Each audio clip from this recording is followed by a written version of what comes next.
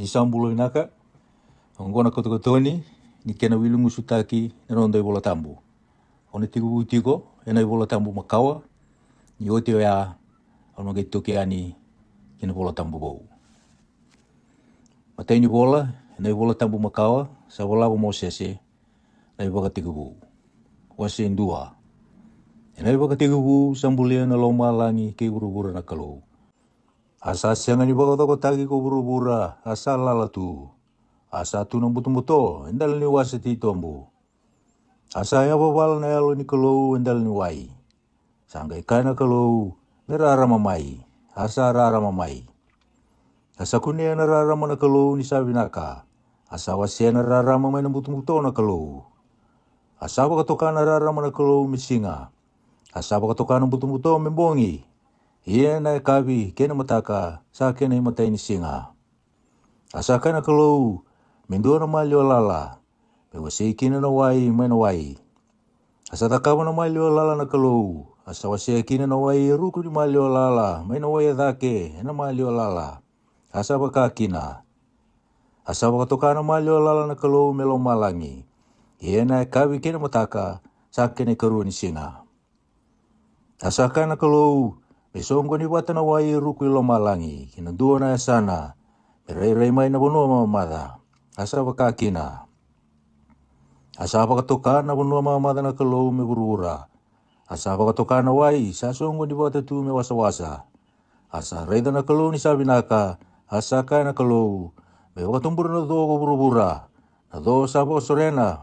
Kina kaunda ubua he burubura. Me buat taka na buana. Saba ko sorena, ena kena matanggali. Asa baka kina. Asa baka tumburo na do ng gele. Na do saba ko sorena, ena kena matanggali. Kina kau saba buat taka na buana. Kasaba ko sorena, ena kena matanggali. Asa reda na kalau ni sabi naka, hiya na kawi kena mataka, asa kena ikatul ni singa. Asa kaya na kalau, metu na bunira ramai na malio lala kilo malangi. Mewasi kina na singa, may nambongi. Ewa kata kila-kila talanga ni tambay ang baki. Kina singa, kina ang baki. Ia merau ni rarama, may namalio lala, kilo malangi. Ewa kararama tagi urubura. Asa baka kina. Asambulia ruwa na buni rarama lelebu na kalau. Na buni rarama lebu, melawan singa. Na buni rarama laylay, melawan bongi. Sambulia talanga na bi kalau-kalau kokoya. Asa biri toka na kalau, merau tumay na malio lala, kilo malangi. Mewarara matagi burubura. Kamelawa na singa kinambongi. Mewasya talanga na rarama, may namuto-muto. Asa reda na kalau ni sabi naka. Iye na kabi, kinamataka, sa kina ikabani singa. Asa ka na kalau, mewakatumbura wali usara na wai, nakasala ko boli, kambula rawa. Iye mebuka boli na manu-manu endalay burubura. Na malio ni burubura kilo malangi. Asambulia na ikalelebu karere baki na kalau.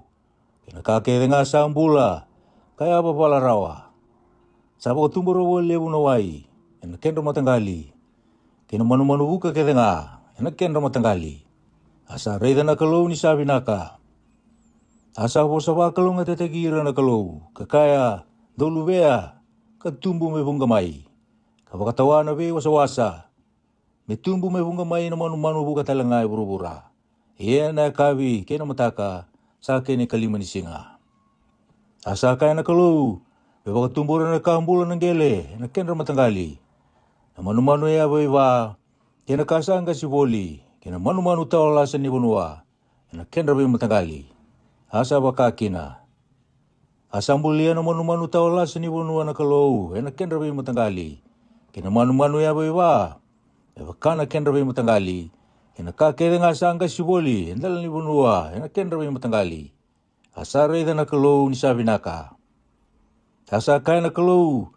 Mitatumbulia na tamata. May ito babata kay kindato. Kami udhi kindato. Kamera lewa na ika. Ni bai wasa-wasa. Kina manu-manu buka. Kina manu-manu ya bai ba. Ki buru-buru tau doko. Kina kakede nga sangga si boli. Endala buru-bura. Asambulia na tamata na kalau, may ito babata kay koya. Na ito ni kalau, sambuli koya ko koya. Atangane kina lewa sambuli rau ko koya. Asa po sa mga kalunga tatagi raw na kalou. Asa kawe raw na kalou. Raw kalubeni. Katumbo melewunga. Kapag kataway burubura. Kapag malu-malu mutaka. Kalewana ika ni beway tui. Kina manu-manu buka. Kina kambula kaya ngasang kasiboli ang dalay burubura. Asa kaya na kalou. Raida. Kau sa sulia weki mun raw na do kaya ngasa ko sorena. Sa tuen dalay burubura tau doko. Kina kau kaya nga sa tu kina na buwan ikaw, sa baka sorena. Kaya ina kimundo kakana. Iya kina manu-manu tau la sa kaya nga ni bunua. Kina manu-manu buka kaya nga. Kina kaya nga sa ang kasiboli ang dalay urubura. Sa tu kina ng bula. Au sa sulia na doon rokon kaya nga, makin kakana. Asa baka kina. Asa baka rayda na kalo na kaya nga sa bulia ko kaya. Karayda sa kabi na kasara. Iya na kabi, kena mataka, sa kena kaono ni singa. Waserua, asang bulioti na lo malangi ke burubura, kena lewe na ketenga. Iya, ena kena kabitu ni singa, sa bagotia na kalau na natakataka, sa kita ka kukoya. Asa pakatengu kukoya, ena kena kabitu ni singa, may natakataka ketenga sa kita ka kukoya. Asa bakalo nga tataka na kena kabitu ni singa na kalau, kau katumbuya. Di sa pakatengu kina, may natakataka ketenga, sambulia na kalau ka kita ka. Sa pakawangkol na itukutuku kay lumalangi, kay burubura ni sambuli. Yan na singa, sambulia kina na burubura, kay lumalangi na kalau ko tiyawa. Kina kau ketenga ni bunua, ni samber ni tuwe burubura. Kina do ketenga ni bunua, ni samber ni tumbu.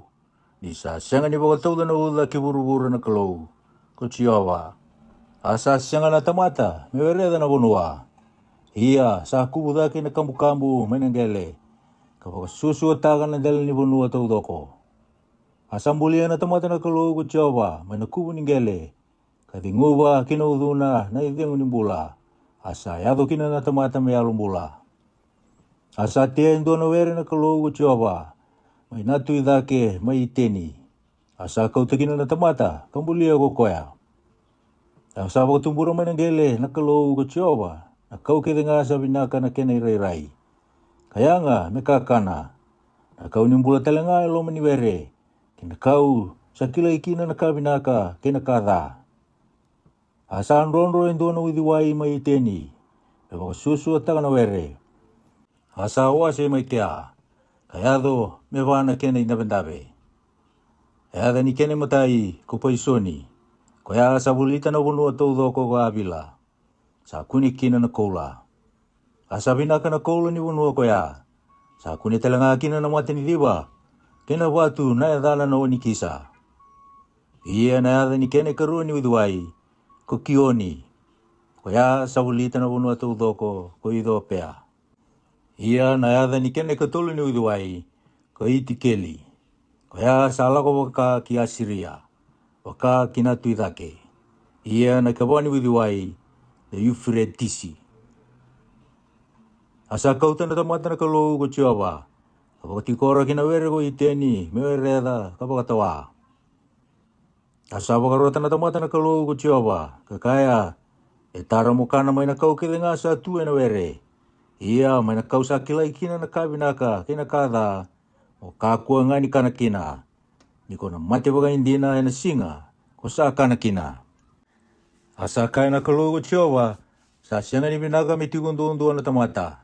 Ang nambulia yung doon na daw bibuke ang abua. Iya na kalugo tiyawa, sa ambulia may nanggele, na manu-manu kaya nga ni bunua. Kina manu-manu buka kaya nga, kasa kautira beya tama. Merayda, seda pa na yada, ano baka tukay irakina. Iya na yada, sa baka tukakina na kaambula kita nga kuha tama, kaya nga na yadana. Asa baka yadana na manu-manu kita nga kuha tama, kina manu-manu buka, kina manu-manu tawala sa ni bunua.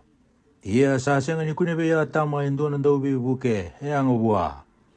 Iya na kalugo tiyawa, sa baka yadora, may mitiya tama, indo na modelutu. Asa mode kina ko koya. Asa kau tatani ko koya, indo na sui, ni sari-sarina. Asa takawa na lewena, mebe uturi, mekena isusomi. Ia na suini sari-sarina ka kautatani na kalogo Jehova mai buana tangane sambulia kina induana elewa asa kauti koya ve atama. Asa kaya ko atama ongo ondina na sui mai na suingu. Kina lewe mai na lewengu. Eno poko kai ko koya me elewa isa kauti tani mai buana tangane. Koya ongo sana biuta kina na tamana kina tinana na tangane. Kakambita na watina. Arauna lewe ndua nga. Arusa luwe wale na tangane kena watina. Arusa sianga ni mandua. Wase tolu. Ia salawa kina ngata kalia na manu ke dengani bunua. Kambulia na kalogo Jehova. Asa kaya kokoya buana elewa. Hoi. Sa kaya bangina kalogo mundrau kakua ni kania. Na buoni kau ke denga ena were. Asa kaya na elewa kina ngata.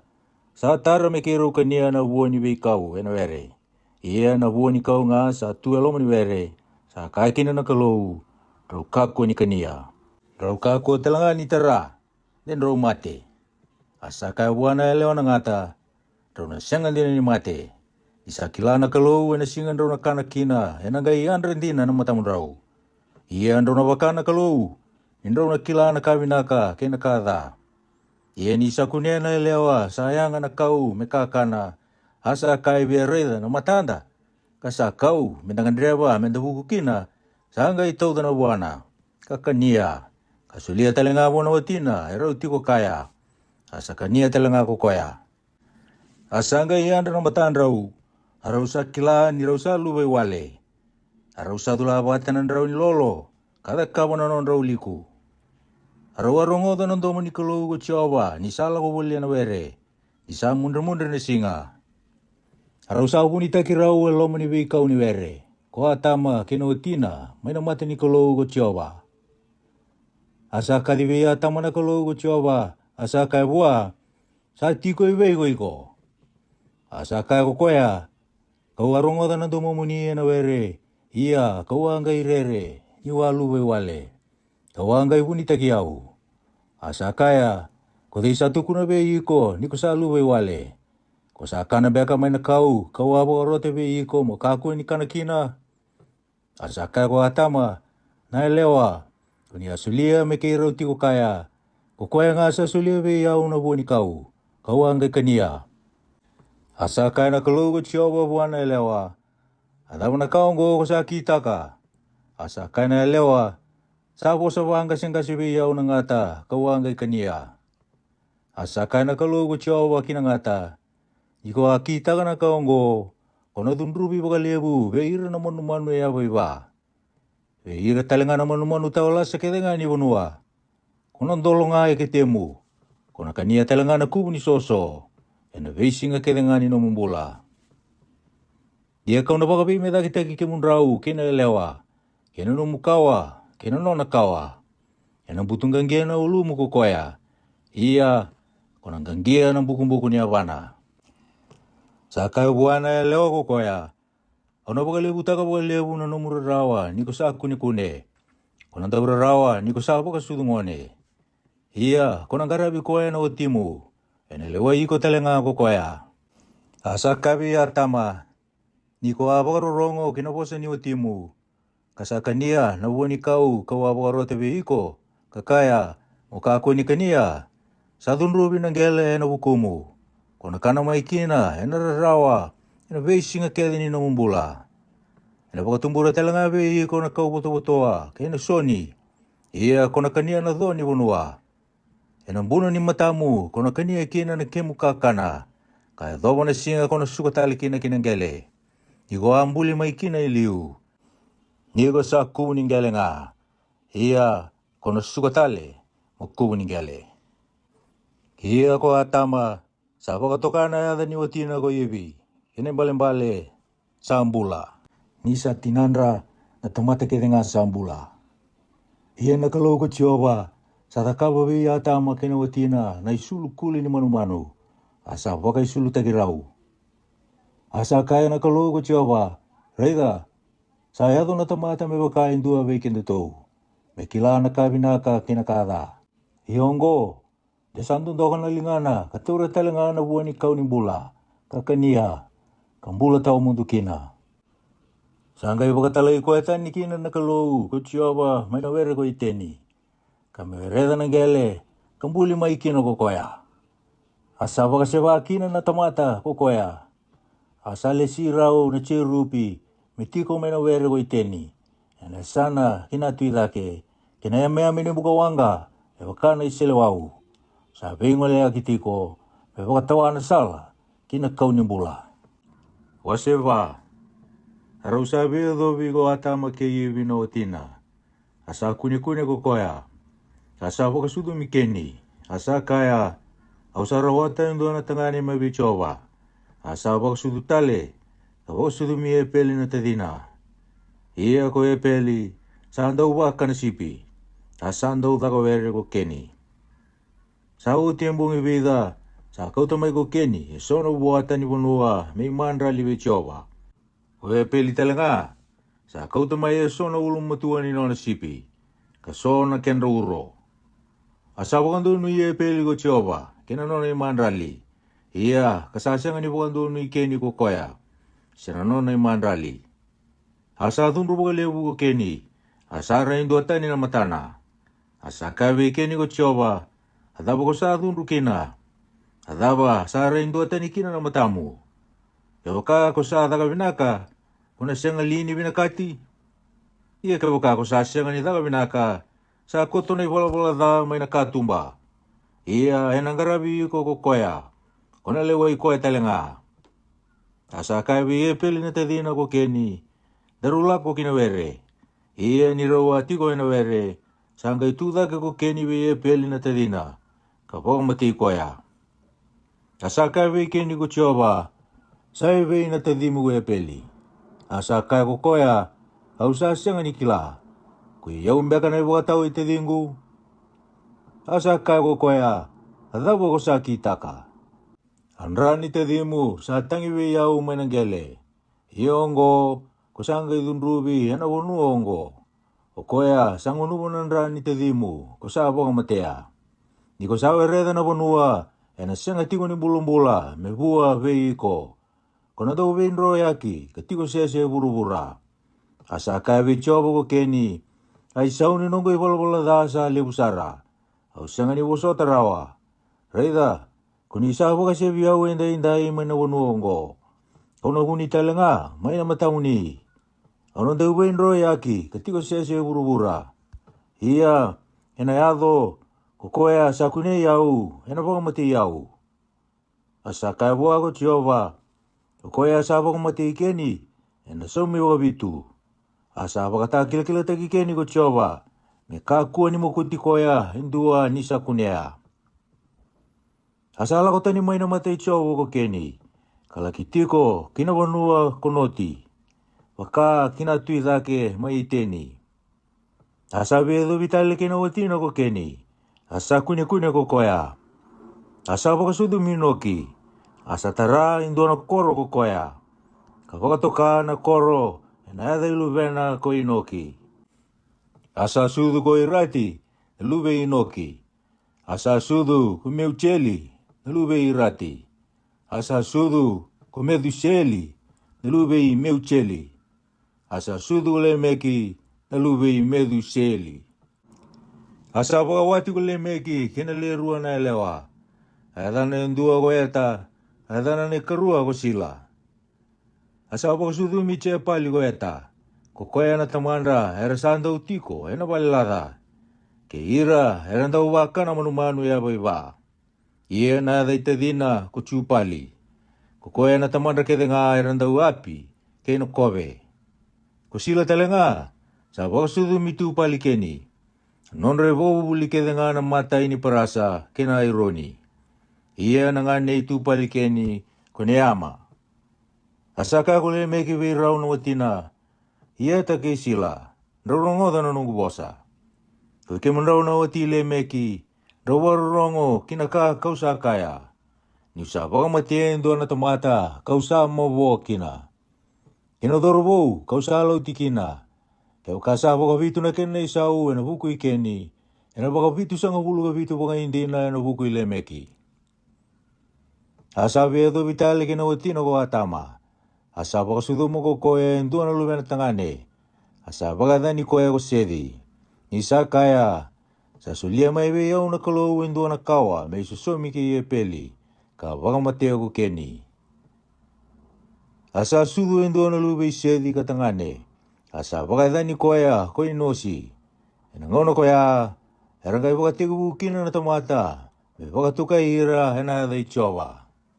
Wase 5. Hongo na iwola ni kawa ya tama. Ena singa sambuli kina na tamata na kalou. Sambuli koya me udhia na kalou.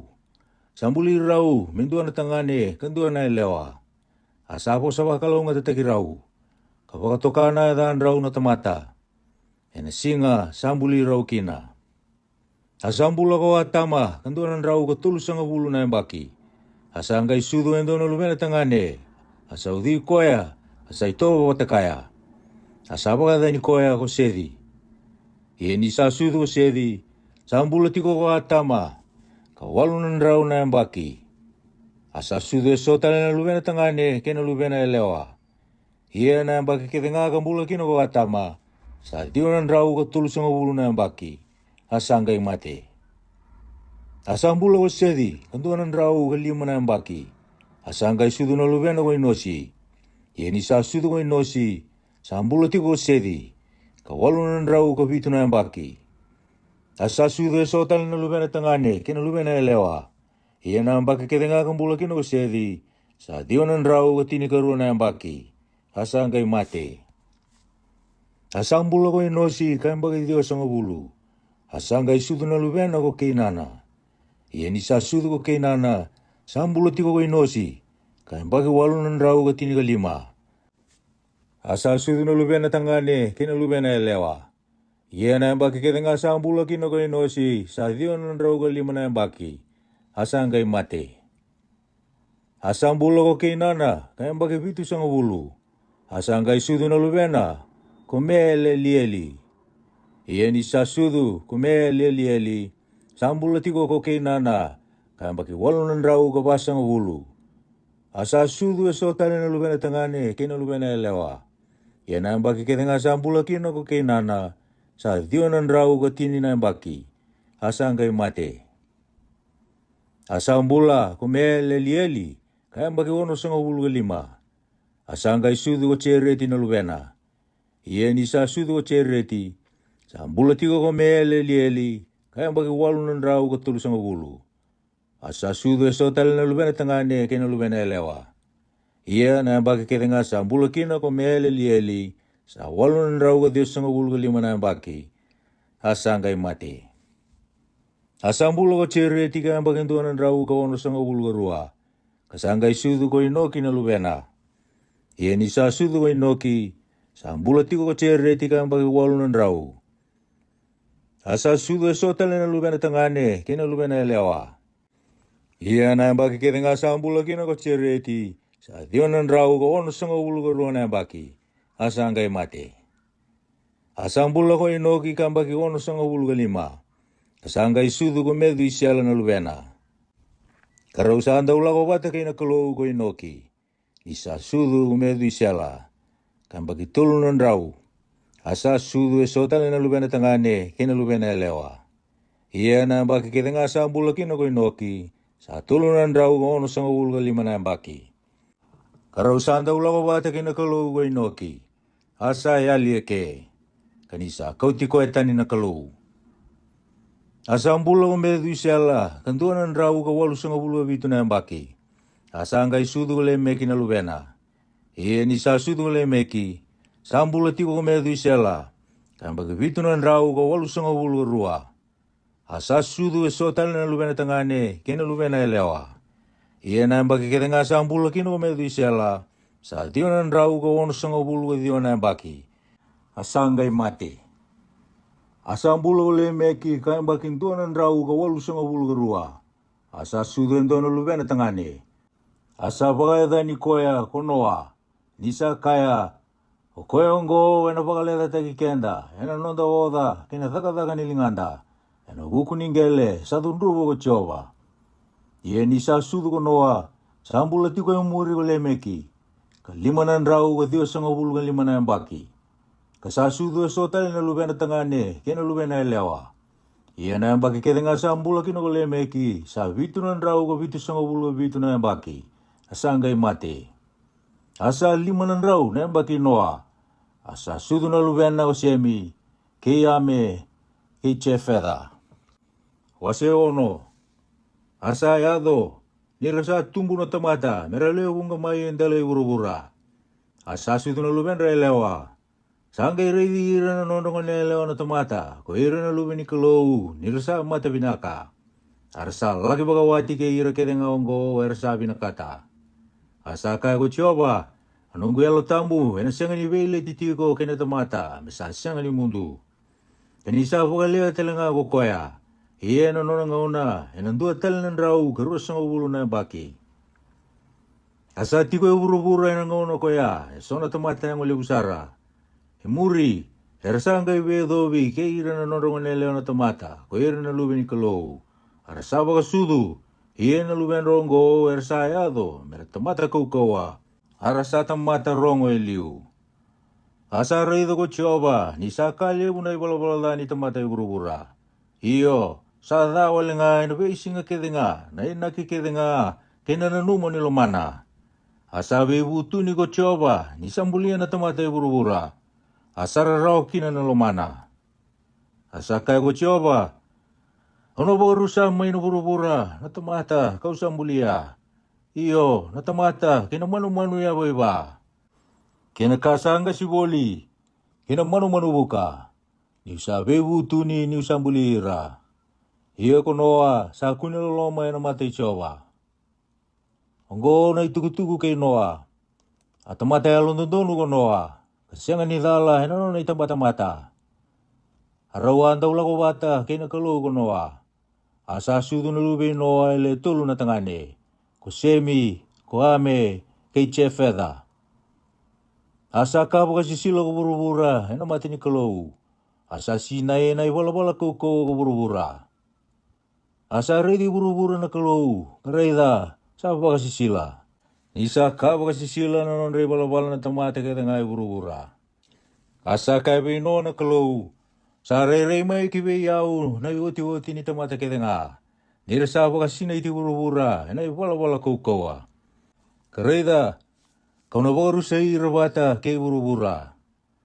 Mutaya endo na numuanga na kau kofera. Mutakaba mesono longi na wanga. Kamboroya loma. Ito unda ko nga enandrenga. Iya mo da kawa ba ongo. Akena malaw ni wanga ito raw na QPT. Akena raramba 5 na QPT.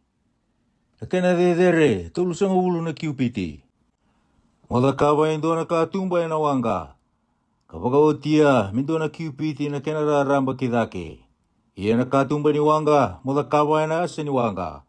Iya mo da kawa na loma ni wanga mitamba tolu. Reda, koe yau, kau sa kau tamai yang doa na walu buki burubura. Beba kau mboko taka na kaki de ngai ruku iloma langi sa tukina na idengu ni mbula. Ia na mati na kaki de ngai sa tigo burubura.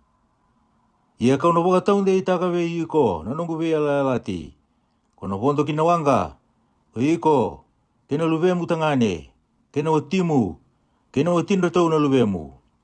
Karua na manu-manu, na matanggali manu-manu kedenga, na kakedenga sa ambula.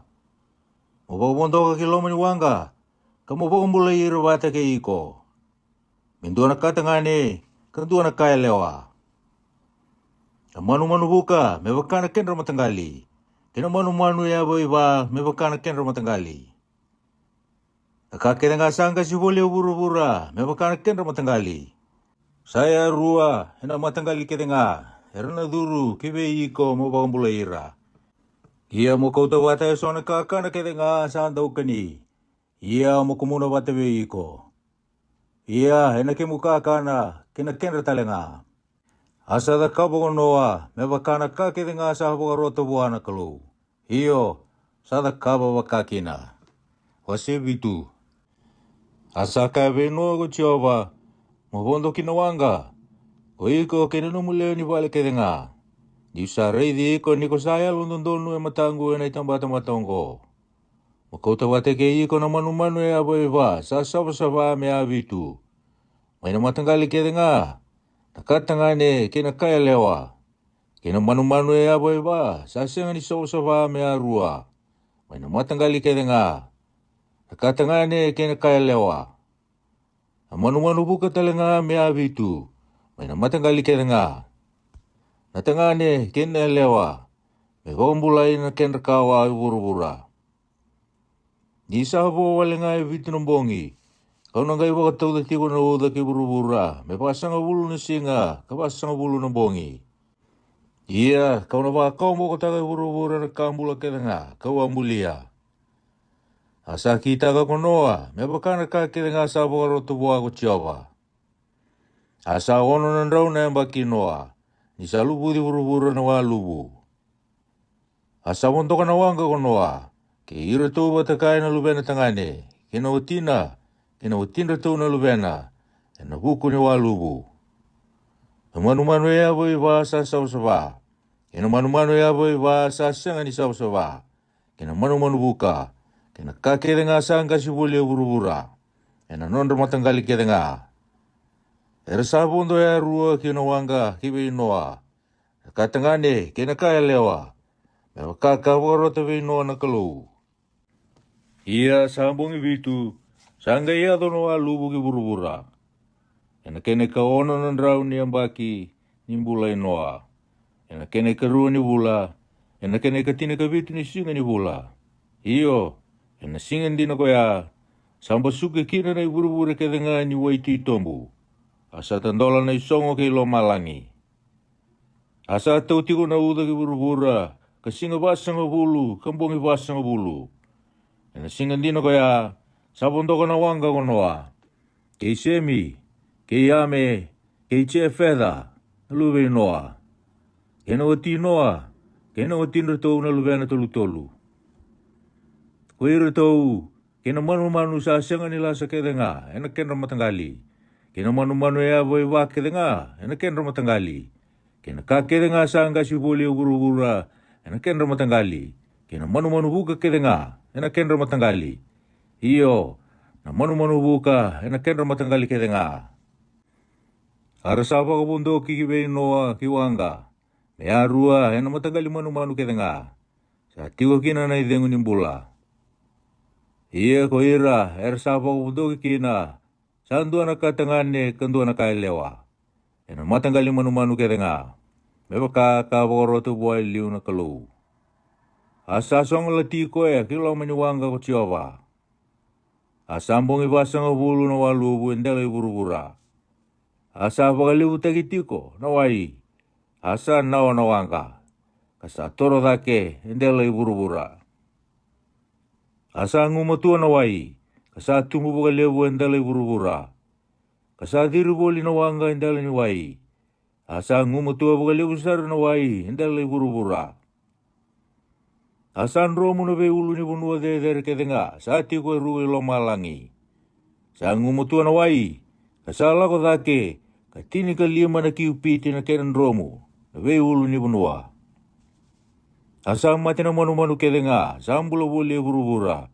Iyo, na manu buka, kina manu e abaiba.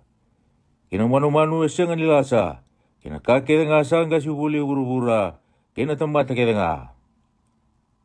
Sa mati na kakedenga sa tiko e uduna na idengu ni bula. Iyo, na kakedenga sa tiko e na bunua mamada. Iyo, sa kaumboko na kambula kedenga sa tiko e ndel ni bunua. Na tamata, kina manu e abaiba. Kina kasaranga si boli, kina manu buka. Iyo, sa kaumboko la ebi mai burubura. Asa bondo nga kunoa, ki ira tiko batakaya wanga. Asa ngumutu tiko na wai e burubura. Ambongin donan rau ke 5 Wase walu. Asa nanumi noa na kalou. Kena kambula ke denga. Kena manu ke denga sa tiko batakaya wanga. Asa wakaliwa na dangi na kalou. Hendala e burubura. Asa dengu na wai. Asa songoti na e burubura ni wai ti tombu. Kena isongo ke ilo malangi. Asa tarobi na uda may lomalangi. Asa lesu tiko ngano wai maindela iburubura. Ia ni sauti endoran rau ka 5,10 na bongi. Sangga ilai sombu na wai. Asa kasa na wanga endela ni beulu ni bunua may ararata. Ena kene ka vitu ni bula. Ena kene ka tini ka vitu ni singa ni bula. Asa laku sombu tiko na wai. Kaya doba na ikatini ni bula. Ia ena kene ka tini ni bula. Ena matai ni singa ni bula.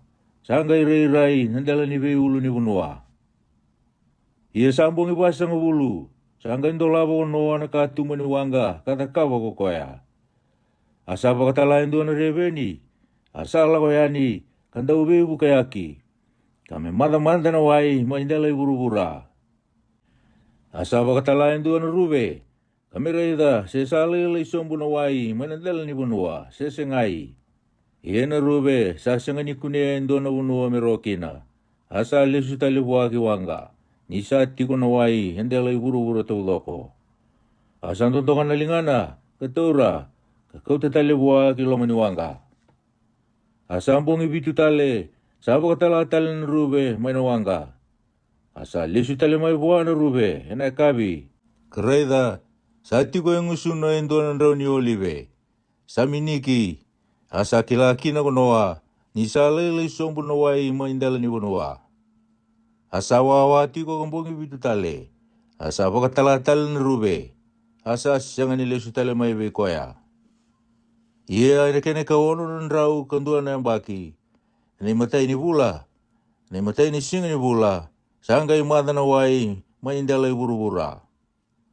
Asa lupa tatali na yumi ni wanga konoa. Asa reboli. Kakunea ni sama amada na konoa. Ia kene karua ni bula. Ena kene karua sanga hulu ka vitu ni singa ni bula. Sanggai mama dasara na banua. Asa bo sabi no na kalau. Kakaya. Ola ko tania na wanga. Kuiko. Kena watimu. Keiro tau na lubemu. Kena watinro tau na lubemu. Kamu kau tawate ke iko na kambula ke denga sa tiko ke iko. Iyo. Na matanggali manu-manu ke denga. Na manu-manu buka. Kena manu-manu e aboiba. Kena kake denga sangga si boli endela iburu-bura. Mera tumbu buka lebu iburu-bura. Kalubea, kamera kali umai iburu-bura. Asal ako tani konoa, keira tau batakay na lubeana. Kena watina tau na lubeana. Ang manu-manu, isang nila sa kedenga. Kake denga sangga si boli. Kena manu-manu buka kedenga. Kena kake denga sa ambulo boli endela iburu-bura. Ewa ka na kenra matanggali. Era sala ko tani may nawanga. Asa takawa ko no endo na itong bodang ni soro bichoba. Asa tora esobe ira na manu-manu kete nga haya ba sa sabasaba. Kasobe ira na manu-manu buka kete nga sa sabasaba. Asa pa katambora na isoro kama na itong bodang ni soro. Asa ang boy na yung boy ni baby na kati ko choba. Asa kaya lomana ko choba. Santina, sakada, numan loman ni tamata, may nangaw na sa dorobo kina. Iya, kau na siyang nga ni bakarusay buru-buru tale, huku ni tamata. Kau na siyang talanga ni dun rupa na kakita nga sa ambula, baka nakakausakita kawoti. Nisa tiko ko buru-bura, siyang ni mundo na bulay tei-tei, bulay keli-keli. Liliwa, kata-kata, hulay kata-kata, hulay liliwa. Kena singa, kena bongi. Wasediwa. Asa po sa bakalo nga tatakinoa, kaya irato na lubeana na kalau. Asa kaiwe irato, do lubea, katumbo, milewong gamay. Kapagatawa iburu-bura. Iya narirabaki ke mundo, kinandong mambula yana buku mundo. Yana kanihira na manu-manu kaya nga ni bunua. Kina manu-manu buka kaya nga. Iyo. Nakakita nga sa oso kina na bunua. Kina ika kaya nga ni wasawasa. Era sa soli kinalinga mundo. Akambula kaya nga sa alakorawa. Sana ke mundo kakana. Ebakana kaunrokan-roka. Kau sa soli ebe ke mundo nakakita nga. Iya nalewe na nga. Sa tiko kina na bunin bula. Iyo. Nakinanra. Mundo kaku ni kaniya. Iya kau natarong baka hindi na no mundo unra na bunin ng mundo umbula. Ako natarong kina na manu-manu kita nga. Kinalingan ni tamata. Iyo. Au na taronga na mate ni tamata yan dua. May buwan na tamata kan dua. O kaya sa bakang tabihan ra ni tamata. Ena bakang tabihan talangan na nonan ra. Ko ira na tamata. Isambulia na tamata na kalou. May isa ito babata kaya. Iya ko ike mundou. Dau bakalubeni. Katumbo meleo bungamai. Mundou bakatumbura wakaleo burubura. Kamundou leo bungamai kina. Asa bo sabino na kalou. Weira tau talangan na lubena. Asa kaya. Reida. Koe iau. Kono wakatau ndei taka na nongo bela lati veke mundou. Keira na no mundou kawa e muri. Kena kambula keda nga sa tiko ke mundou. Na manu buka. Eno manu ya baiba. Kena manu keda nga sianga nilasa. E wanua er sa tiko ke mundou. Weira keda nga sa lakotani e nawanga. Kena manu keda talanga. Ena tiko e burubura. Ia kau na wakatau ndei taka na nongo bela lati ke mundou. Kanisa sianga tali ni mundu kila iwi na kambula keda nga. Ena walubu. Ia ena sianga tali na walubu. Me kamboko kina ko burubura. Asa kaya na kalou. Unggo na wakata kila ni bela lati. Kau sali sia be kanda. Ena kambula keda nga sa tiko ke mundou. Ena ikambata mata keda nga. Kau sali sia na nungkundron langi. Metu ena o. Ia, sana kena wakata kila ni nunggu bela lati ke burubura. Ia na yado nisa kauta no o. Me waururungi burubura. Ena gai reidi nunron langi. Ena o. Kau na gai na numa na nunggu bela lati. Au sa ia veke mundou. Kena kambula keda nga. Ena matagali manu keda nga. Ia, ena sianga ni yado tali na wai me walubu. Me wakau mboko taka. Na manu keda nga. Ia ena tiko ena wonan ronro langi. Kau nangai reida, me una numa kina, na bela lati sa tau mundu. Sa takama na kalou, kina kambula keda nga, ena matangali manu keda nga sa tiko e burubura. Asa kabe no na kalou. Onggo na ibakata kila, ni bela lati. Kau sa bakatau ndei taka be iau, kina kambula keda nga, sa tiko e burubura. Ia ko irutou na lube noa, kalakotani na wanga. Ko semi, ke ame, ke fedha. Ia ko ame, na tamai ke nani. Ko irutou na leo tau longo, na lube noa. Asa tau be irutou burubura tau doko. Asa wakatiku buku noa me tamatan tau teitei. Asa te endo na longa ni waini. Asa ngunuwa na kena waini. Asa mateni, asa luwa wale tuwa loma ni nona valelada. Asa kunea ko ame, na tamai ke nani, ni saluba wale ko tamana. Asa tuku na beirau na tuakana kita utumba. Ia ko semi ke fedha, rawa taura indua na itutubi. Asa tauda kinta kunrau, kala ko bukan nandaku, kaumbia na luba wale taman rau. Asa rai kumuri na matan rau, rawa sianga ni kunea na nona luba wale na taman rau. Asa ayan rakonoa, may na nona mateni. Asa kila na ka, kata kabo buah kokoya, sangon ni beiru tau na lubena. Asa kaya, ena tunrubi ko kenani, ena tamata kaisi moto, beiru na wekana. Asa kaya tale, sabo ka bina katagi ko chiawa na kalou isemi. Ia ko kenani, mesa nona tamata wale. Me bakalibutagi fedha na kalou, ia, ena tiko ena wale isemi. Ia menona tamata talanga ko kenani. Asambula konoa, ni sawoti na walubu, katulun rau ka 5 na baki. Ia na baki keda nga sambula kina konoa, sa tiwanan rau ka 5 na baki. Asangai mate.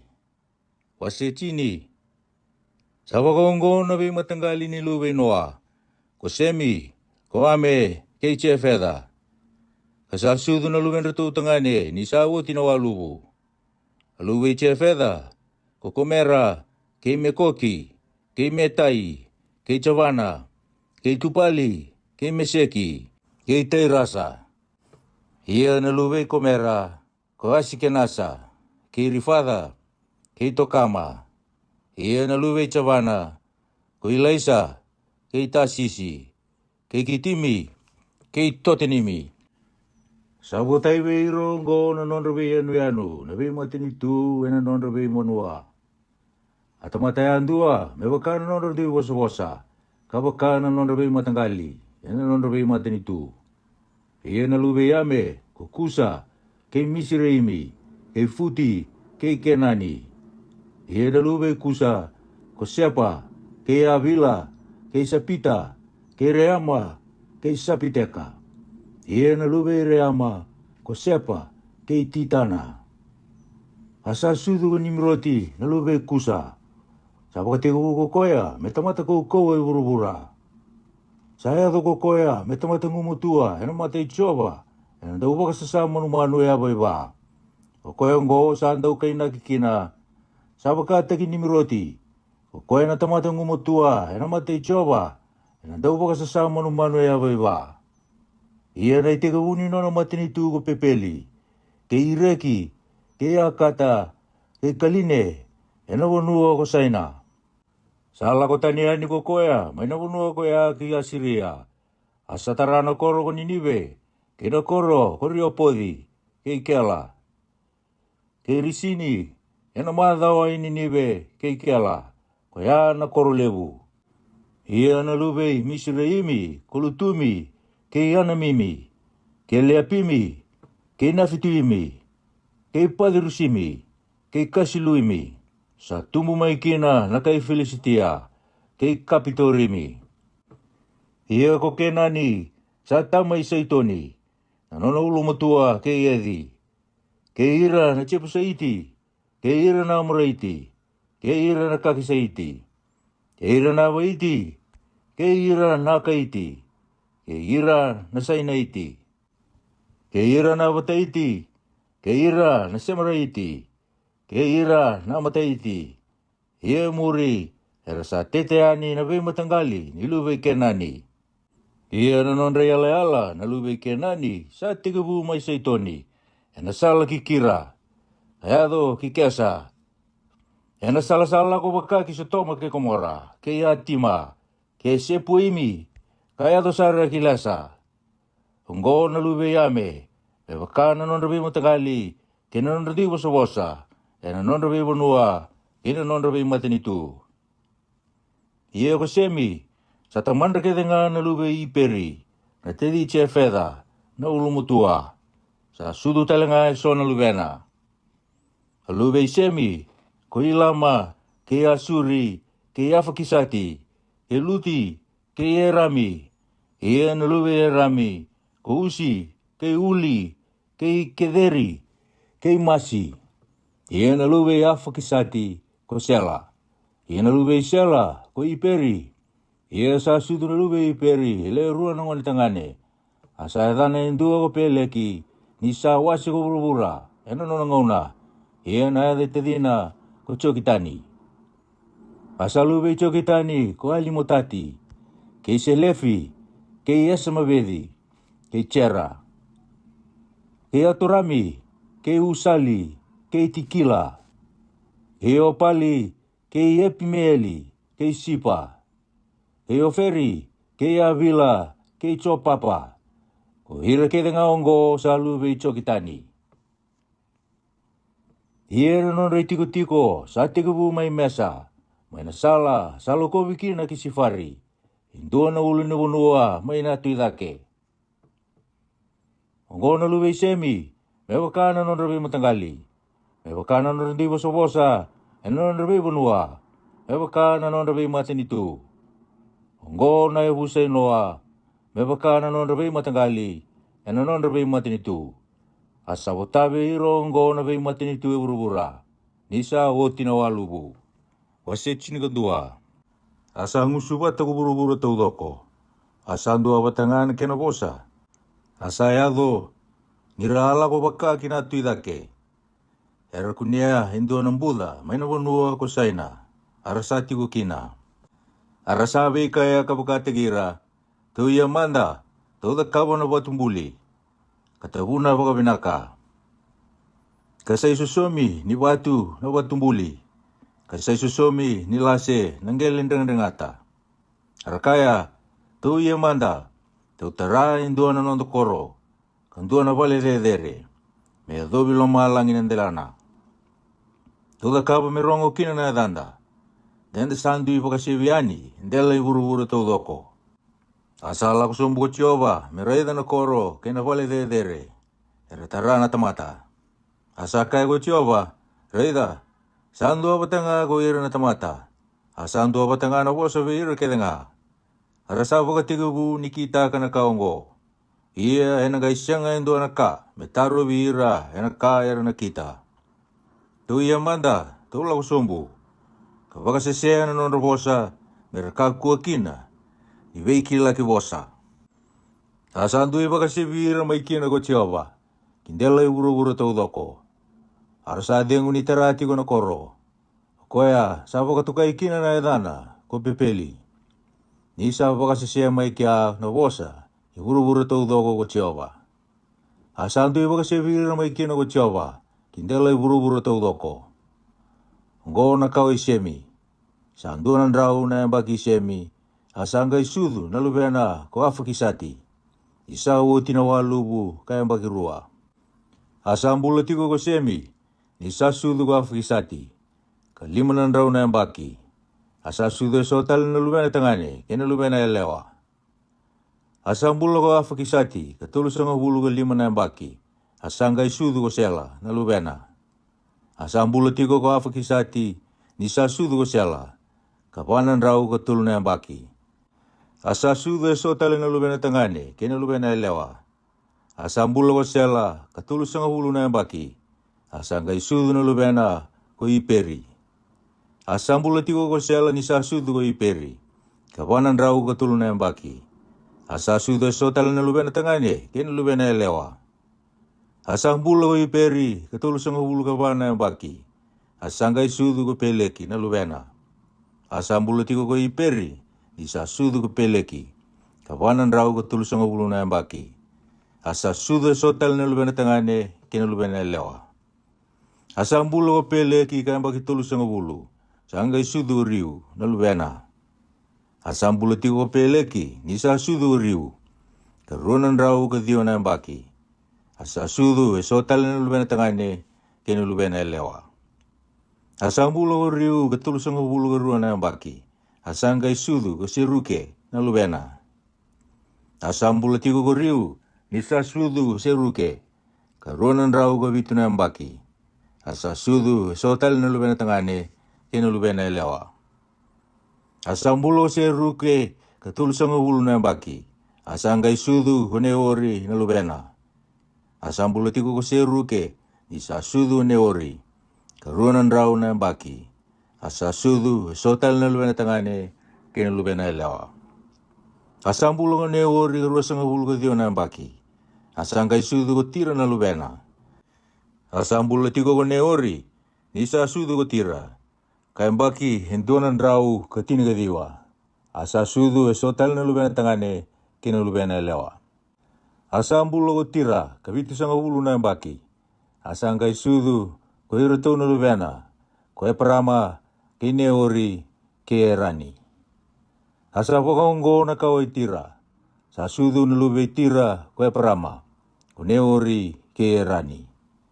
Asa sudu loti na lube erani. Asa mati ko erani. Eno mate itamana ko tira. Eno bonua ka sudu kina. Iyo mai uri mai kalitia. Arawangai bagawati ko parama kineori. Ada ni wati parama ko serai. Ia na ada ni wati neori ko milika. Lube erani. Ko koya na tamai milika ke isika. Asa ya ko serai. Sasa nga na lubena. Asa ko tia parama na lubena ko tira. Iloti na lube erani na makumbuna. Ke serai na bungona. O tia parama na lubena. Artuala ko tani wata mai uri mai kaltia. Amertula ko kinabonua ko kenani. Artua ya do kikarana. Artua ti ko kina. Ia na baki tira. Sa ruanan raw kamani lima na baki. Asa timba ko tira. May karana. Wasit singarua. Ia sa kaya o tibe ya parama ko Jehova. Mula ko tani ya na nomubonua. Kambiti ira na we kamu. Kinawali ni tamamu. Kalako kinabonua kau na pagatakilabe iko. Ia kau na pagaduri iko, mamati ni tulebu. Ia kau na pakalunga tatagi iko, kapag rongo-rongo yan na damu. Ia, kona puni be wakalunga tataki. Ia kona wakalunga tataki ira, sawo sa wakalunga tataki iko. Kadunrubi koya, sa ruka ki iko.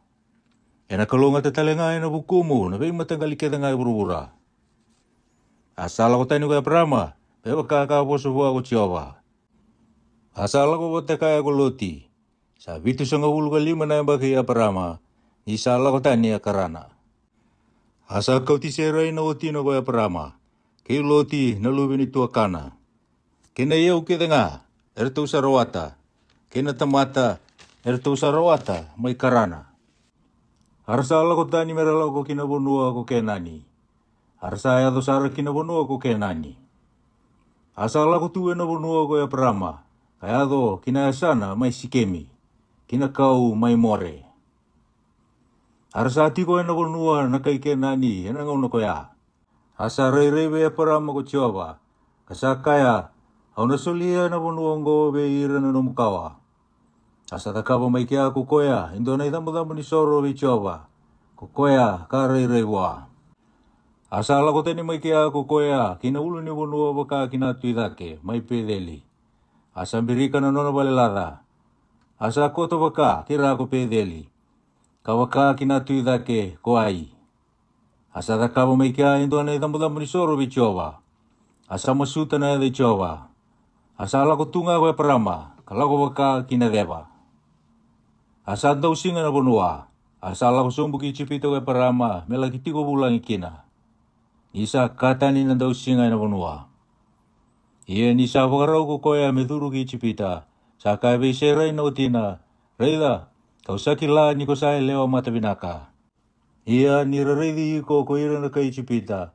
Era na ngay kaya, unggo na utina. Era na ngay boko matiyaw, kabako mulay ko. Humasuti ko kina mo kaya manda, kusa nga niyangu. May ubinaka kina. Iya, kau nambula talaga, ena bukumu. Iya ni saya to kay chipita wa Abrama. Era sari di koya na elewa, ko ira na kay chipita, ni sama tabi nakasara ko koya. Sara rei di koya talaga, na nona tamata turang ako Fero. Kawasan ko binabinakatay ko koya be Fero. Asa kau kinapali ni Fero na elewa. Asa ta kabinakabi Abrama ko koya, ena bukuna. Asa rawata ko Abrama na sipi. Kina pulu makau, kina asa talaga, kina tamata, kina banda, kina asa elewa, kina kameli. Asa pora rawata ki Fero, kaya ira na nabali ko Jehova. Ena mati ta asara, ena buku isera ina uti Abrama. Asa kadibi Abrama ko Fero, kakaya, adabo na kaung ko kusada ka babiyaw. Adabo ko asyang akina ni tukuna babiyaw, ni sawa timu ko koya. Adaba ko akakina, ang aningu ko koya. Sararo kina miutoro mi utingu. Yongo, muray manda na utimu, kauta kalako.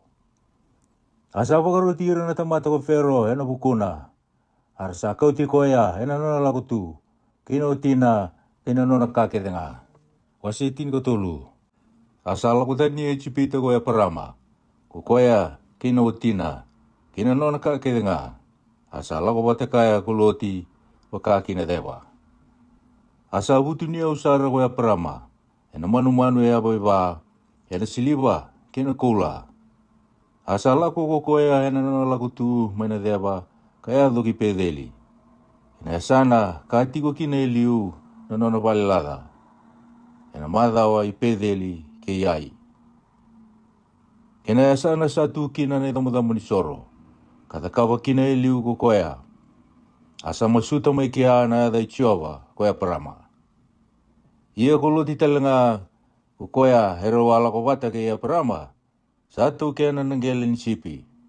Kena nanggelin ni pulu makau. Kena balilada. Asa siyang ni rauti rau na bunua merauti ko bata. Nisa lewu na non roka. Sande andre kina merauti ko bata. Arasanta ube ileti. Na iba katao ni manu-manu ya ba ya Abrama. Kena iba katao ni manu-manu ya ba Loti. Arasati ko na bunua na kay kenani. Kina lewu ni be koro lalai.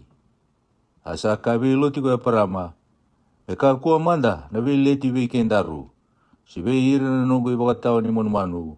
Ke ira na nungu iba katao ni manu-manu. indaru sabe kani. Sa senga lini tiko e matamu na wanua tu doko, mendaru tawasa mandane, ke buka ko lako kinai mawi, kau nangai lako kinai matau. Se ko lako kinai matau, kau nangai lako kinai mawi. Asa tata ke kuloti, kareida ng buda tu doko sabulita na choritani, yang salwa ka kisoa. Isabunga na kenawai, enabiasa na kenanga. Isambera na nonoboru sa isustoma, ke kumora ko Jehova. Iyo sabakana weri Jehova, sabakana bunua ko ichipita. Asanding ita ka kuloti ng buda tu doko, sabulita na choritani menona. Asanga ilako baka kinatuida ke kuloti. Karuan tu itawase. Sati ko na bunua ko kena ni ko parama. Asati ko kuloti ena veikoro may nambuda sabulita. Asala kimbirika na nona balilada baka kisutoma. Arasa tamatada na kay sutoma. Kay wala dasara ena mati Jehova. Asa kay biya parama ko Jehova. Ni sa tawase tani buwa uloti. Mutada kamanda. Karaya ni ena tikina kutukina. Ia murai waka kina tokalau. Kina deba, kina bunua kina tuidake, kina bunua kira. Ia na bunua tuudoko ko sa reida, kau na sulia beiko. Ke ira na mukawa, mera tau kena katau mundu. Ia kau na baka leubunga ta ke ira na mukawa, mera baka na kubu ni soso. Ia ke baka sa wili ka rawa na kubu ni soso endua na tamata, enangkai wili rawa na mukawa. Moda butu, mula ko boli na bunua. Ena kena balabu, kena raramba, nina sulia veiko. Asa da hutan na nona balilada ko ya parama. Kalagi tiko may nakau eso, may mamire. O koya may epironi. Asa da kaba may kia endo na itambada mo ni soro be Jehova. Wasi chini ka ba? Asa ayado, henangaw na Amira Feli, na tui Saina, ko Arioki, na tui Elasari, ko Kito Leoma, na tui Ilama, ke titali na tui ni bebo nueso. Era tau abe voluti ko ira tau ongo ke pira na tui Sotoma, ke pirisa na tui Komora, ke sinapa na tui Atima, ke semeperi na tui Sepuimi, ke tui Pela ko ea ko soa. Era tau sasongo ni wata ko ira tau ke denga ongo, mai na Buddha mai sitimi, ko ea na wasa tui tuina. E tini karua na yang baki, artu anggaravi kito leo matiko. Ia ena kene katini katulu ni yang baki, ertu umbese. Ia ena kene katini kawani yang baki, salah ko mai ko keto leo ma. Ira tau na tui, ertu tiko kaya. Ertu samu kuti ira, na lube irefei, mai ase te rodi karine imi. Ke ira na lube susi, mai ame. Ke ira na lube e mimi, mai sabe kiria de imi. Ke ira na lube ori, maina non ulu ni bunua ko sira, ka edobi eli perani, ka bole ka kina bunua liwa. Harasa lesu, kalako mai kieni misi pata, ko ea ko ketesa, ka samuta na non bunua kedenga na melakaiti, kena amuraiti eretiko mai asisoni tamari. Asala ko yani ko tui Sotoma, ke tui Komora, ke tui Atima, ke tui Sepuimi, ke tui Pela, ko ea ko soa. Arsa tu bei walu, bei ira na Buddha mai sitimi, iyo bei Kito Leoma, na tui Elama, ke titali na tui ni bebo nueso, ke Amira Feli na tui Saina, ke Arioki na tui Elasari. Ele wa na tui, ena dua na itamba, ka le lima na tui, ena dua na itamba. Asa ubunga na ikelingele ndengata, ena Buddha mai sitimi. Rawa andro na tui Sotoma, ke Komora. Rawa mbale mai kina. Ia ko ira na kena bo, ra andro kina ulu ni bunua. Arato kia na iau ke denga ni Sotoma ke Komora. Ena kena kakana ke denga, kala ko yani. Arasa tauri loti, nilubi ni tua ke ia parama. Ko koea ka tiko mai Sotoma, kina no na iau, karasa lako tani. Ia, indua be ira sambula. Sa lako mai katukuna be aparama na ipiriu. Sa tiko ko koea mai na kau eso ni mamire na amuraiti. Sa tedi esikoli kena tedi aniri. Arto sa to bata ke aparama ko ira tuongo. Ia ni sarungoto wa parama sa kau bombula na lubi ni tuakana. Sa baka te kira na tamata, sa baka ulidi. Ko ira, era sa sudu, era na vale. Ele tulun rau katini kawalu. Kabaka sa vira kitani. Asa wase ira na tamata, mesikiti ira na bongi. Asa mokutira, kabaka sa vira kiopa. Ko ya, kinay mawi kay tamasiko. Asa kau te tale mai na iau ke denga. Ke loti talenga na lubi ni tuakana. Ke nano na iau, ke ira talenga na elewa, ke ira na tamata. Ia ko tuiso toma, sa lakitava ki koea, ni sa lesu mai ni sa mukuti kita leoma. Ke ira tau na turanga, tua tiko kaya. Mai na muda mai seve, koea na muda ni koea na tui. Asa kau te ani na manrai, ki na weni, ko meliki seteki na tui se lemi. Ia ko koe na mbete ni kalau de sara. Asa bosa wa kalau ngata te ki koea, kakaya, sa kalau ngata koea parama, wana kalau de sara. Ko koea, sa itau ke lo malangi ke burubura. Pe waka pinipina kataki talangana kalau de sara. Ko koea, sa suli ira na mumeda kina lingamu. Asa sulia bua koea parama na ikatini, ni ka kedenga. Asa kabe ia parama, ko tiso toma, wa suli ira mandamai be iau na tamata. Kakau tana ito ki menomu. Asa kai viti so tomo koe parama. Au sandula ka woti na lingangu bechowa na kalude sara. Ko koea sa itau keke lo malangi ke burubura. Meu ka kuni kau te indona bulu-bulo, sindona wani baba. Sindona ka sa nomu, dia ko kaya. Au sa waka butuni au takia parama. Aka nga sa kania na dorubou. Kinanon rei wata-wata na tamata ki itu ala wata. Ko aneri. Hoa sikoli, kei mamire, era tu kau tanga na non retui wata-wata. Wase cin kalima. Sa oti na kaung gori, sa bosawe ya parama ko chiwaba, ena rei botu kakaya. Muka ko ni rere, ya parama. Ko iau na nomu isa sambai. Ia na kemu isau, ena kali busara. Asa kai ko ya parama, kemu ni na turanga ko chiwaba. Adaba na ka ko ni na suliawe iau. Ni na mate, kasasenga na lubengu. Ia ko koea, sana pakatawana no ko vale. Ko Eliasa, ko koea nakaitam si ko. Sa kaitala koea parama, reida, kunisa senga ni sulewi au nakawa. Kasana tau kena hemuri na nongo ka, indua sa sudu wale, nongo vale. Reida, saya do mo na bosa ichoba kakaya. Ena senga ni tau kena hemuri na nongo ka ko koyongo. Ia, ko koea nga ko sana pakatumbura. Ena tau kena na nongo ka. Asa kau ti koea ki tau tumba, kakaya, murai di lo malangi manda. Kau ili kana kalo-kalo, kewa ka ako sa ili karawa. Asa kai bua, sana pakaki na nomu kawa. Asa pa kumbau ti chobo ko koea. Asa ili ka bua ko koea, minonai wala-wala ndonu. Asa kai bua, ko iau ko choba, ko koea ka kau ti ko tani mai uri mai kalitia. Kami usuliwe i ko nabunuongo mo tau kena. Asa kai ko koea, kemu ni na turanga ko chiawa. Meu ki lawa dawa, ni na tau kena. Asa kai bua, mo kauta me nongo endua na lumi ni pulu makau elewa, sa tolu na kena baki. Kandua na mea lewa, sa tolu na kena baki. Kandua na sipitangane, sa tolu na kena baki. Kandua na songe, kandua na lumi ni ruwe. Asa kauta na kakile nga ongo ko koea, kawase rua. Asa viri kotora, indua na tiki na waka, kandua na tiki na waka, me vindo nui. Ia, kasasenga ni wase na manu-manu buka.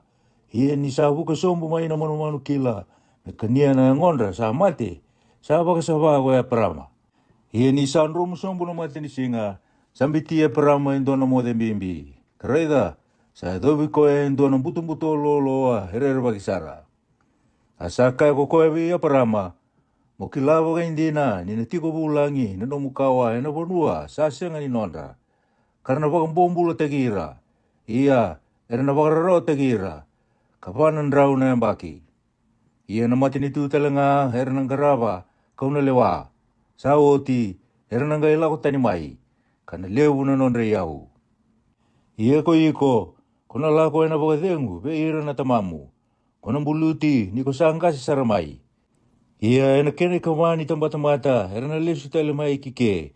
Di sa sianga ni sina indai na non re bola da na lube amori. Ia ni sanromu na matini singa, asa mbuto, reida, sandua na minga, sa kumboutu, kandua na dina, sa daun ritiko, sa lako na maliwa ni tiki ni manu ko ya.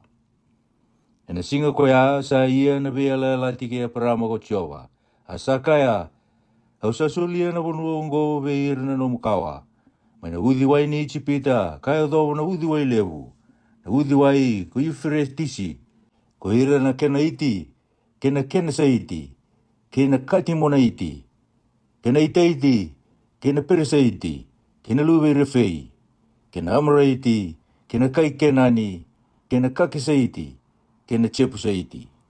Wasi chinka ono. Ia ko se rai na uti e parama sa senga ni bolu beni bua. Asandua na nono banda, a dana ko eka na e leo ni chipita. Asa kabi e parama o se rai, reida, sa taru biau ko choba, me uka kuni bolu beni. Mola ki vedo bimanda kena nungu banda, dena baka i waka o bua. Asa barorongo be se rai ko e parama. Sa bagi tini ko e parama, ena bonua ko kenani. Sanga ikau te eka na nono banda na e leo ni chipita o se rai na wati e parama. Asa sulia be e parama me otina. Rausa vedo biki eka ka koya. Asa kuni ko koya. Ia ni sa kila sa kuni ko koya. Sanga imbeda na nono marama ko koya. Asa ka be e parama o se rai. Sambali be i ko na nungu baka dadani. Awasulia na nungu banda kina loma seremu. Ia di sa kila ko koya sa kuni. Sanga imbedi au ko koya. Melewa be kenda rumanda ko tiowa. Asa ka be se rai ko e parama. Reida, sa tunga be i ko na nungu banda. O kita nga buana ka ko binakata. Ia ni sa wararota ki koya ko se rai. Sanga inrota ni ani mai bua. Asa kune koya na ngilo si tiowa. May nandua na mata ni wai. May nabunua liwa. Iyo, may na mata ni wai. Yana sala ki suri. Asa kaya ko koya. Ia ka. Nabanda se rai. Ko sala ko may bei. Ko sala ko talanga ki bei. Asa kaya. Au saan rota ki se rai na nungu marama. Asa kaya buana ngilo si tiowa. Molesu talemanda buana nomu marama. Kapaka malu mutagi ko bua. Sa kaya talenga bua ko koya na ngilo si tiowa. Haro baka lebu taka baka lebu na nomu kawa. Kana sianga ni wili rawa. Eno huku ni kena lebu. Sa kaya talenga bua ko koya na ngilo si tiowa. Reida, ko sambu kete. Kona baka sudu mo talenga endo na ngone tangane. Ia, kona baka dhani koya manda ko isimeli. Nasa kila na nomura rawa ko tiowa. Ia, ena tamata kila ko koya. Alingana, ena bia baka dada na tamata kedenga. Kena linga ni tamata kedenga, ena bia baka dada ni koya. Ia, ena tiko ko koya, ena matanda na wekana kedenga. Asa baka toka ko koya na ada i tiowa, ka bosa bua. Kemuni na kalau, ka reidi au tiko. Disa kaya, ike talenga, kau sasianga lini reidi koya, kantau bua reidi au. O koya sabaya dari kina na matini wai koya ko pieri le aroi. Na matini wai ni koya sambula ko koya sare diau. Reida sa tiko na maliwa ke ketesa ke pereti. Asa ba suduma be parama ko ka indona lubenda utangane. Ia ko parama sabaya dana na lubenda ngo ko isimeli. Asa wolu songo bulu ko ono na bagi parama. Isa suduna lubenda ko isimeli veka. Wasi chinga bitu. Sa Dios sunga bulu ka diwa na yamba ki parama. Sanga rei be parama ko tiowa. Asa ka bua ko iau na kalau kawa. Entu tonu na numai wala be iau. Kamu ka kua ni dala. Ia kau na baka dhora na nungu be ala tike iko. Ka baka leo bunga teke iko baka leo usara. Asa du baka tumbo idu ko parama. Asa poso bua na kalau kaya. Ko iau, reida. Sa tiko ke ia kona nungu be ala alati. Ia kona tamanda na mati ni tue bunga. Ia, ena senga ni waka toka i tiko na edamu ko e parama. Sana edamu nga ko e para ama. Ni usale wabe i ko mo tamanda na be mati ni tue bunga. Ia kauna baka leo bunga takasara na nomu kawa. Ia, kauna baka tumbura mai be i ko na mati ni tue so. Ara na tumbu mai be i ko na tue so. Ia kauna baka tumda itaga na nungu beala alati ke yuko. Ke ira talenga na nomu kawa. Ina nunrei tambata mata ke tenga. Ka beala alati e tau mundu. Ka me usa nomu kalou. kami unonda kalau telengana no mukawa. Ia kau na sulia be iko ke irana no mukawa na ponua aku saati ko bulangi kena. Aku tau toko ko kena ni kamera tau kena katau mundu. Ia kau na nonda kalau. Sa kai telenga be aparama na kalau. Mabakambau tana nongo be ala lati. Ko iko ke irana no mukawa era no muri iko. Ena non rei tambata mata ke denga. Ongo na nongo be ala lati ke mundo. Kena no mukawa mundo bakambauta. Me dilibi manda na no mundo ngone tangane ke denga. Do dilibi na kuli ni buso mundo. Ia sana kena ibagata ke kilongo ni nongo be ala lati ke mundo. Ia kokoe be ke mundo sambo ni walu ena dilibi. Na ngone tangane ke denga. Ena no mundo itambata mata ke denga. Kokoe sa sudo e vale. Se boli ena ilamo mai buana kaitani kede. Sa senga ni no mukawa. Me dilinga. Kokoe sa sudo e no mubale. Ki koe sa boli ena no muilavo. Ia ena tu ena lewe mundo na ibakata kila ni no gubela lati. Bebe ala lati katau mundo. Ia na ngone tangane sa senga ni dilibi. Ena bakatamu isara na tamata koea. Mai be hira na kainona. Sa bakata ka kokoe na no gubela lati. Sa kai talanga be Abraham na kalau. Ko serai na utimu. Moka kuni wakatokana ya dana ko serai. Sana ya dana nga ko sera. Ia kau na bakalunga tatagi koya. Kasulia mesudu mai buha indo na lubem tangane. Iyo kau na bakalunga tatagi koya. Ena tumbu talenga mai buha na matini tu eso. Anondo turang alilebu na be matanggali ena tumbu mai buha. Asa duba bakatumbu itu we parama. Kandrendre. Nisa kaya lo mana. Ena sudumbeka na ngone buha. Sangga indua na drau na nona yang baki. Ia ena baka sudumbeka ko sera. Nisanga idio sanga bulu na nona yang baki. Asa kaya buha na kalu kaya parama. Membula manda ema tamuni ko isimeli. Asa kaya na kalu. Ena sudu baka indina indua na lube matangane ve isera na otimu.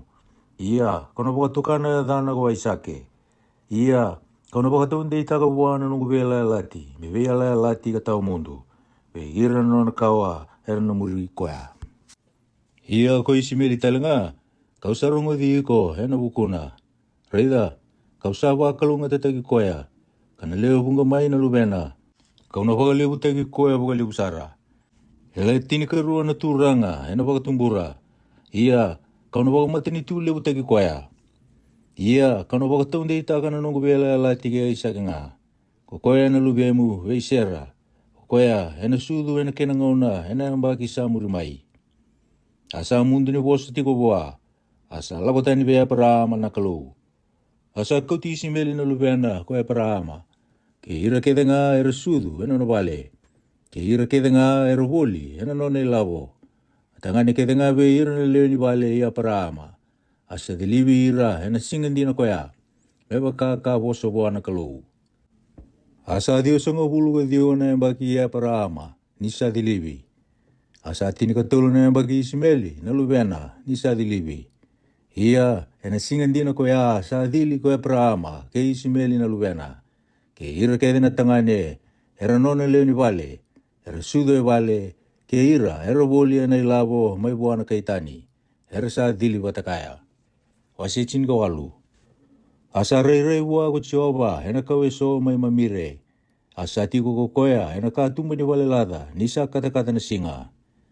Asa tada ke rei boli, kareida, satu boleh ka buah leo tulu na tamata. Ia ni sa rei dira tau. Sa didi ani na katumba ni balada mela kita bagi tau. Sa duba baka kinanggele. Asa kaya kemuni na nongu turanga. Ke baka kausa ku ni loloma matamuni. Unika ku amanda ni lakotani buah na nomuni tamata. Me kau manda mai endua na wailai. Mundo ubuya manda na pamundo. Kapaka dengu ena rungu-rungu ni kau. Ia kau na kau tamai endua na tiki ni manrai. Ia ndo baka dengu manda na lama mundo. Sa oti do na gai lako yani. Nisa kau ngo ndo sala ko mai kina be yau na no mundo tamata. Harutu wa kaya mukita ka manda me baka ko sa kaya. Asa lako baka tutolo ki loma ni balelada ki be siara ko Abraham. Asa kaya mukusarawa mo baka rauta ka itulu na baka rau mandain roka. Mono tuka katahuna e sona keki. Asa didi ko Abraham kinagele ni pulma kau. Kakautamai, indua na lua vini pulu makau, sama lumu na lewena kavinaka. Kasulia bua indua na turubau, asa kusarau ko koe ni wakarataka. Asa kautana pata, kina wai ni sudu, kina lua vini pulu makau, sa wakambuta oti. Asa tau da veiru tau, asa tubo leka veiru tau ko koea heruku ni kau, hartu wa kana. Hartu wa kai bua, sa vei ko siara na otimu. Asa kai ko koea, reida sa tiko mai vale. Asa kai ko koea, hauna lesu baka hindi na mai vei ko me wakana kena ngauna. Kareida, ena dua na lubena tangani ko siara na otimu. Asa rongo ko siara, manaka tumani vale lada, sa tumai da kuna na inglose. Rosanga sirurua ko e prama ke siara, sa bunga na nondro yang baki, sa mundu vei siara na ibola-bola baka lewa.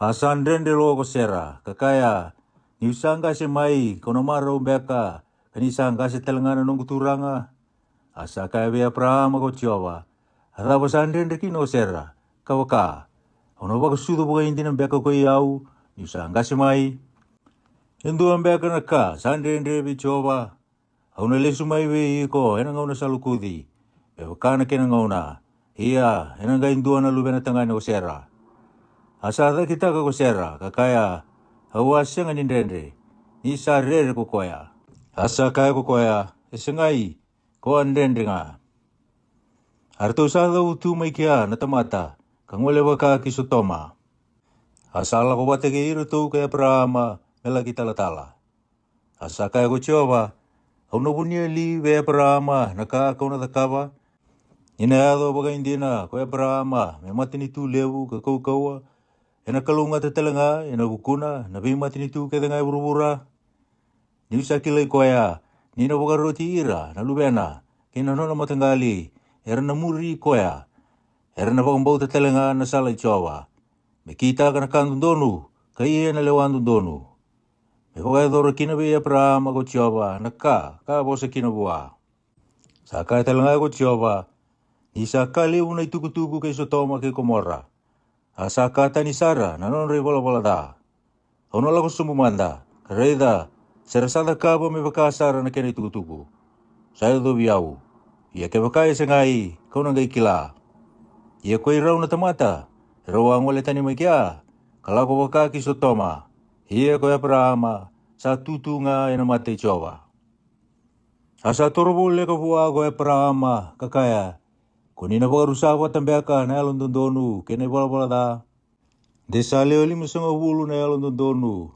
Elo mani koro koya. Kunina baru sambeka kasenga ni bosota na koro koya ena bukunda na leo 5,5 erna kunikina. Meo amanda beke muni takataka baka koya. Kami baka matea bata na alon dondonu kene bola da. Kami satu bata na alon dondonu kene bola da. Meo amanda beke muni. Ena senga lini takan dundonu kukoya salewai buru-buru kedenga. Asa kaya kuchioba ke baka kausa kunia mai Sodoma ele 5,5 na tamata alon dundonu elo mani koro. Au na kai bosota na koro tau doko ena bukunda. Asa bosa kaya Abraham kakaya. Reida kausa andu manda ni bosa beke muni na turanga. Ko ia una kumuni soso kenen rabusa. Desana lewe basanga hulu ka 5 na alon dundonu. Kono baka rusambe kana koro tau doko ni saya le 5 asa kaya ko koya ya baka kausa kunia kina le wasanga bulga 5 kauna sanga ni borusa asa bosa tale bua ko koya kakaya desa kunia kina le wasanga bulu asa kaya ko koya kauna sanga ni kitaka ena bukunda na le wasanga bulu asa kaya ko koya munika ko amanda ni tunru ke muni na turanga kami bosa manda desa kuni kina le tulu sanga bulu. Asa kaya ko koya, hauna senga ni kitaka.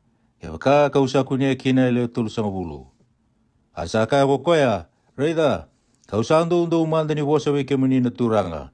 Desa kuni kina le ruas sanga bulu. Asa kaya ko koya, hauna senga ni borusa. Ena bukunda na le ruas sanga bulu. Asa kaya ko koya, muni kako amanda ni dunru ke muni na turanga. Kami bosa tale wakanduanga. Desa kunikina le tini, asa kaya ko koya, hauna sanga ni borusa yana bukunda na le tini. Asa lako yani ko chioba, ni rusa bi usaki woti ke Abraham. Asa lesu tale kina nona tikina koya parama. Wase chini diwa. Asa le ruona ngilose erawala ko kisotoma kina ya kavi. Asa tiko maina mata ni koro mai sotoma goloti. Ia ni sa rei rau goloti. Sa tu dake kala kita pake rau. Asa wakatubana matana waka kinanggele. Asa kaya reida ko ikemun rau nongo turanga. Au masuti kemun rau. Monrau lesu manda kaduruma nongo vale nanomun rau tamata. Kamode kahuai na mun rau. Ian rona so na mataka kala koyani. Roa kaya hesengai ke rona mode hena sanga tani koro. Asa dikevi rau wakalebu. Rau sangai lesu wa kaduruma nonona vale. Asa tanga mangiti wei rau. Asa babia na manrai sasiang ni wakalebeni. Rau sakana. Irito usambere ni ndabo koto. Kuira na leo ni koro. Iyo. Kuira na kai sotoma. Rasa wakabuli tana vale. Nangone kena gase. Iyo na tamata kedenga. Mana biasa na kedenga.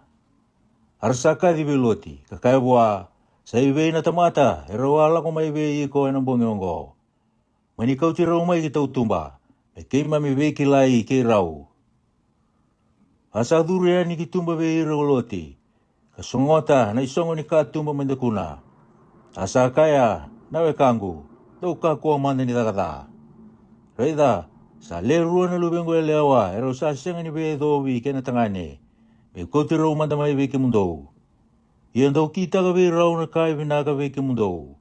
Iyo, tau kako ni kita ka indo na ka be rau na tamatongo. Diro sa duru mai, me paururungi kina nungu vale. Arasa kaya, toro yani. Arasa kaya talanga, sanga indo na tamatalawongo. Sama itiko bulang imbangi. Asa via lewa. Kima minangay kita ki ko pagada pagalebu kapagalaylay way raw. Arasam bilir giloti pagada. Katoro kinaisong ni katumba membasuraka. Iya ko iraw na tamata. Rawan tondo ka nalingan raw. Kakau tiloti ki way raw gilaw manibale. Kasongo na katumba. Araw sa evitira na tamata. Erti ko manakatumba ni vale meramatamboko. Ko ira na lalay. Kira na lelew. Arasa oda niranggara na katumba. Arosa kaya na tamata wiloti. Ko de itali na no mu sa tiko ike. Abu ngomu selube mu tangane, selube mu lewa. Ke ira kede ngana no mu ena korongo. Mo kota tani ena sanongo. Ni ke rau na bogarusa na korongo, ni sa lebu na kendri tuku ena mate choba. Asa talai ke rau ko choba, me bagarusa. Asala ko yani uloti, ka posa be ira to na bungona. To be otini kena lube na lewa. Asa kaya, do butu, do lakotani na sanongo, ina pagarusa no korongo ko choba. Ia sabaka indo na daw be bagali lai ko koya, be irto na bungona. Ia ni sakin na mataka, ero angay wa kusaro tekiloti na ngelose, kakaya, moda butu, o kauta na watimu, kero na lube mo elewa, ero tiko ike, de kurusa henay bola ni koro. Ia ni sabo kambero ko koya, ero atoro na lingana na tamata, kinalingay watina, kinalingan raw na lubena elewa, kanisa lomani koya na kalou. Araw akaw tayani, kalaywa hinaimbil ni koro. Iya ni raw sa akaw tirito kinaimbili, sanggay kaya indua raw, roman da mambula, kakuni ray kimuri, muka ni pagkadengu, enang buda, enang na tikina, ro kinaulo ni bunua ndekorusa. Asaka viro goloti, meka ko manda nung kuturanga. Reida, sa ako niloloma yung mata mo ni nanong ni tamata. Ko sa pagalebu ya talanga nanong mo niloloma. Kung isa takababiyaw, ni ke mo ni sa kong bulayaw. Iya endre ni kausanro kinaulo ni bunua. Dia dobiyaw na da, kau matikina. Reida, nakorongo sa boleka, meusanro kina. Iya, sa lelewale. Meunro mandakina, ilay ne, iya hau nang kayong bula. Asa kay buwa, Reida, kau sa pagkarorongo be yu ko nakatalangaongo. Yung siyang ni bukida, nakorongo, usabo sa taka. Mukusarawa, munro kina, ni sa siyang ngayon doon naka, kau da kabarawa, ni ko sa siyang niyado kina. Okoya, sa bagay da ni kina nakoro koya kusoa. Sa dandra, namati ni singa gurugura, ni saya do kiso goloti. Sangge buka tau ko Jehova na sulufure. Kena buka wanga, mai bi Jehova mai lo malangi. Kena dela iso toma ke komora. Asa bukita na bi koro ko ya. Kena buda tau doko. Ke hira ke denga na leo ni bi koro. Kena ka sa tumbu mai nangele. Ia na watina ni samurie tiko sa rei kumuri. Sa yado minduru masima. Asa suwe na mataka ko ya Abrahama. Kalako kinaya sana, katuki na kukoya, ena mati chowa. Asari yani buka kisutoma ke kumora. Kena bonua tu doko mena buda, kandikeba, reida, sa lako da kena kumbau ni bonua koya, baka na kumbau ni lobo. Asa yado, ni sapo arusa na koro mena buda na kalou. Sa nanumi Abrahama na kalou. Kapaka talailo titani mena arusai, ni sapo arusa na koro katiko kinakoloti. Asala ko teka mai soa koloti. Kalaki tiko mena ulu ni bonua. Ke roba takai na lubena leo rurua. Nisa rere ni tiko mai soa. Asa tiko enandua ng garabatu. Kukoya ke rau na lubena lewa. Asa kai na ulu matua huaka ngone. Atamanda rusanga simai. Asa senga na tangane hena bonua ongo. E mai vea lobi ke ikendaru. Me waka na iwala ni vea bonua ke denga. Daru manda. Daru bangun ubu na teman daru hena waini. Daru mode batakaya. Daru bakai wakau buah na teman daru. Rawa bangun ubu na teman rau hena waini hena bongi koya. Asa duru na ulu mutua. Kalaki mode batakaya na temana. Ia asa senga nikila ko koya na nona lagi koto. Sena nona tudake. Ia hena mataka. Saka na ulu mutua buah sangone. Reida. Kawa mode batakai temangu hena bongi hena noa. Darubangun uba ina waini, ina bongi talanga ongo. Ia muduru bua. Mboade batakaya. Daruba kai wakau bua na teman daru. Rawa bangun uba na teman rau ina waini ina bongi talanga koya. Asa ia ko koya kangone. Kalaki mode batakaya. Asa senga nikila ko tamana. Nanona lagi koto. Senanona tudake. Harus sambukete ruru na ngone leo iloti bua na teman rau. Asa sudu buah indona lubena tengane, kokoya na ulu matua. Asa bagada ni koya ko muapi. Kokoya na tamandra, lube muapi, erambula na ngonongo. Ia kokoya ka ngone, sabaga sudu telenga katangane. Asa bagada ni koya ko penyami. Kokoya na tamandra, lube yamoni, erambula na ngonongo. Wasiru sang bulu. Asa ala ko tani maikia ko ya Abrahama, kinabonua kinadeva. Asa lagi tiko na maliwa iketesa, kay suri. Asa tiko bawa bulangi may kira. Asa kaya ko ya Abrahama, huku isera na watina, sa nganyangu. Asa talaki ko apimileki na tuit kira, kau tisera. Asa lang umay kibi apimileki na kaluan na tandra, bongi. Asa kaya buwa, reida, ko sa baka na tamata sa mati, huku niya lewa ko sa kauta. Nisa watina na tamata tani ko koya. Asa sianga ni velo bikaya ko apimileki. Asa kaya ko koya, nunggu turanga. Kono baka matia talembeka hinduan mati ni tu sa sianga ni dala. Sa sianga beka ni kaya biyau na tangane, sanga ni ang kukoya. Asa kaya talangana lewa, sanga ni ang kukoya. Sandondonu na ilonggu, kasianga ni dala na lingangu. Isa kapa na kaongo. Asa kaya buwa na tanda na kalu, iyo. Au sakila andina ni ko akita kana kaongori ni sandondonu tiko na lomu. Au ataru vi ko telenga ko iau mo ka ko ni bola da vi iau. O koya kau senga ni leibi ko kina mo tarai koya. Iongo mo baka suka na watina na tamata koya. Isa profito ko koya. Kana masu lagi iko. Ia ko na bula. Ia ke baka ko sa senga ni baka suka mo kila ko na mate baka indina. Ko iko ke ira kede na nomu. Asa sowe na mataka ko apimileki. Asa kadibi ira kede nga na tamata. Katukuna na ka kede nga ongo be ira. Arasa rere bukaliw na tamata. Asa kadibi Abraham ko apimileki. Kakabua. Adaw na ka ko sa kita kabe kimami. Iya. Adaw na nunggu dala be iko. Kusapa kaya dora kina be iau. Kina nunggu matinitu na ibola dalibu. Kusada ka babi yau nakasasya nga nindono ni daka. Saka talang abi Abraham ko apimileki. Adaba, ko akunia, kusada ka bakina na kaongo. Asa kaya ko Abraham, Awa kaya lo mangu, hindi na beka, erasenga ni rerba kana kalou, ko ira, ena sana ongo, arna baka mati yau, ena buku ni utingu.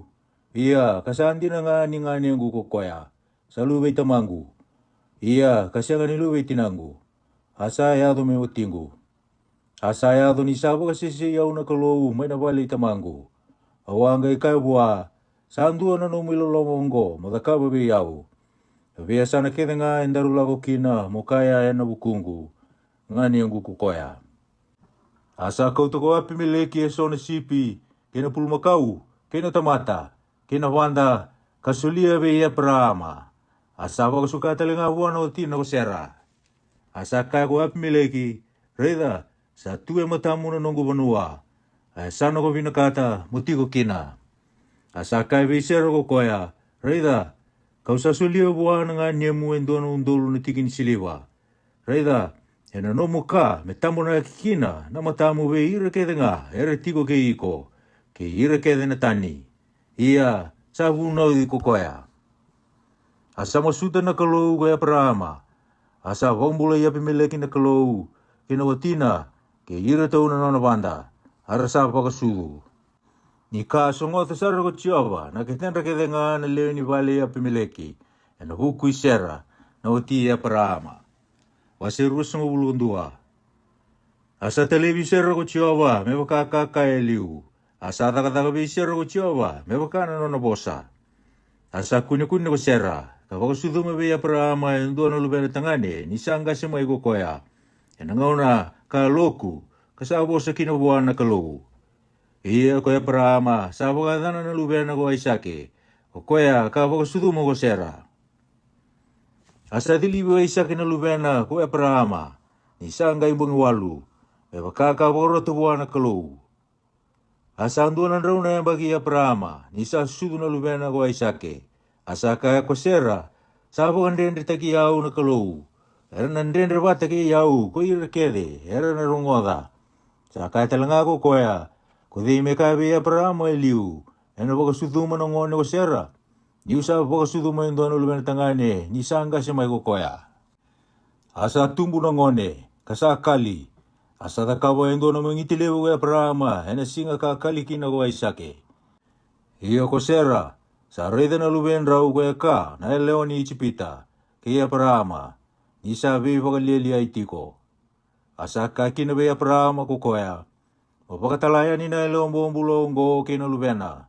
Ni nasyang ni tau kei wata na lubena na elong buong kina lubengu ko Aisake. Asaka ni rarausa rabi ya parama na kaongo. Kaya na huku ni lubena. Asaka bi ya parama na kalou. Meka ko ni kada be iko na huku ni ngone. Na huku talanga ni numu elong buong. Nakakede nga asaka be iko ko sera. Mubaka dora. Ina wakatokai menomu na kawai Aisake nga. Ia kokoe talanga na lubena na leo bumbula. Kau na wakatumura me matinitu. Nisa no mukawa. Asa sowe na mataga ko ya prama. Kakau tanaka kana. Kay nasanggawai. Kasulia be ka.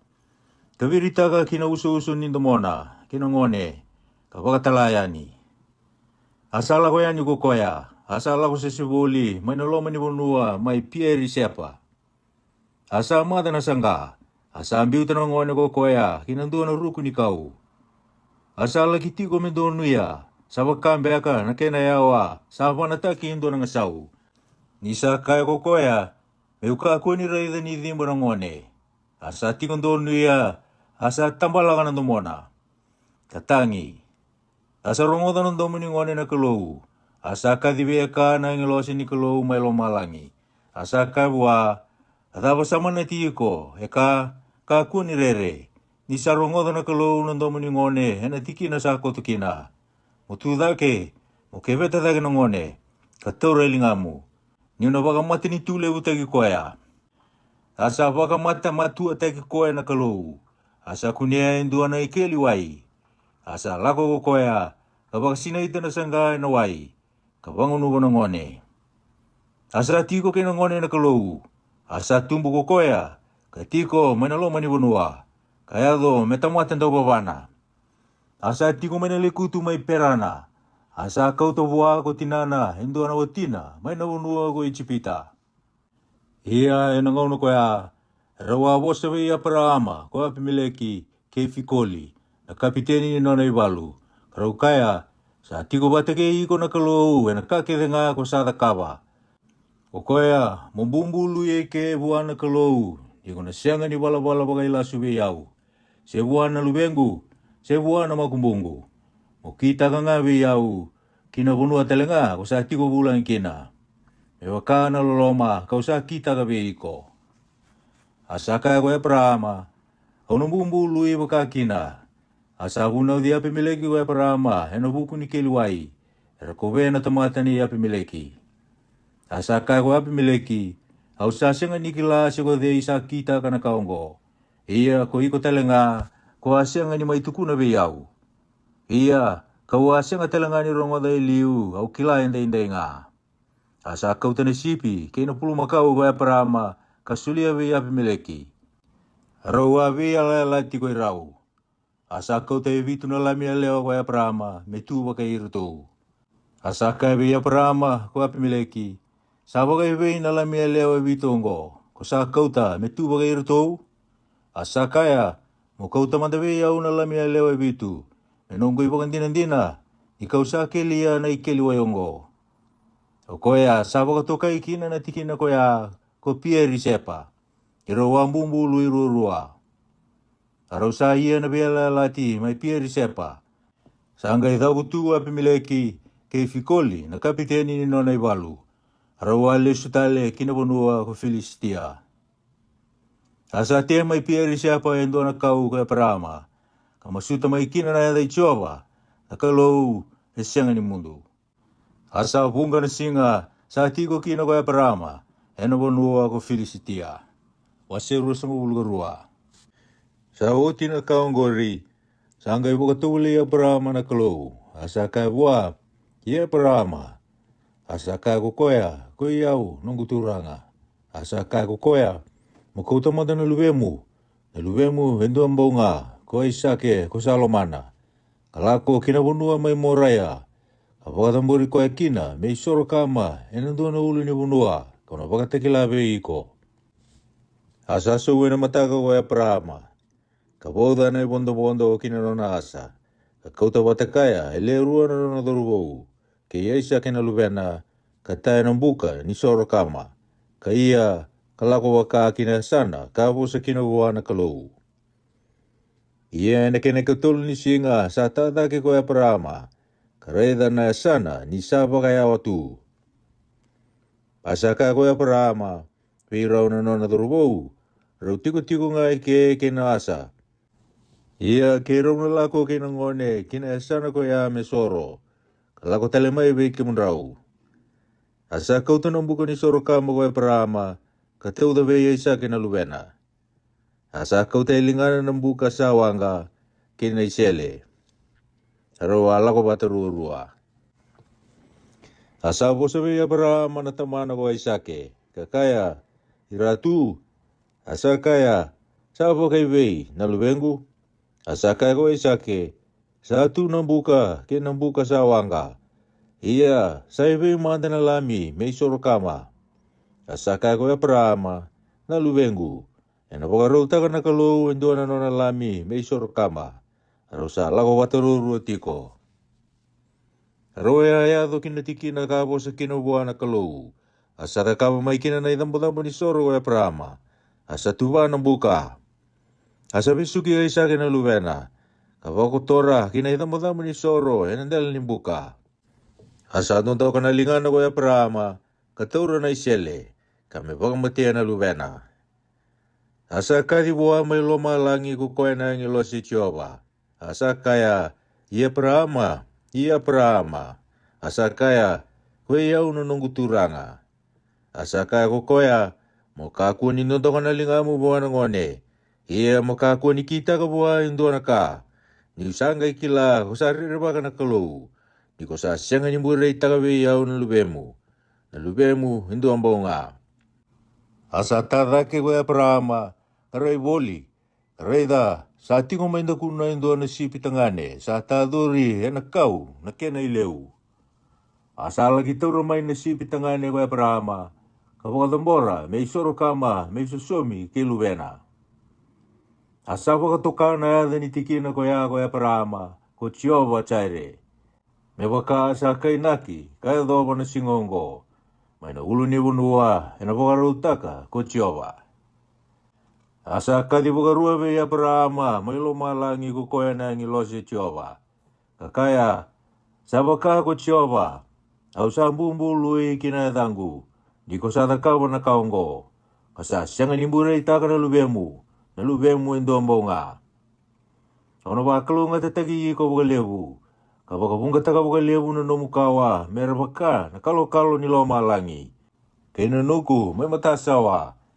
Ia na tau kena na mata ni koro ni nonda meda, ko ira na nomu. Na kalunga tatalanga na bimata ni tu kada ngai burubura, na nomukawa. Ni ko apakarorongo kinantumongu. Asali su talebe rau na nona dorubou ko Abrahama. Arto sada utu kalawabata ki pieri sepa. Asa tiko mai pieri sepa ko Abrahama. Sao tinakaongo sa tukuni be Abrahama kabaka. Raida, komilika. Sa pakasudungo ni talanga, eroluwe ne ori na tua kamu. Ko usa na nona ulumo tua. Kei pusa na tedina.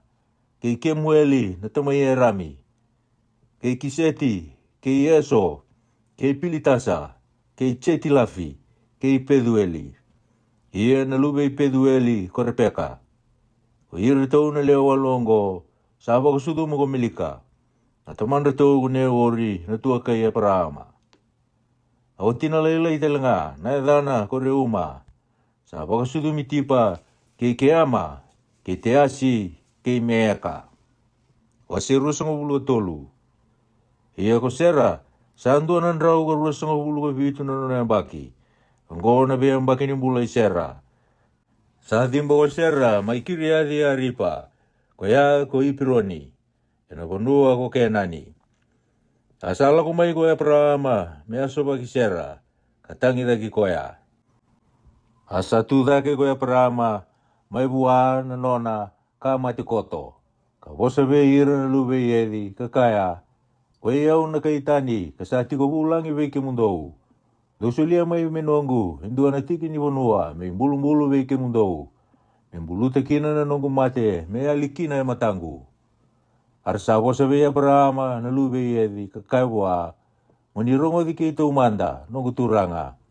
Ko ike muni na turanga, sabakana kalou, enaki mami maliwa. Enani mami bulu ningitaki, muni bulu tanano muni mate. Sa senga yang dua na tamata, membura itagabe kimuni na nona bulu. Kamu ni bulu tanga na nomuni mate. Asa tu dage ko Abrahama, katuba be ir na leo ni bonua. Iyo be ir na lube yedi. Asa be bosaki ke ira, kakaya. Jaba kasalo mamundo membulu tana nongu mate, me ali matangu.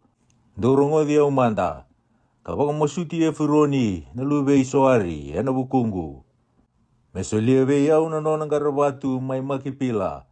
Sa tu yani may nayala ni nona be were. Ia mesolia manda menongu. Kami mesolia buana kena ivoli nundonu, ena ilabo. Kami nongu tiki ni bonua, me imbulu, ena kemundo maliwa. Asa tiko ena kenro maliwa na itaiti, ko Efroni. Asa bosa be Abrahama, ko Efroni na itaiti. Nirarongo da tiko, na itaiti kedenga. Iyo, ko ira kedenga duru, kina mata ni nona koro, asa kaya. Meka ko amanda nungu turanga, munirongo dia nga. Atiki ni wanua ko ya, kau sa sulia be kemuni. Kina karabatu sa tiku kina, kau sa sulia be kemuni.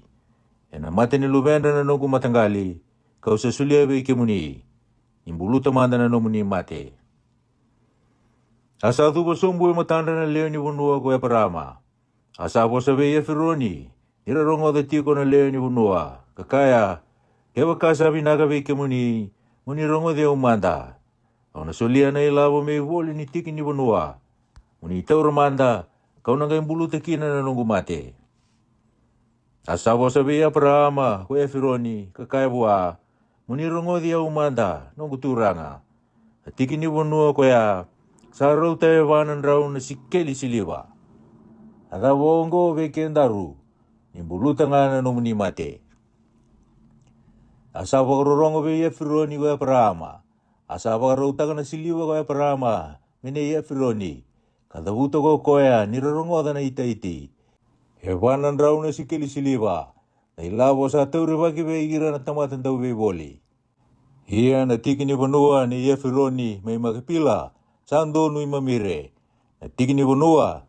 Kinanggaro batu sa tiko kina. Kinakau kede nga. Na tikini banua koya. Sa bolita na kena biasa na kede nga. Sa wakataunde ita ki bea parama menona. E matana na ita iti. E na kenra malio kede nga era turuma. Nanona matamata ni koro. Sa oti na kaongo. Sa angay mbulu tisera na oti na koya parama. E na karabatu. E na tikini bonua may magapila. Sa andonu mamire. Koya koya pironi may na bonua ko kenani. Ia na tikini bonua. Kena karabatu sa tiko kina. Sa wakataunde ita ki bea parama. Menona bonua ni bulu-bulu may veira na itaiti. Wasiru sungu bulga ba. Asanga si may goya parama. Sabung ka nanona yung baki. Asa anda ba kalunga tataki parama ko chiyawa. Ay nakakede nga. Asa kaya goya parama. Huwa nanona kay matana. O kuya sanga si. Nanona bale. Kukoya. Kalewa nanona kakede nga. Mundara makamanda na lingamu. Kiru kunisangangu. Iya. Kau na bakang bumbulu itagi iko, mambumbulu imanda vichova. Kokoya na kalau ni lo malangi, kina kalau ni burubura. Kamu kakua kina ni kau taendua, mewatina na lubengu, may be ira na ngwane leo ni kenani. Ko ira kau tiko, ena ken ramaliwa. Ia molako kina nungu bonua, be ira na wekangu. Kakau tamay kina endua na watina na lubengu, ko isake. Asa kai buana tamata ko ya. Ia ande sana senga ni bia muri au mai kina bonua ngo na lewa. Me ko tatale boga indi na beka na lubemu kina bonua ko ala ko mai kina. Asa kai bua ko ya parama. Mungaro ni ko mo ka ko ni ko tatale kikia na lubengu. Ko chiova ko ko na kaluni lo malangi. Ko ko ya ka ko ti utani mana vale ni tamangu. Kina nondro bonua na wekangu. Ia ko ya ka bosa be yau. Kambumbulu be yau kakaya. Au na solia na bunuongo veira no mukawa. Kokoya, ena talana nona engelose, me liu teki iko. Ia, kona kauta mai kina endua me watina na lubengu. Ia ke bakasa na senga ni via muri iko mai na elewa. Kona senga ni dhala, ena buku ni nomu bumbu lui be yau. Ia mokakua ngani kauta tali kikia na lubengu. Asandara makana lingana na tamata, kiruku ni sanga ia parama, na nona turanga. Asa bumbulu iwa ena buku ni ka koya. Ia na tamata koya ka kauta. E tini na ka meli, mai veira na ka meli ni nona turanga. Asa lako. Nisa lewa ko koya na ia ukedenga ni nona turanga. Asa ia kalako ki Mesopotamia. Kina koro ine ori. Asa lewa na nona ka meli, meretikin duru sombu, ena imbili ni koro. Manandua na ikeliwai, nisa kabi mai. Iyo, ena ngauna, era santa ula kone ni kina na elewa metagiwai. Asa kaya, kemu ni chiova, na kalau ia parama, na nongu turanga. Au masuti kemu ni moni baga dora, na ka kausata la ikina, ena singongo. Kata ka baga lolo mabiha parama na nongu turanga. Reida, au sawabu tu mai na ikeliwai. Arna la komai, na nondongone elewa, na leo ni koro, metagiwai. Ia meado, ngone lewa kau na kai bua mo tau da sombu manda na no musanga me ungunu kasana kai ko koya mungunu kau na bangunu bira talenga na no mukameli me sai koya manda kuni salisia me nona na no munita mata ko isake ia kau na kila kina ni ke muni sa ta ko boga loloma wana no guturanga asaya do ni sa bo setiko ko koya reida sa lago mai asa dolata tu na no sanga ko repeka na lube pedueli, o koe na lube milika, na watine ori, na tua kai aprama. Asa mata pinakasara na ngone leongo, ngone leondina, sa sianga na tangane robe do bikaya. Asa lako sombu kina ikeliwai, kapakasina ita na nona sanga, katambe tale mai. Asa vivi na tamata, mela kitaba ki koya. Asa kaya, mo bangun ubi umanda bakalailai, ena wai, may nanom sangane, asa kaya ko koya, ningun usa ka nga, nung guturanga. Asawa kusarawa ni tau so bukin lingana na non sanga. Kabangun ubikoya. Ia ni sabangun ubikoya oti sakaya. Au nataki be ira talengana no mukameli. Kamera mama umanda. Asawa kusarawa kokoya. Kasawa mada na non sanga kilo meningunu ni manu-manu. Kadidi tale kina ikeli wai metaki. Asa taki be ira kelengana non kameli. Asa kurumbu itaki koya na tamata. Katikolo. Kami kila sesa baga dora na kasa talai ko ekina ko chiova sesengai. Ye ni rasangu nuoti na kameli. Sa tora na tamata endo na so kola. Akena bimbi endo na fasikeli. Karua ng gato nilingana. E tini na sikeli kola na kenro bimbi. Asa kaya alube idei ko iko. Motukuna mandamay veyau. Sando ang beka na tikina. Enabale ni tamamu mekito mo dekina sesengai. Asa kaya bua. Weyau na lube pedueli, kokoya na lube nrau komilika kene ori. Sa kaya talinga bua, sa lebu bekito no do ni sila. Kina kendra na manu-manu, kina tikina, mundo mo tikina. Asa dubo na tamata, kapakaroko-roko bichiova. Asa kaya, me baka binabinakatagi ko chiova na kaloni nung kuturanga, koya parama. Kokoya sa baka dorati ko na nanololoma, kina nanabosandina, buwana nung kuturanga. Koe iau, i wala ko tua na sala, sa tumberi au ko chiawa, kinonon ravale na wakana nanong kuturanga. Asa didiani na ngone lewa, katukune be ira na lewe ni vale itinana na kaongo. Asa andua na ngani Rebeka na yadana ko lepani. Asa didiani buwana tamata ko lepani, kinaikeli wai. Ia ni sa kunea na sau, kinagato enalingay nganena, karongoda na bosa Rebeka na nganena, ni sa kaya, sa bosa bakaongo be yau na tamata. Sa ngai lako ko koe buana tamata. Kareida sa tubata kina kameli mana ikeli wai. Asa kaya ko koea. Muni durumai koe ke muni sa kalungata bichiawa. Adava ko ni sa tu kina itau tumba. Isa bakaruta ka utina vale. Kina tikina menonra na kameli. Asa duru ki vale na tamata. Asa lubata na ibondo-bondo ni kameli. Asa sulia na do ni sila, kena na kameli. Kena wai, mebuikina na yavana, kena yavana tau na tamata, tau tiko kaya. Asa tau matana na karkana, kasa kaya kokoya, au na sianga ni kana, au na tukuna manda na ka, kau sa tala imaikina. Asa kaya ko lepani, mo tukuna manda. Asa kaya kokoya, koe yau na tamata ni ya para ama. Asa wa kalunga tataka wakalia una nung kuturanga ko chova. Asa tumbu meturang ayado. Asa sulia buwan ang galing ni sipe so. Kena galing ni pulmakaw so. Kena siliwa, kena kola, kena tamata, kena wanda, kena kameli, kena asa. Ia ko sera na watina na nung kuturanga. Sa baka suduma yung doon na lupa na tangane na nung kuturanga ni sanga semai. Asa sulia buwan na nung nakakita. Asa baka bumbulu itakiyaw na nung kuturanga. Kasakaya. Muka kuni kau tabuana lubengu hendua mewatina, mai beira na ngone lewa ni kai kenani.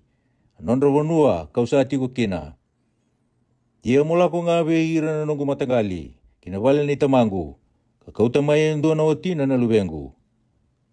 Kau ama ni wakabuana nunggu turanga, desa sianga ni bia muri yau na lewa.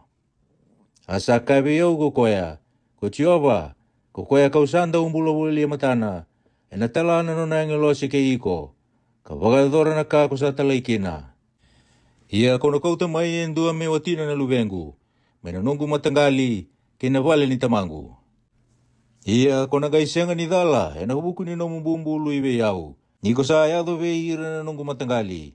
Ia kaya baka sa sianga ni solia endua be iko. Kono gaisenga ni dala ena no mbumbulu ibe yau.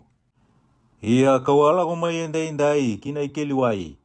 Kawa gai kaya, ichova, na kalau ni nunggu turanga ko ya parama, kaya baka ko ni sa boga dora, nakakau sa talay mai kina, reida, au satu manda may naikiliwai, iya meado, ang wane lewa kasala ko may metaki, kau sa kabwa, o bangun biya umanda bakalalay, enawai, may nanungusanga, kasaka biya ko koya, mangunumanda ko iko, kau na bangun ubatalanga nanong kameli, esa ikoya nga na elewa, sa lisiya ko chiyowa, menona na lubi ni nung kuturanga. Ni sa siyanga ni wasawoti, yalo mangu. Reida, Sala ko mai ko Rebeka. Katolata tu na nona sanga. Asala ko sombu kinai kiliwai kataki mai. Kawanga ikaibwa mubangun ubi umanda. Asa kusara ko koya. Katau da sombu na nona sanga asa kaya mungunu. Kono bangun uba talenga na numu kameli. Awanga ngunu asa bangun uba talenga na kameli ko koya. Awanga itaronga kabaka alube idei ko iko. Asa kaya koi au na lube pedueli. Ko koya kalube ne ori kemilika. Awanga indaro makana sau kina uduna. Kinanggato kinalingana. Awanga iduba kabaka rogo bichoba. Kabaka pinipinaga bichoba. Nakalui ya prama nanong kuturanga.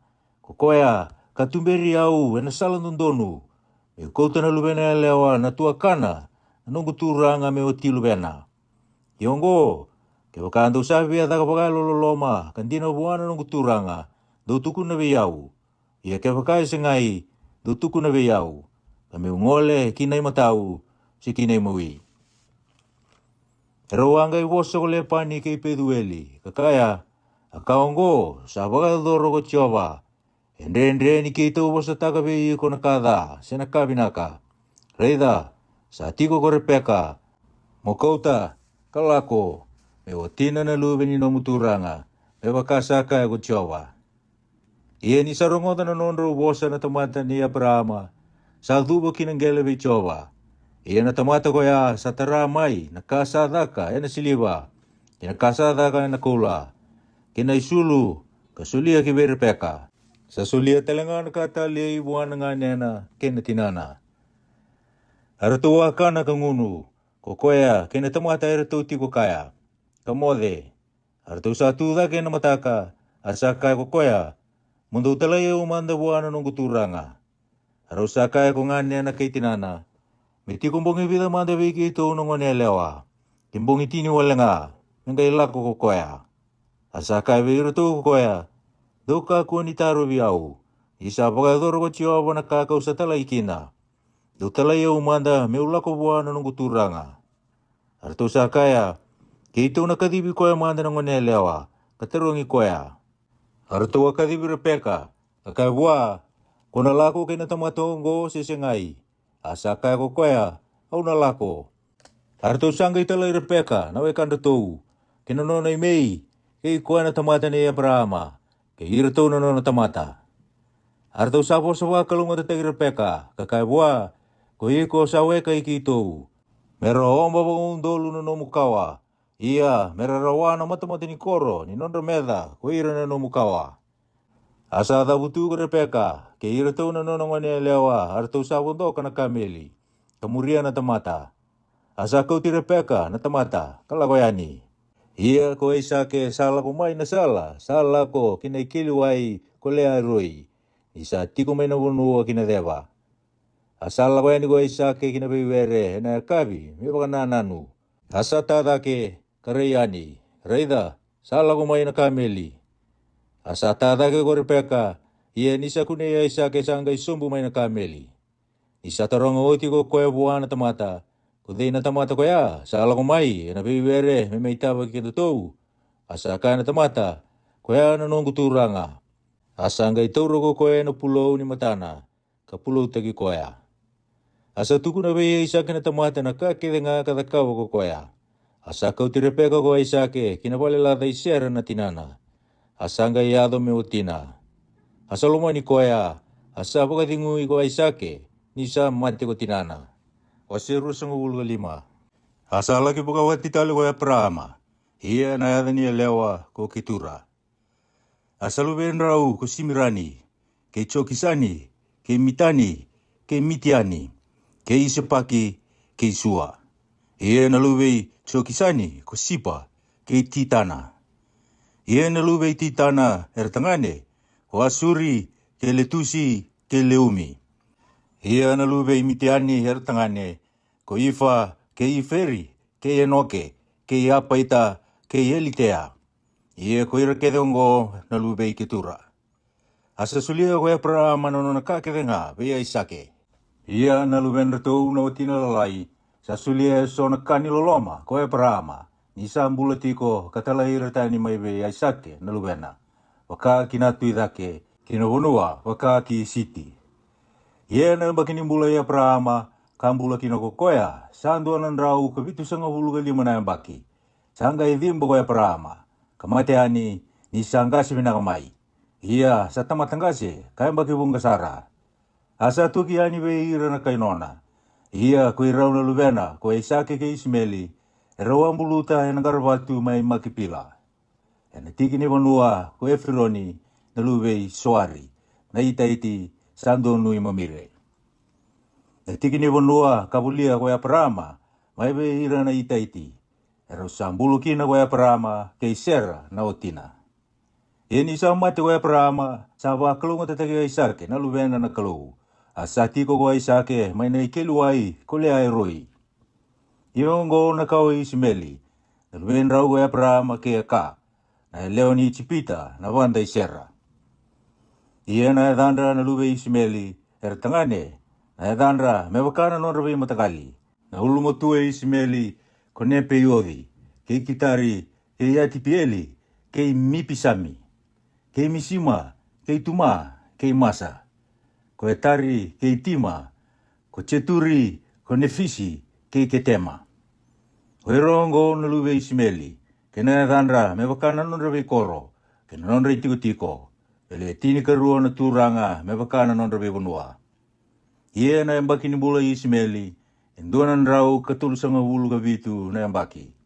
Asa timba ko koya, kamatiani, kasatu kiani veira na kainona. Arasa tau kena na bonua maya bila, kakau takisuri, koya sando nui Chipita, yana salawaka ki Asiria. Kasatiko ko koya, mendo nui hira na wekana kedenga. Iongo na kawe ya Isake, na lube ya Abrahama. Sa sudu na lube ya Abrahama ko Isake.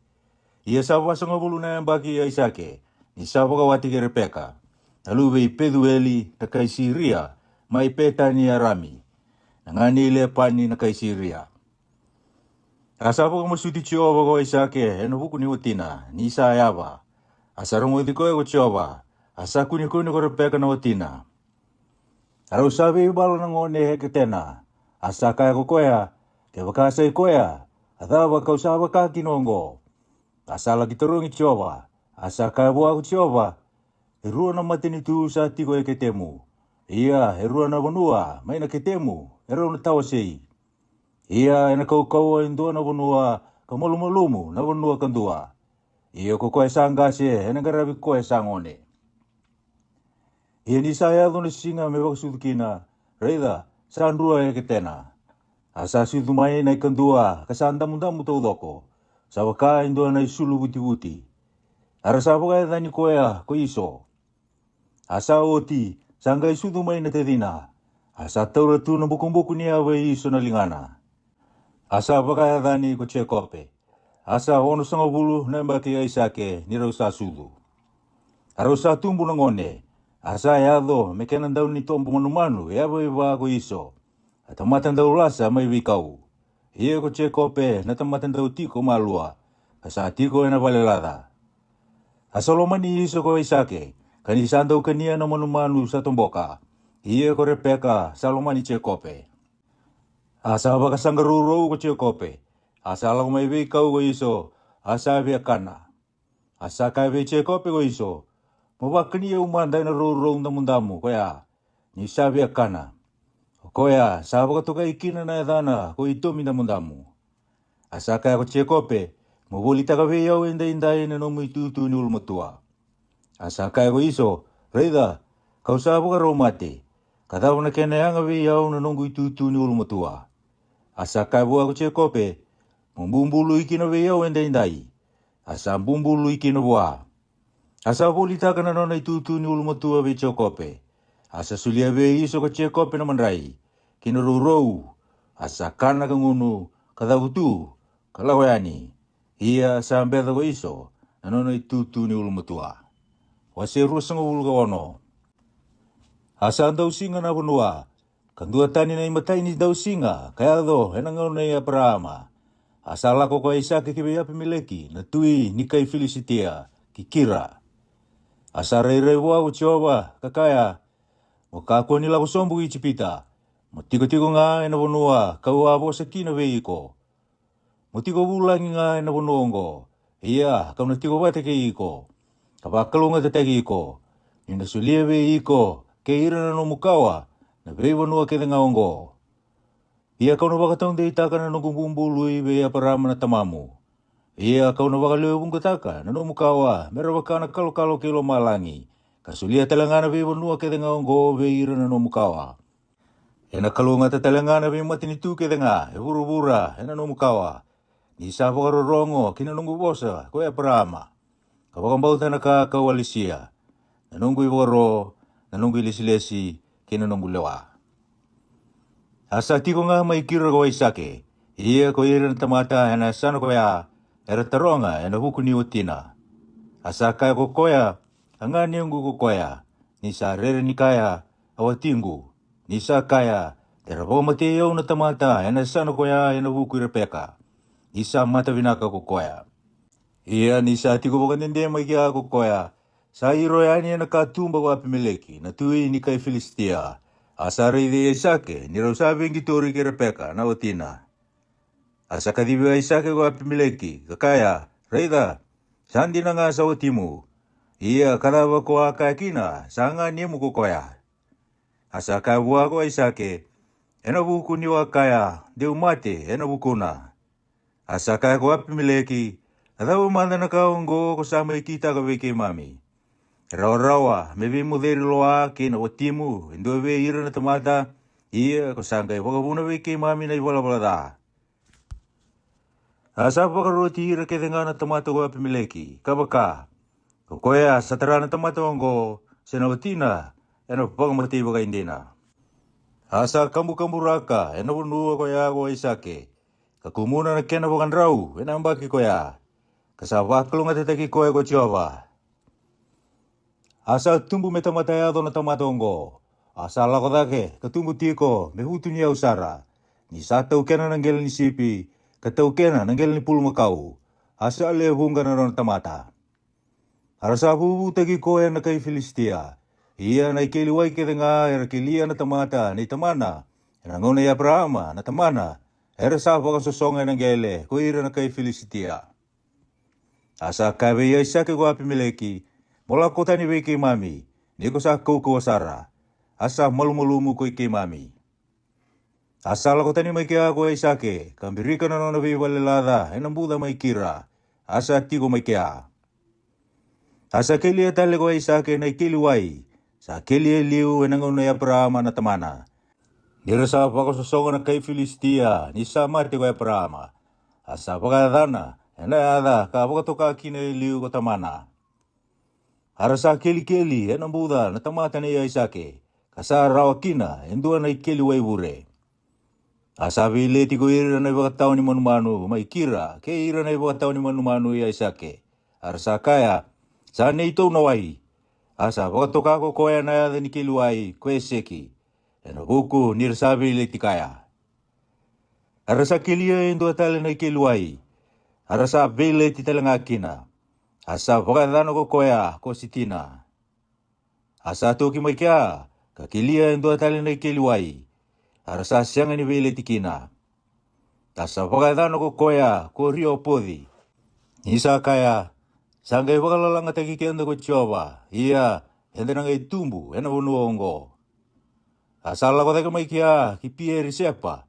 Asa reirewa ko Jehova ena bongi koya. Kakaya, ko iau na kalu ia parama na tamamu, kakua ni rere, ni sa tiko ba teke iko. Ia, kau na wakalunga te teke iko. Kau waka leo munga taka na nomukawa, ena huku ia parama na nungu tamata. Asa taka ba mai kia endo na itambo ni soro, kamasuta na yada Jehova. Asa mbirika mai kia na nona balada. Arasa kelia mai kia endo na ikeliwai na tamata ia Isake. Asa lako buha ko Apimeleki mai kira ke iau sadi, endua na nona itokani ke Fikoli na kapiteni na nona iwalu. Asa kai iro tu ko Isake. Ada bando sa lako mai kina be iau, indo sa dati iau, katale iau tani be ke mundo. Arto sa kaya, dito aku ni na ibagantinendina ni sa tiko ke muni ko Jehova. Ia ke to kaya, mendua manda na bumbu lui be ke no tou. Iyo, wei kei tau kei ke muni.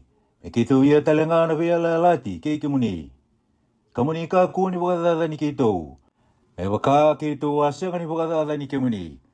Ni kei tau sa asenga ni dhakaba wei ke muni endo na kada. Na kabina ka ngā. Ka satalai ke muni yani e na wakadengu. Ia koi ke muni. Ko sa wakalonga te take wei Jehova. Asa taka mangiti wei iro tau ko koea. Ara tau sa kana ka ngunu. Ara tau sa sou e na mataka. Ka bumbu lui wa ka iro tau. Asa tala wei iro tau ko Isake. Ara tau sa lako tani bua e na wakadengu. Ia e na singin dina koea. Era sa lako mai na tomata ni Isake. Ka tuku bua e na wuku ni keli wai. Era sa kelia. Ka waka. Di tau sa kune e na wai.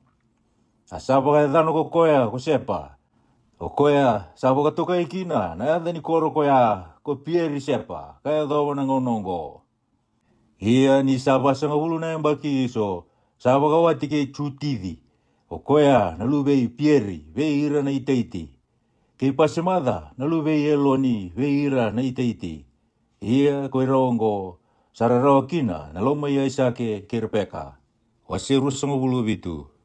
Ia ni sa angkasi mai ko Isake. Asambua o na matana. Mesianga ni rei rawa. Sanga ikadibi iso na luvena sa ulu matua. Asaka bua na luvengu. Asaka bua reida ko iau. Asaka bua ko Isake. Reida kau sanga semai. Kau sa singa ni kila na singa kau na matikina. Iongo makau tamada na numu yarangi. Na numu tanga nga sau kena numu takai titi. Kalako yani kina bei kau. Katombo manu mengau. Kata kaba bei au nakakana, sa kana binaka, kau sa binakata. Kakau tamai bei au meukania. Kami bosa baka kalunga tetaki ko na elongu. Meungai mati. Ia ko Rebeka, sa rongoda ni sa bosa ko Isake, ki bei iso na luvena. Asa lako yani, ki bei kau ko iso, me tombo manu. Kami kau tamai. Asa bosa bei Jacob na luvena ko Rebeka, kakaya, reida. Kawarongo ka ni sa bosa ko tamamu be iso na tua kamu. Ni sa kaya, mo kau tamay be yau na manumanu sa tombo. Kada kaba be yau na kakana binaka. Meukana kina. Kabasa wakalunga tetaki iko, ena mate Jehova, meungai mate. Iongo, na luvengu, mubororongo be yau, ena ka, kau sa borote be iko. Malako mata kinanggel ni me. Kakau tamay be yau, erua na luven ni me binaka. Ia kau na waka taka, me kakana binaka, me kei tamamu. Me wakasa anda ubinakata ko koea. Ia kau na gai kau te wei tamamu, me kania ko koea. Ka me wasa wakalunga te teki iko ni sambula tiko. Asa kaya ko Jacob ki wei Rebeka na tinana. Reida, ko iso na tua kangu, sa tamata hutua. Ia ko iau, kau sa tamata nrulua. Dia mudi au ko tamangu. Ia kau na gai waka, nandau wei waka isi ni bua. Kau na waka adoro wei au na dunru. Kasi ngai na wei waka lunga te taki. Asa kai bua ku tinana, me tau wei au na kena dunru, ka me kakua wei iko, na luvengu. O wororongo nga, kina nungu bosa, ka laki kau tamai wei au. Asa laki taura, ka kau te wei tinana. Asa takaba na kakana binaga na tinana, me waka na ka sanda ubinakata. Kota mana. Asa tara ko Rebeka na isulu binaka ka tubu ai wale. Ka ni iso na luvena ko koea sa angase. Asa baka isulu taki Jacob na luvena sa ngone. Asa baka isulu taka na lingana. Kina tomona sa anrulua. E na kul ni me. Asa sulia wei Jacob na luvena na kaka na binaka. Kina manrai ka wakarau taka uti ko koea. Asa lako bita mana kakaya. Kemuni na tamangu. Asa kaya ko koea. Reida, ko iau. Ko rei ko iko. Na luvengu. Asa kaya bitamana ko Jacob. Ko iau ko iso na nomulu matua. Au sa dakaba na kako niya kaya bi iau. Muni induri manda. Muni tiko kakania na nongu manu sa tombo.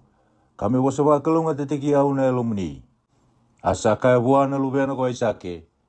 E wakai wei ni ko sakunia wakatutolo na luvengu. Asa kaya, ni sa kau te wakato tolo mai ki wei au ko Jehova na numuni kalou. Asa kaya wei Jacob ko Isake. Toro manda mai, mewe modi ko na luvengu. Sendina niko sa luvengu ko iso sesengai. Asa turubia isa kena tamana ko chia kope. Asa moda, asa kaya. Ando mona na domo i chia kope.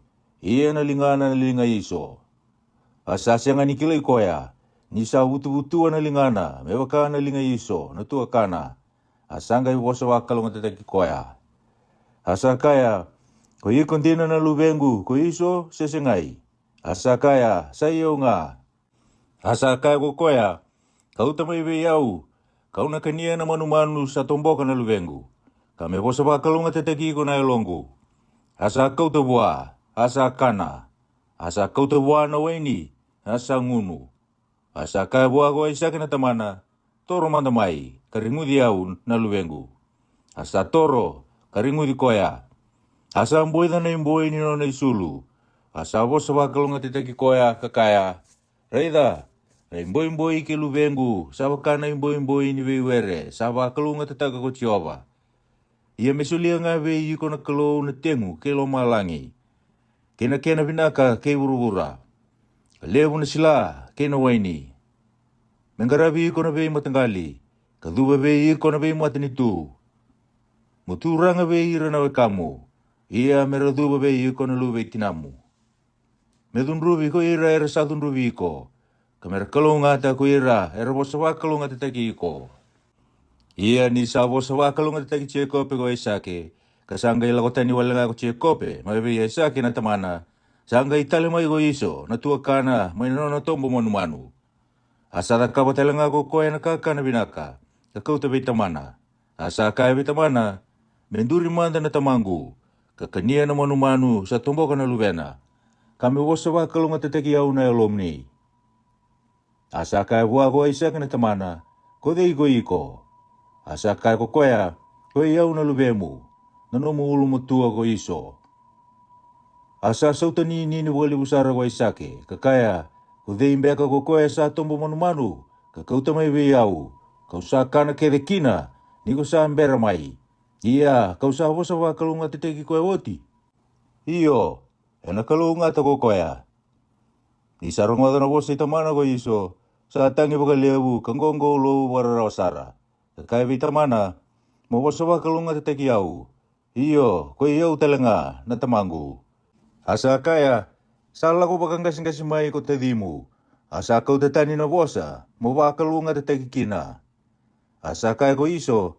Sa siyang ambeka ni bakaya danin dina ko koya. Ko Chekope. Ni sangay baka ruongo. Nano natakataka bakang kasing biyau. Sa kau tatani liu na nonggu itutu wolu mutua. Karaida. Sangay kau tatani ongo na bosa. Mawakalungata taki kina. Asa kaya. Sa siyang ambeka ni boti ko wike mini indo na bosa. Mawakalungata taki kina. Asa bosa be iso ko isake. Kakaya. Reida. Kau sanggi si koya, meturang abe iko. Kau sa sulira kedenga na wekana, mengarabi koya. Kau sawa ko teki koya, hena sila, kena waini. Ia, katakaba, meungay takaba be iko. Naluvengu? Asa kaya bitamana ko iso. Sando ang bauli na numubosa na bibakalunga tataki na tamangu. Mubosa bakalunga tataki yau. Iyo, ko iyaw talanga, na tamangu. Asa tambalakan ng tumono ko iso, katangi. Asa woso ko isake na tamana, asa kabwa, reda, nanumuni tiko-tiko na yawa, may nakena binaka keburura, kinatengu may lomalangi. Iya ko nung bulay na numu iselewau, kanggarabi ko na tedimu. Iya na yado ni kusaka ukawa, konanggay musukatani na nona iwau may nandamomu. Asa dati Chekope ko iso, ena buku ni bosa ni biba kalunga tataki, sabo sa wakalunga tataki ko kino ko tamana. Asa kaya lomana ko iso, sabo le kana bimbongi henda tangi daki tamangu kina. Au nangai bong mati Chekope na tedingu. Asa tuku ni bere peka na woso ngo ni nona ulu mutua ko iso. Asa talaki bi Chekope na lubena sa ngone. Asa kaya bua, reida, natua kamu ko iso, sabo ka dingu ikoya, ena bukumu. Isa na kita me bong mati iko. Iongo, mabororongo mandabe iau na luvengu. Kadabutu, kanrobe le pani na nganengu may karana. Katiko kaya, kambong ibida wala nga. Kami uti manda na dunu katakata ito akamu. Kami oti manda be I kono dunru tua kamu. Asang wile da mana ka ko sa da ka bwa. Haurang ga itala ki be iko ka kauti iko mai kia. Ada so monro ya li ro ki na be yau. Enan tuana singa. Asa ka be isa ke gore peka. Sa karara ona nungumbula ena bukunda ngone lewa yedi. Ke baka sa baka wati ko che kope kini do be ira ngone lewa yedi. Sa baka tegi ira ngone lewa ni bunuongo. Ada wana kena yanga be yau nungumbula. Wase rusanga bulga walu. Asa kadibi che kope go isake. Asa bosa bakalunga tetaka. Kabarota, kabakabwa. Moka kuni baka wati kini do ngone lewa ni kenani. Moda butu. Molako ki petani rama kina wali pedueli natamai tinamu kawawati kina dua mai kia mai be hira na luvena lewa kole pani ngani tinamu ia me bakalunga tatagi ko na kaluko kawa kangisi I ko mabakai bakawa kawakaleo bunga tagi ko mutumbu metamata leo bunga sara kawakai doro be I ko na be bakalunga tatagi ya prama iyo be iko ke ira talangana no mukawa. Matau kena na bonua ko sa tiko bulang ikina. Kasulia be parama na kalou. Asa talai che kope ani ko isake. Asa laku ke petani rama ke be lepani. Lu be pedueli na kai Siria. Ngani repeka tina che kope ke iso. Ia asa kunie ko iso ni sa bo sa kalunga te che kope ko isake. Asa talai koya ke petani rama. Kami kau tamai kina indono tina.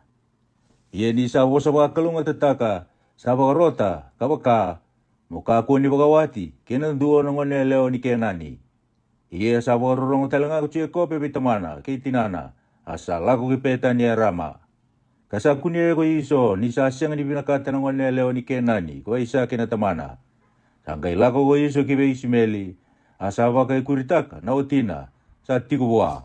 Ni sa tauri mea lavi, nga nei nepe yodi, me o tina, ko koea naluwe isimeli, naluwe ya parama. Asa lako tani mai peeri siapa, ko che kope, kalako baka ki karana. Asa ando nuya induana sana, asa modikina, ni sandro muna mati ni singa. Asa tauro induana batu, ena sana koea, katauda minona kali. Asa koto sombu ena sana koea. Asa tandra, Kareida, endo na ikamba-kamba sa tuya buru-bura. Asa edo bilong malangi na muana. Kareida, sa kamba dake kakebusong butiko kina, ko ira na yung ilosi ni kalou. Kareida, sa tumay muana ko tioba.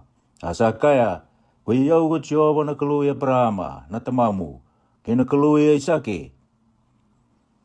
Abonua ko sa koto kina, kau na sulia be iko, ki ira na no mukawa. Ia na no mukawa, ena bakano kuningele. Ia kona teteani bakakira. Kabakakina tuidake. Kabakakina tokalau. Kabakakina deva. Ia na kalunga tabe yigo kina no mukawa. Na be matanggali ke ngai burubura. Kareida, kau na tiko bata ke iko. Kabakambula iko ena no milako-lako ke nga. Ono bakalisui iko telenga kina bunuongo. Nina senga ni beauty iko. Kami utakaba manda be iko na ka. Kawa bosa kina be iko. Asa yang rumah ini nono mo de ko kope. Asa kaya sa tiko baga hindi na ko ba na sanongo. Ia kau asa ngani kila. Asa rere ko koya. Asa kaya akena rere baki na tikinongo. Sa asa ngani kata nyongo. Avale ngani kalou. Kina mata-mata ni koro. Kilo malang yongo. Asa suwe na mataka ko kope. Asa taura na batu ka tau da oti. Menona kali. Asa bakanduria menduru. Asa livia na wai kindelana. Asa bakatokana ya ni tikina koya. Ko pedeli. Avale ni kalou. Ia na ni koro koya iliu. Kolusa. Asa mbumbulu ko kope. Kakaya. Ke bakasa na tiko bate ke iau na kalou. Kabambula iau ena salongo kau sala ko kina. Kasulia be iau na kakana me ukania. Kena isulu me baka isulu kina. Kau sale so baka binakatal kina wali tamangu. Ena ngai nongu kalou ko chiawa. Ia na batongo kau sa bakanduria menduru. Sana wali ni kalou. Ia na kake denga ko sa sulia be iau. Au na sulia baka indiana na kene ketini be kemuni. Wase rusong bulu diwa. Sanggai la ko tuya ni ko kope. Kaya doa na nondro ako ira may natuirake. Asarayani kareda sandua na ikeliwai yana tikini bonua ko ya. Kareda sa tulu nanggel sipi sa koto bole kakina. Nirasanda ubang unuwa nanggel sipi may na ikeliwai ko ya. Asa songo na ngusi ni keliwai yana dua na batu lebu. Asa andau songo ni bata kikea nanggel sipi keda nga. Arasa andau bangking kita tani na batu may na ngusi ni keliwai. Kapang unuwa na sipi hanggang iba kasukartale na batu kina tikina kina ngusi ni keliwai. Asa kaya beiro ko kope ke mundo mai bei nawe kangu. Arasa kaya ko ikeito mai karana. Asa kaya beira dosa kila ile pani na lube ine ori sesengai. Arasa kaya keito sakila. Arasa kaya beira sambula binaka sesengai. Arsa kaya sambula binaka kareda sala ko tiku mai ko recheli na lubena elewa kene sipi. Asa kaya ko koya reda sa single butoka kasembera na ngauna mesongo ni batakina na manumanu. Do bangun upamanda na sipi kalaki bakania. Arsa kaya endre mesasongo ni batakire manda nanggel ni sipi kabanging itani na batu may nangusu ni keluai. Kito ngai bangun upamanda sipi. Isabi ko sa kitiko ke ira sala ko may gore cheli kena sipi ni tamana. Isando ko katawa ko koya. Iya ni sakuni re cheli ko chekope ko koya na lube le pani nangani tinana kena sipi ni le pani nangani tinana sanga itoro ko chekope. Kabanging gida na batu may nangusu ni keluai. Kabangun upamanda ngel ni sipi ni le pani nangani tinana. Asaringu dire cheli ko chekope. Katambala ka nantumona katangi. Asa tukuna vere cheli ko chekope ni sate di tamana kanisa lu vere peka. Asa didiani ko koya katukuna ve tamana.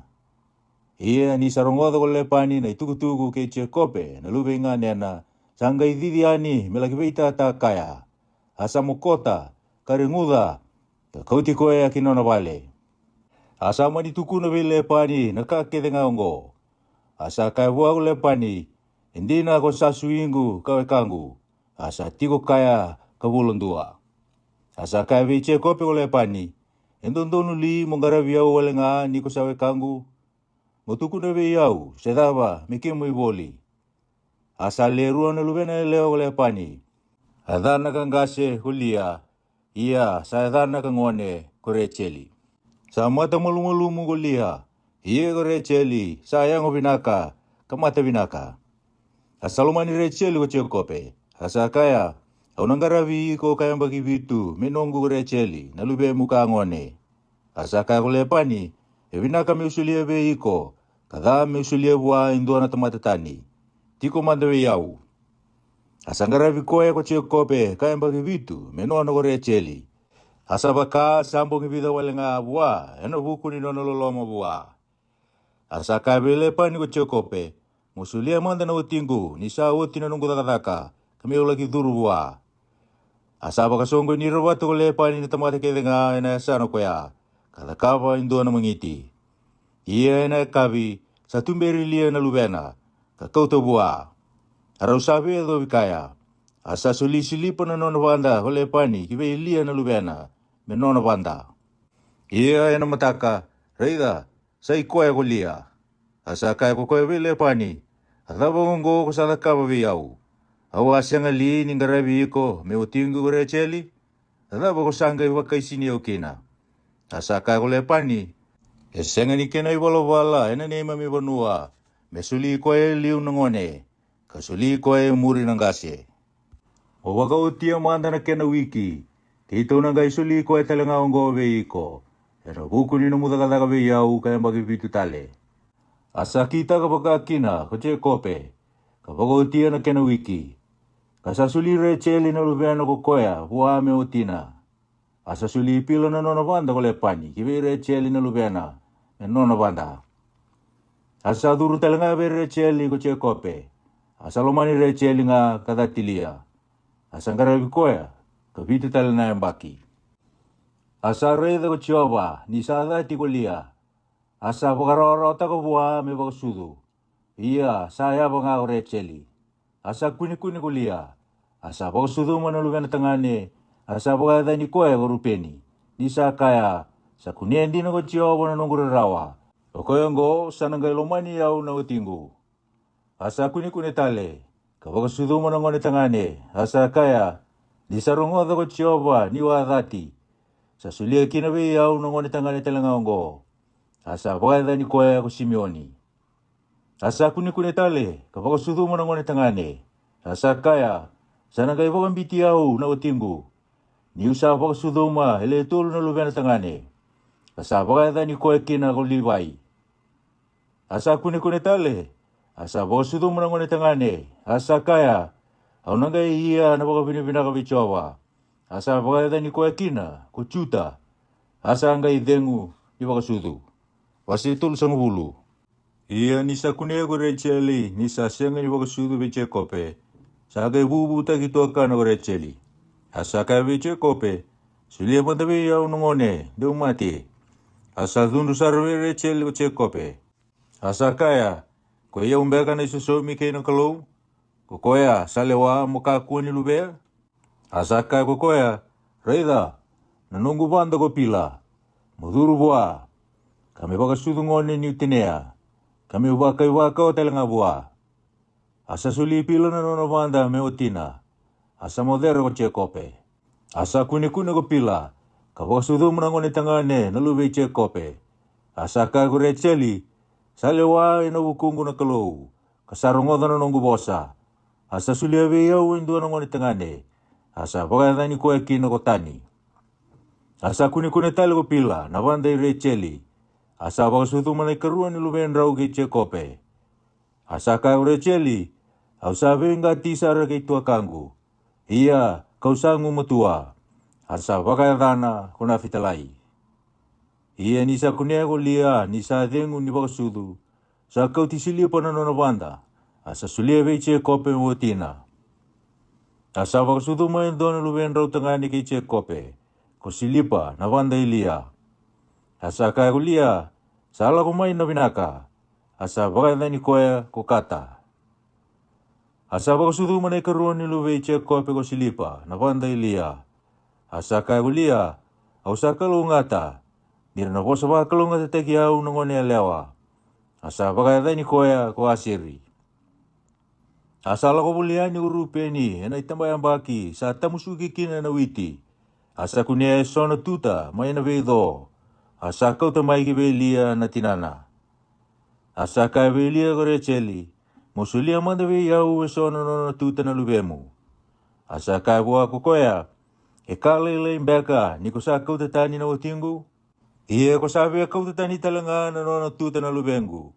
Hoi, asa kau Racheli. Ia, nrona mo de batakaya na bongiongo kamengau na nona tuta na lubemu. Asa tale mai na vedo ko che kope na kabi. Asa la kita bagi koe ulia. Kakaya, kona mai mo deriau. Ni sa buli kunti nga na nona tuta na lubengu. Asa mo de kaya ko koea na bongi koea. Asa rongo dilia na kalou. Asa kuni ko koea. Asa baka sudu mo na kaya ni kalima ni luben rau tangane ki che kope. Asa kaya ulia, sa sulia biyau na kalou na kakawa bulia. Ni wa sulia na nunggu banda buwa na utingu. Asa baka dani koea ko isakari. Asa kuni tale ulia.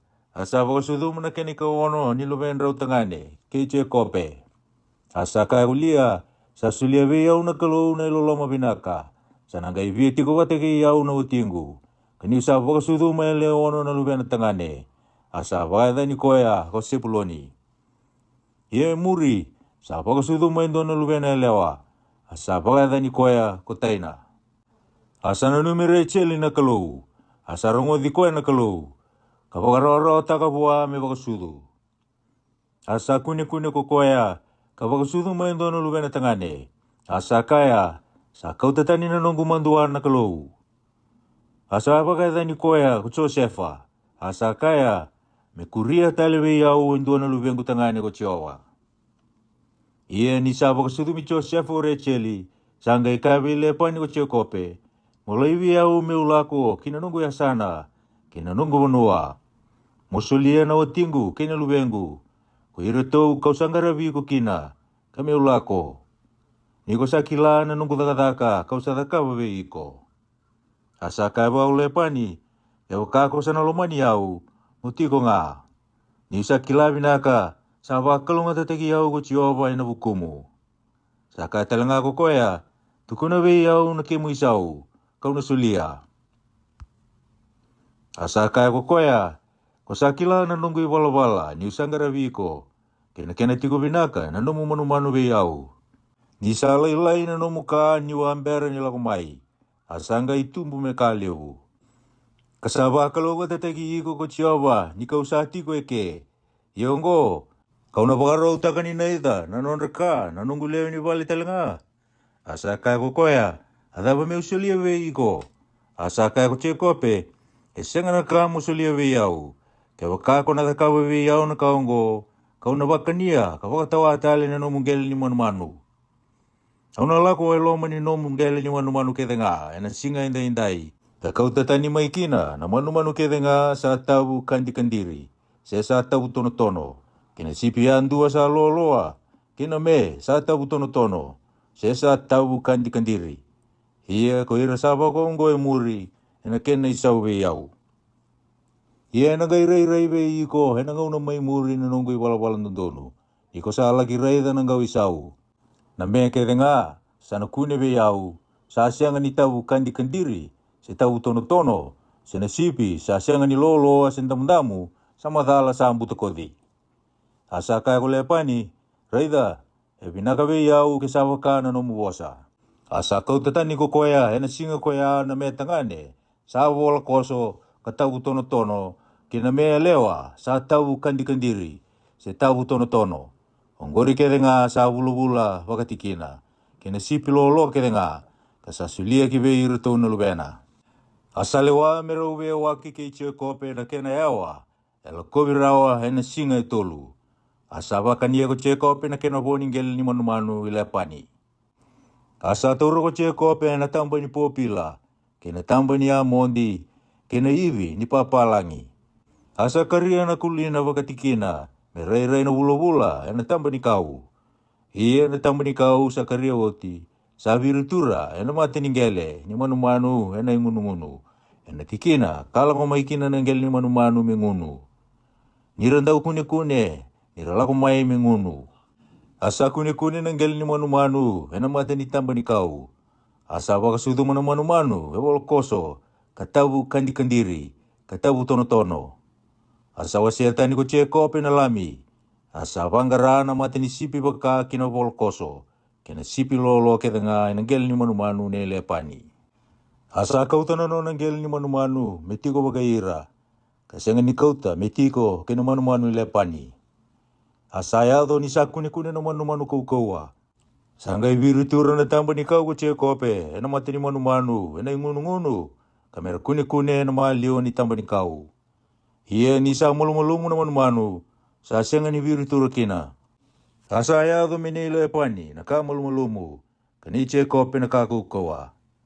Asa butu niyo wale usara, na tamata kaya. Asa kalewu na manu, kina nona banda, kina tamata, kina kameli, kina asa. Ose tul sa ngubul kandua. Asa rongo ko koya, nanonto bosa na luwele pani, nirito kaya, koche kope. Sa kau tatani na kakedenga ni tamanda tu. Ia, sa wakayau bakongo na kanga ni tamanda tu. Asa reida na matay lepan ko chekope, kasanga yung dua tani may buwa. Asa kabi chekope ko Jehova, muli sumanda kinanonra bunua na tamamu. Ira talanga na we kamu. Ia kau natiko bate ke iko. Asa talaki ko chekope, kakadibire cheli ke lia, merulako kinabeido kinanonengel ni manu. Asa kabirau, au sa rida na matana na tamamun rau. Isanga indua tani may beyau kasasyang ni wakailiu. Ia sa tiko bate ke yau na kalou ni tamangu. Ia ko'y kimun rau sa kila ni usang garaba, ay nanonggu yung ngukede na tamamun rau. Kasaba kay sinyaw na tamamun rau. Kasabu kita bagatini nang gawi boli. Ia sa siyang nila ko'y na kalou, may bagatatan yaw. Yaw kasa kaya bakonggo, Mikimu iboli, na kena sa tabu kandiri. Sangga iba kasutu mawala nga naman naka sa tabu kandiri. Ia kaya bakasa kaya bagonggo, me ke mui boli na kena sa volokoso. Sarang kai wakasutu mo wale ngana manu na ka sa volokoso. Ia sa kau tani wakongo na kalau na nona manu na tamamun rau. Kasulia ve yau. Ia sa yado ena itambayambaki. Sara kuni kina na manu. Kau atadake. Kakunia na tandra. Kareda na sipi tangane karikata na sipi sa volokoso. Se tau kandiri. Se vei vololai. Asa kai ve yau ena tandra kokoya na inglose nikolou. Che kope. Kau akaya. Koe yau sa kongo. Asa kaya, mutara kemanda, kareda, nasipi tangane kedenga sarikata, nasipi sa volokoso, se tau kandiri, se vei vololai. Di usa kunea, nakakedenga sa takawa vei igo gole apani. Ko yau na kalau ni pedeli, ko alumuta maikina nanduru, ko ambumbulu italenga kina vei yau. Ia moda butu, molakotani yana bonongo, kalesu kina nandrobonua na wekamu. Harus sabo sa ore cheli ke lia kakaiwa. Sabo tigo li ve ki rau hindu na yau. Sindu na bota bota ena vale ni tamai ki rau. Sa sengali ni baka ko ya ki rau sa kaitani. Ni sa volita ki rau. Ka sa bago tia sar na ni ro ilavo. Ia na yau ke nga sa kautani na kalau mai buana tamai ki rau. Sa ni rau. Kina non na lu ve ki rau. Ia mukita ka nga na ka kede sa kai ve ko na kalau. Asa ia ko che kope, ka wau bundo ki irutau na lubena tangane, ki irutau na utina e na kameli. Asa kau te ani na nona manu ke denga, ke na nona iau ke denga sa rawata ko koea. Iyo, na manu sa rawata ko koea, mai peta ni e rama, ka melako ki vea isa ke na tamana, kina wanua ko ke nani. Iya ko lepani, sa laki kutiwa na nona sipi, asa ambuto koda na matakao ni tamana ko rea cheli. Ia sanro bunia ni mai vele pani na kai siri ko che kope. Kani sa siang ni tukuno bua ni sanro ko koya. Sanro ko koya. Kakau tana ka ke denga sanona. Asa da utu kangal ko so banu diwai. Asa bagana mata kina ulu ni bunua ko kiliati. Ia na kene katul ni singa sa tukuni vele pani sanro ko che kope. Asa kau tabatakai na wekana. Asa muri koya kambongi vitu. Asa bodi koe mai na ulu ni bonua ko kiliati. Asa lako mai na kalau ki vile pani na kai siria na tanda na bongi. Asa kai wua mongaro niko makaku ni bosa taga na kabinaka se na kada viche kope. Asa ya to sar viche kope ole pani. Ie ko che kope sambirika na na balelada na ulu ni bonua. Ke le pani ke irto na kana. To ambirika mai na ulu ni bonua ko kiliati. Asa kai be che kope ole pani. Adabo ko sa kawa ni ko sanro ko buni be yau. Ka kau te tani na lubengo elewa. Me baka na bombula. Sa rawa na isele wau. Adabo ko anro buni kina. Kalau loyani. Ka senga ni tuku na be yau. Me utalai ko yani ena marau kina meke. Na lali kina api. Asa senga ni rau kina. Me renguda na lubengo tangane. Kina lubengo elewa. Kusa kita ka nga nakalilia. Sa rao nga me upakata ni kimundou. Ia nakalo ni tamo mundou sa posabi yau enang bongi ena noa. Asa kaya mongaro ni ko mukaku ni posataga nakabinaka senakada viche kope. Ia santo doru nga molako ni ko sangu sara kinabali tamamu. Ia kadabo ko sambu tako dakina nanungu kalou. Asa posabi lepan ni ko che kope kakaya. Ikaw arere, ikaw sakaya, deko ko vesaro ve yau na lube mwelewa. Ie ko koya, ko sana kuneo buana no mukalo, meka kuning bola. Ena mate ni wekanda tou, moliada na kasa nomu, kasa tigo ve yau, kamu kota ve iko. Ni sa sianga ni kilako che kope, sa buto ko do recheli. Asa duru kina balada che kope ole pani, kina balada ilia, kina nonro balada na banda. Asa sianga ni kunea. Asa durani na balelada ilia. Kala ki duruma na balelada recheli. Ie ko recheli. Ka kau te liu na matakau. Ka unia ena yaya ni kameli. Kasati ko endelana. Asa bakasanggara na veitiki ni balelada todo ko lepani. Asa sianga ni kunea. Asa kaya vitamana ko koya. Me ka ako ni dabuana ng kuturangan. Ni sa sianga ni tudagarawa. E matamuni. Isa tu biau na mate pakai lewa.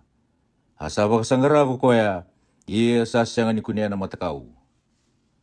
Asanga idundu ka chekope, ka hunau dile pani, asa kai bua, ada wana nunggu dala, ada wana nunggu iwala da, ko sa didi muri au kina wakada. Ia ko sa ndike wakada na nunggu yaya, sa nduan beka na yaya ni numu wale ko sa kunia. Mohiri turaman dai matan reto na wekamu, kina wekangu, relewa weke endaru. Sangga yang bagi ruas sanga bulu kau sa tiko ke iko.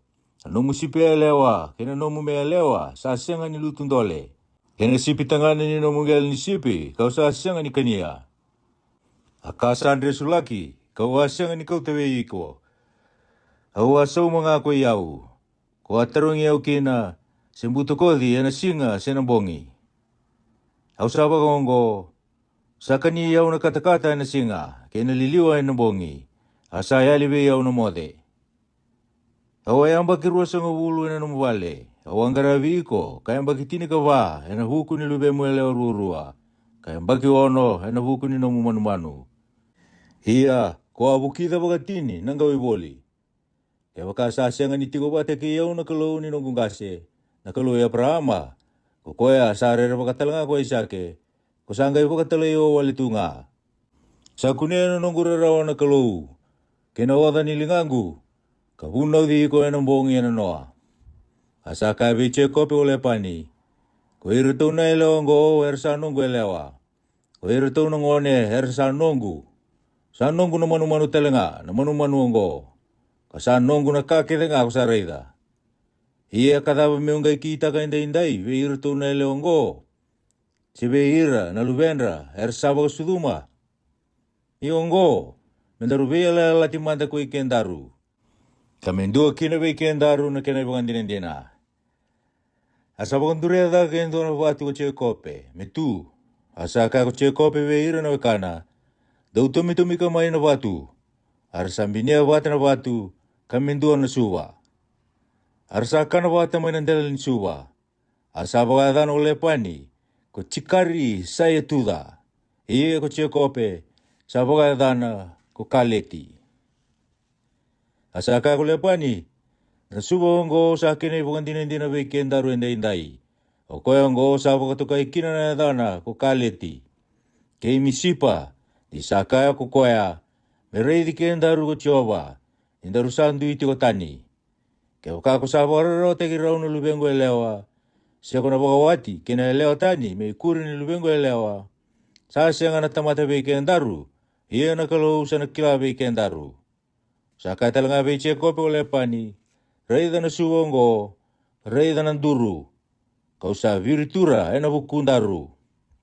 Say bukan dinan-dinan na suongo. Kasay bukan dinan-dinan na durungo. Yun na siyang ni Sibia na suongo me ula ko be iko. Kaniko na siyang ni Sibia talanga na suongo. Kaya na durungo mula ko pakadamay be yau. Nakaluwe Abrahama. Kaya nakaluwe ni Ori. Nakaluwe ni Tamandrau. Melewaman da be kendaru. Asambumbulu iko chekope. Be koya sa rerbaka ko isa kina tamana.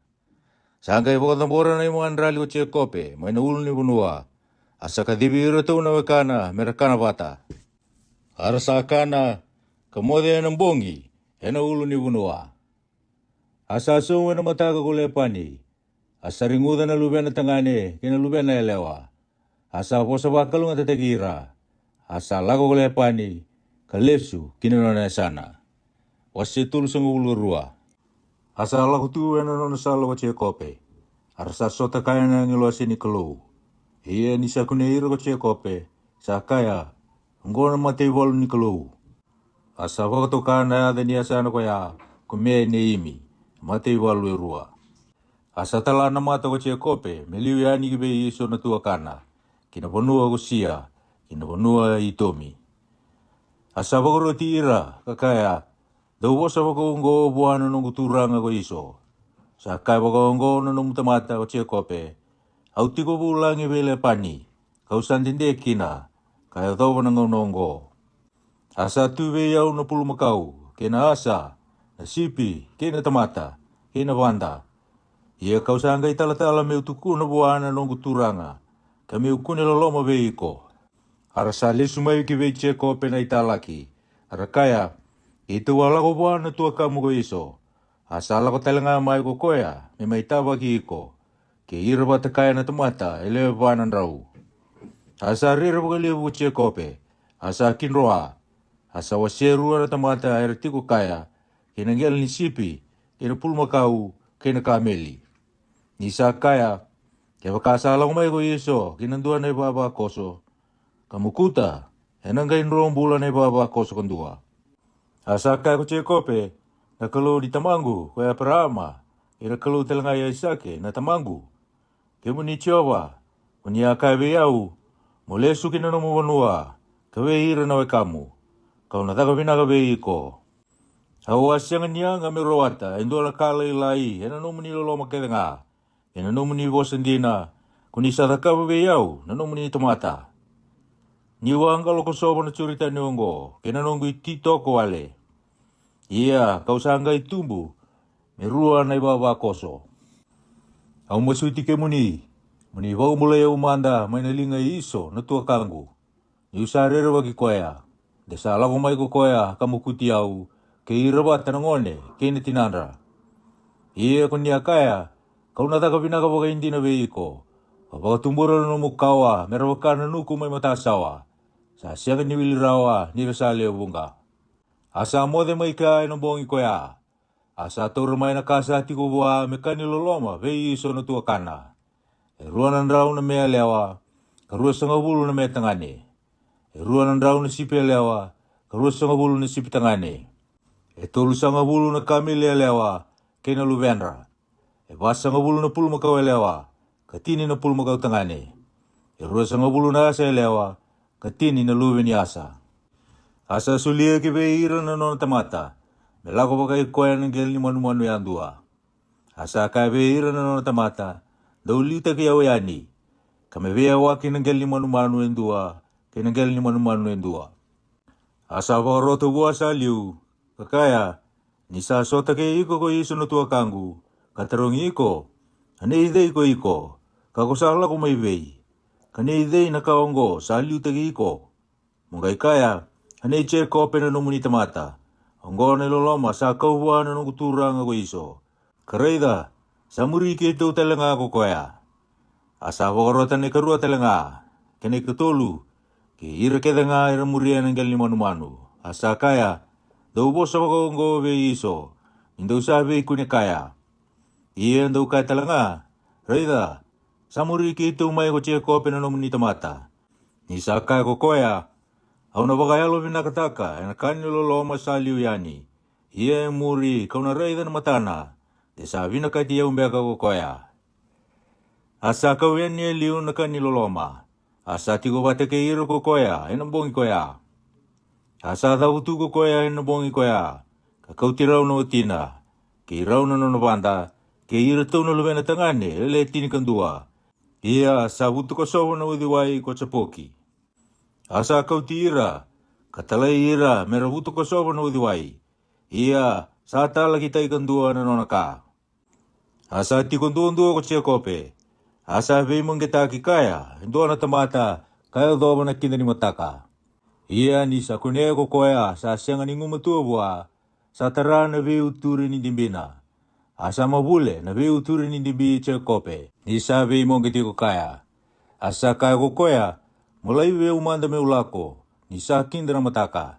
Asa kaya ko siya kope, au na siyang anilay viko, ewa ko sa siyang anibosa wakalunga tatagi umanda. Asa kaya buwa ko koya, kudai na damu. Asa kaya kuchie kope. Asa kaya ena siang nati ko ni adamu kuchie kope. Ko Israeli nga. Ni ko sa kau buwa na kalau ke ira na tamata. Kako sa ngumutua. Asa tarong ko kuchie kope.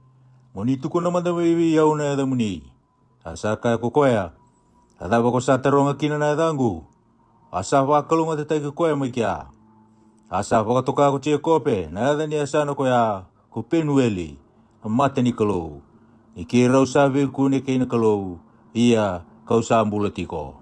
Asa tandra buwan ng mata ni singa, ni sala ko tani may Penueli. Asa luki-loki tiko endimina. Akoya, Rasanga ni kania kina na ua mai na veu turi ni ndimbi ko ira na Israeli. Kaya dhoba na ngaunongo. Ni satara ko koya na ua mai na veu turi ni ndimbi Chekope. Wase tulu sanga ulu tolu. Asa tada ke ko Chekope. Asa reyani kareida sala ko mai ko iso. Ke ira watakaya na tambata ile wanan rau. Asa wase ira tau nango ni kibelia. Ke recheli vi rau talangana banda. Asa lesi rau na banda ke ira tau na luben rau mera tau liu. Ke Ilia ke na lubena mera tarava. Ke recheli ke Josefa mi muri sara. Asa liu sara ve ira ko koya. Kadruba baga vitu kinangele. Asa toro buana tuakana. Asa didi go iso me beita kaya. Asa mokota kambaleta nandomona. Karenguda harausa tangi. Asa tadake kakuneiro to na lewa kinongone. Asa kaya kudei ko iro ngo eretiko ke iko.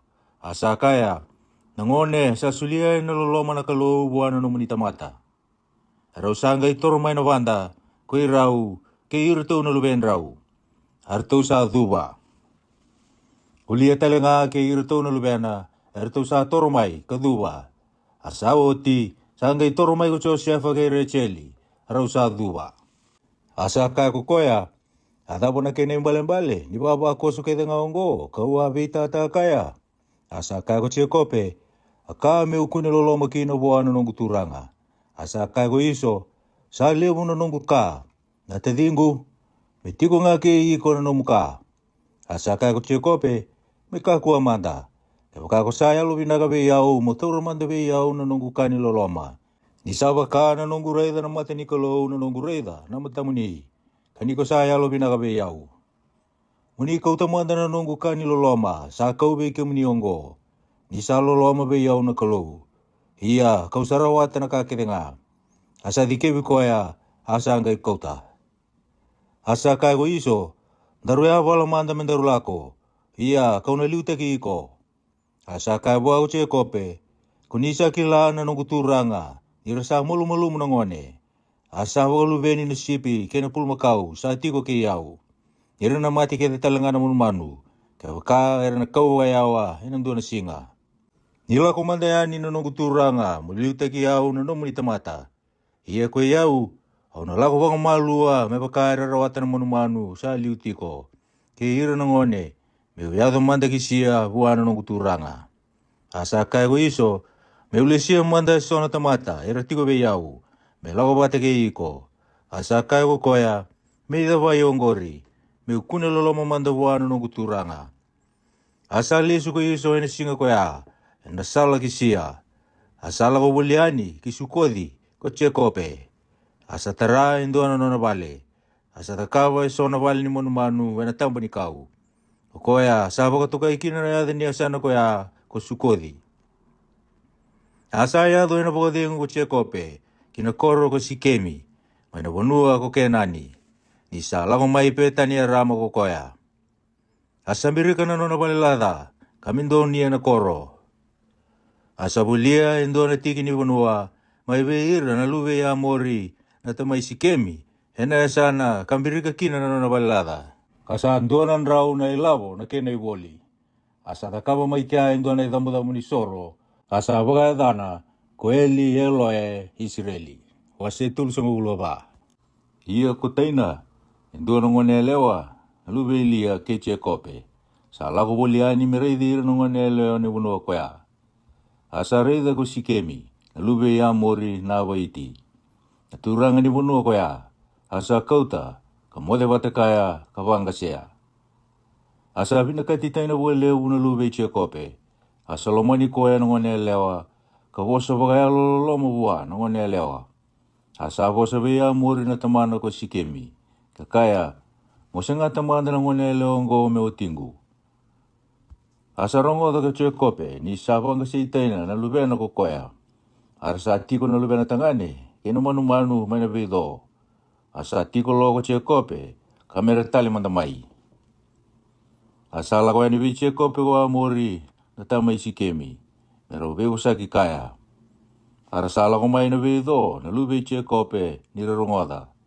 Ara sara rao na tamata, ka dhunru bugalevu, kanisa kita kana kalia ve Israeli ko koya, isa moderna lube che kope, aka sasangan inundonu, medaka. Asabi busaki ki iragawa mori, kakaya, sangutan no muni ngone leona lona na lubengu, au musuti ke muni musuka bua meotina. Ia menda bei musu kita ki ira na lubenda, merawawati. Muni musuka na no muni ngone leo beki mami, kakau tana ni mami ngone leo beki muni.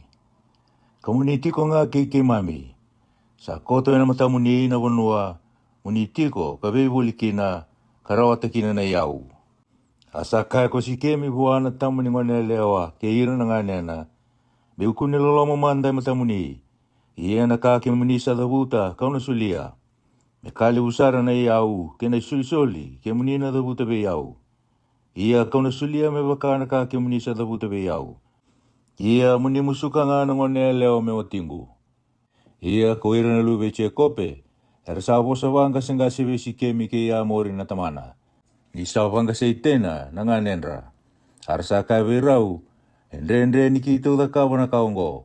Kami musuka na nga ni ki ito kina tamata, sa senga ni dilibi. Ni sa rongo da be ki ito. Ina kanduan nga ongo ki ito na rongo di ki munrau. Ke waka ke muni na wakata ki ito. Kami dili na muni tangani ke denga. Ki ito na ngay musuka na ni ito ngone leo be ki muni. Kakau na muni ngone leo be ki ito. Ki ito na tiko talenga ki muni. Ia anda na dua watanga. Ia ke waka ke muni na sianga ni rongo di ki ito. Muni dili. Ki ito na ngay kau tikoya na ni ito ngone leo kalako. Asabi na kata na non robosa wa amori, ke isi kemi na lube amori. Asa sianga ni bera na dorobou, ni kita ka na kakoya. Kani sari kita ki koya na lube che kope.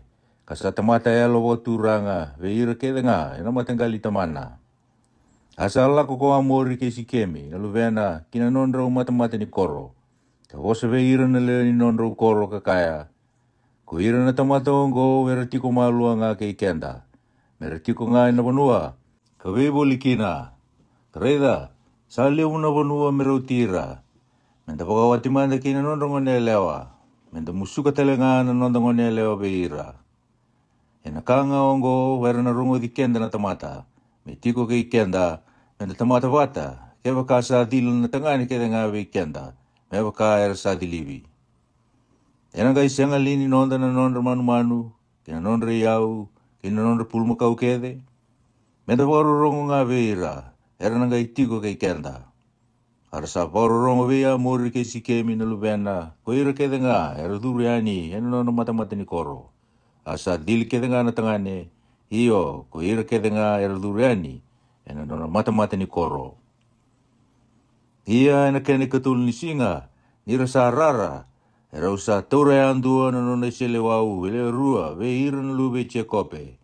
Ko Simeoni ke Livai, ngani teina, arusa lako bondondonu kina koro, ka pamati ira ke dengana tangane. Arusa pamati ya mori ke sikemi, na lubena ina isele wau. Ka kauti teina yani maina vale sikemi, kalako yani. Arusa angai lako mai kina moku, ko ira na lube che kope. Ka toki taka na iau ni koro, nirusa vangasea na nganenra. Arusa kauta na non sipi, kena non pulma kau, kena non rasa, kena kasa tiko na koro, kena kasa tiko mai na were. Kena non re au kedenga, kena non ngone kedenga, kena non re lewa. Era kauta bombula katukia, iyo na ka kedenga sa tiko e vale. Asa kaya ko cheko peki be Simeoni ke Livai, rausa wara te ki au. Nin rausa wamboida te ki au ve ira na leo ni wunua.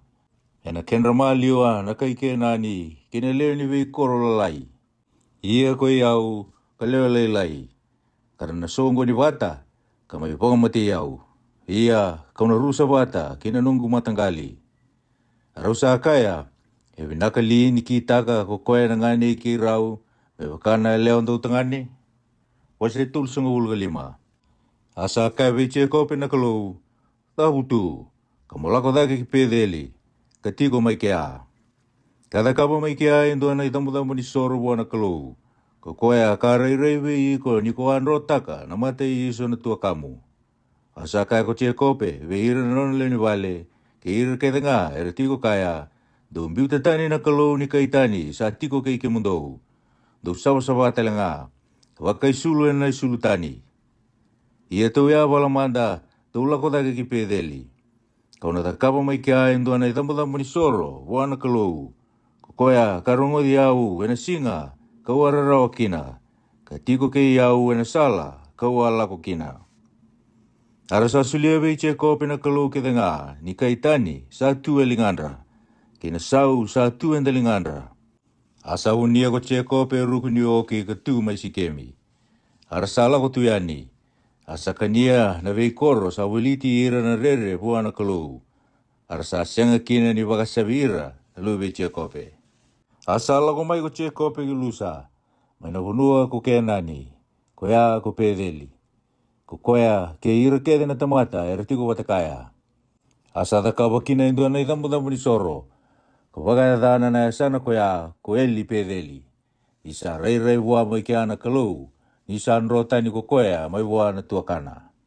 Asa thimbo ko te pora na imei Rebeka. Asa mbulu kira. Kidake ko pedeli.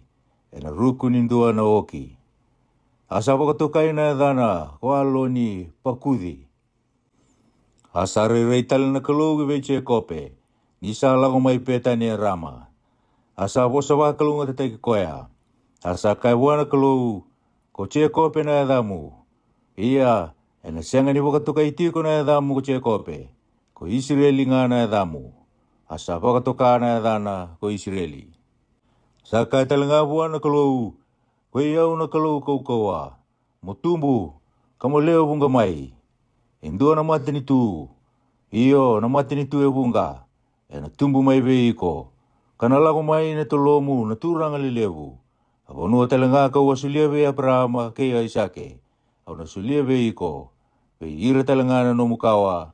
Kau na sulia na bonua ko ya. Asala ko take mai bua na kalou. Mai na tikina ka bosa kina bua. Asa wakandure na nduru ko che kope. E na tikina ka bosa kina bua ko koya. Iyo nduru batu. Asa livia kindelana na imandra lilibiraki. Sa livia telenga kindelana na waiwai. Asa wakatoka ko che kope na adhini asana ka bosa kino buana kalou ko pedeli. Arasala ko tuyani mai pedeli. Arasa ambere tiko ni ado ki e firada. Asa wakasudu gore cheli. Asa rarawa bualevu ni wakasudu. Ia ni sa taratara tiko kararawa bualevu. Sa kai bua ko koya na buni kalou. Kakua ni rere. E nantua tali na lube mutangani ongo. Asa ya do ni sala ko na elona. Kani sa thimbo ko koya. Sa pakaitha ni koya ko peni oni. Ia ko tamana sa pakatoka i koya ko peni chamini. Asa thimbo re cheli ha sambulu na sala ki e firada. Koya ko pedele ema. Asa pakanduria indona nduru che kope. E nona imbulu-mbulu. Koya nanduru ni bulu-bulu re cheli. Kaya thoba na ngonongo. Asala ko tu yani ko Israeli. Kasasibia na bale dedere. Mai eteri. Kambirika kina na nona balada. Asa ya do ni sa tiko ko Israeli. Ena bunua ko ya. Sala ko kurupeni. Kamoderi pila na watina lailai tamana. Asa rongo ko Israeli. Ia ko ira na lube che kope era tangane. Sa le tini karua. Na lube lia. Kurupeni na ulumatu e che kope. Ke Simeoni, ke Livai, ke Juda, ke Esekari, ke Sepuloni. Ia na lube Recheli, ko Josefa, ke Benjamini. Ke na lube Pila, na banda Recheli, ko Tani, ke Nafitalai. Ke na lube Silipa, na banda Elia, ko Kata, ke Aseri. Ko irongo na lube Chekope, sa sudu mai petani e Rama. Asala ko mai ko Chekope ke beya Isake na tamana, mai mamire. Kina koro ya ripa, koya koe pironi. Kandau tiko bulang ikino koya parama ke Isake. Ia na ngauna ya Isake, hindu anandrau ko walu sama bulu na baki. Asa thimba wa Isake, kamatiani. Asa tukiani kiwe ira na kainona. Nisa ngase kabunga na baki. Arau sambuluti koya, na lubena ko iso ke Chekope. Wasi tul sama bulu kawono. Iongo na bimutangali iso, ko koya ko itomi. Sabi watini ko iso, keiro na ngone leo ni kenani. ko eta na luve eloni na iteiti, ki aoli pama na luve yana, na luve sipioni ka lewa na evaiti, ki pasemada na ngane nepe odi, na luve isimeli. Ia ko eta sabak sudumi elifasi, na luve nrau ke iso. Asabak sudumi riuli, ko pasemada, asa sudube aoli pama ko chuchusi, ke chalami, ke kora. Anggo na ngoni tangane iso, sa sudu manabunua ko kenani. Ia ko iso sa kautana otina, ke nalubena tangane, ke nalubena elewa, ke ira kedenga na non leoni vale, ke na nona pulmokau, ke na nona manumanu kedenga, ke na nona iau kedenga, sa rawata ina bunua ko kenani. Asala ko kinandua na bunua, era uvea waki ke che kope na tedina. Nisaru ilewu na non ka, kandendre kina na non tiko bata. Sa senga ni tirau na bunua, era tiko bulang kina. Ena buku ni non manu. Asala ki tiko ko iso, kina ulu ni bunua ko sia. Ko iso, sai koea ko itomi. Hiongo na be matanggali iso, na tamandra na kay itomi. May na ulu ni bunua ko sia. Ongo na edandra na lube iso ertangane. Ko elifasi na lube yata na oti iso. Ko riweli na lube pasimada na oti iso. Ia na lube elifasi ko temani, ko omari, ko sifo, ke katami, ke kinasi erto tangane. Ia ko timina sa otina leilai elifasi na lube iso. Asaba kasudumi ameleki ko koea na lube nrau ke elifasi. Ongo na lube na tangane ko yata na oti iso. Ia ongo na lube riweli erto tangane. Ko neada ke isira, ko sama ke misa. Na tangane ongo na lube pasemada na oti iso. Ia sa sudu ko chiusi ke chalami ke kora na lube iso ke aoli pama na otina. Ia na tinai aoli pama ko yana na lube sipioni. Ongo na turanga be ira na lube iso. Na lube na tangane ho elifasi na ulumutu iso. Ko temani na turanga, ko omari na turanga, ko sifo na turanga, ko kinasi na turanga, ko kora na turanga, ko katami na turanga, ke ameleki erto turanga kede. Ongo na turanga sa tumbu be elifasi ena bonua ko itomi. Ongo na lube yata. Hio ongo na lube riweli, na lube iso. Ko neada na turanga, ko sira na turanga, ko sama na turanga, ko misa erto turanga kede. Ongo na turanga sa tumbu be riweli, ena bonua ko itomi. Ongo na lube pasemada na uti iso. Hio ongo na lube aoli pama na uti iso.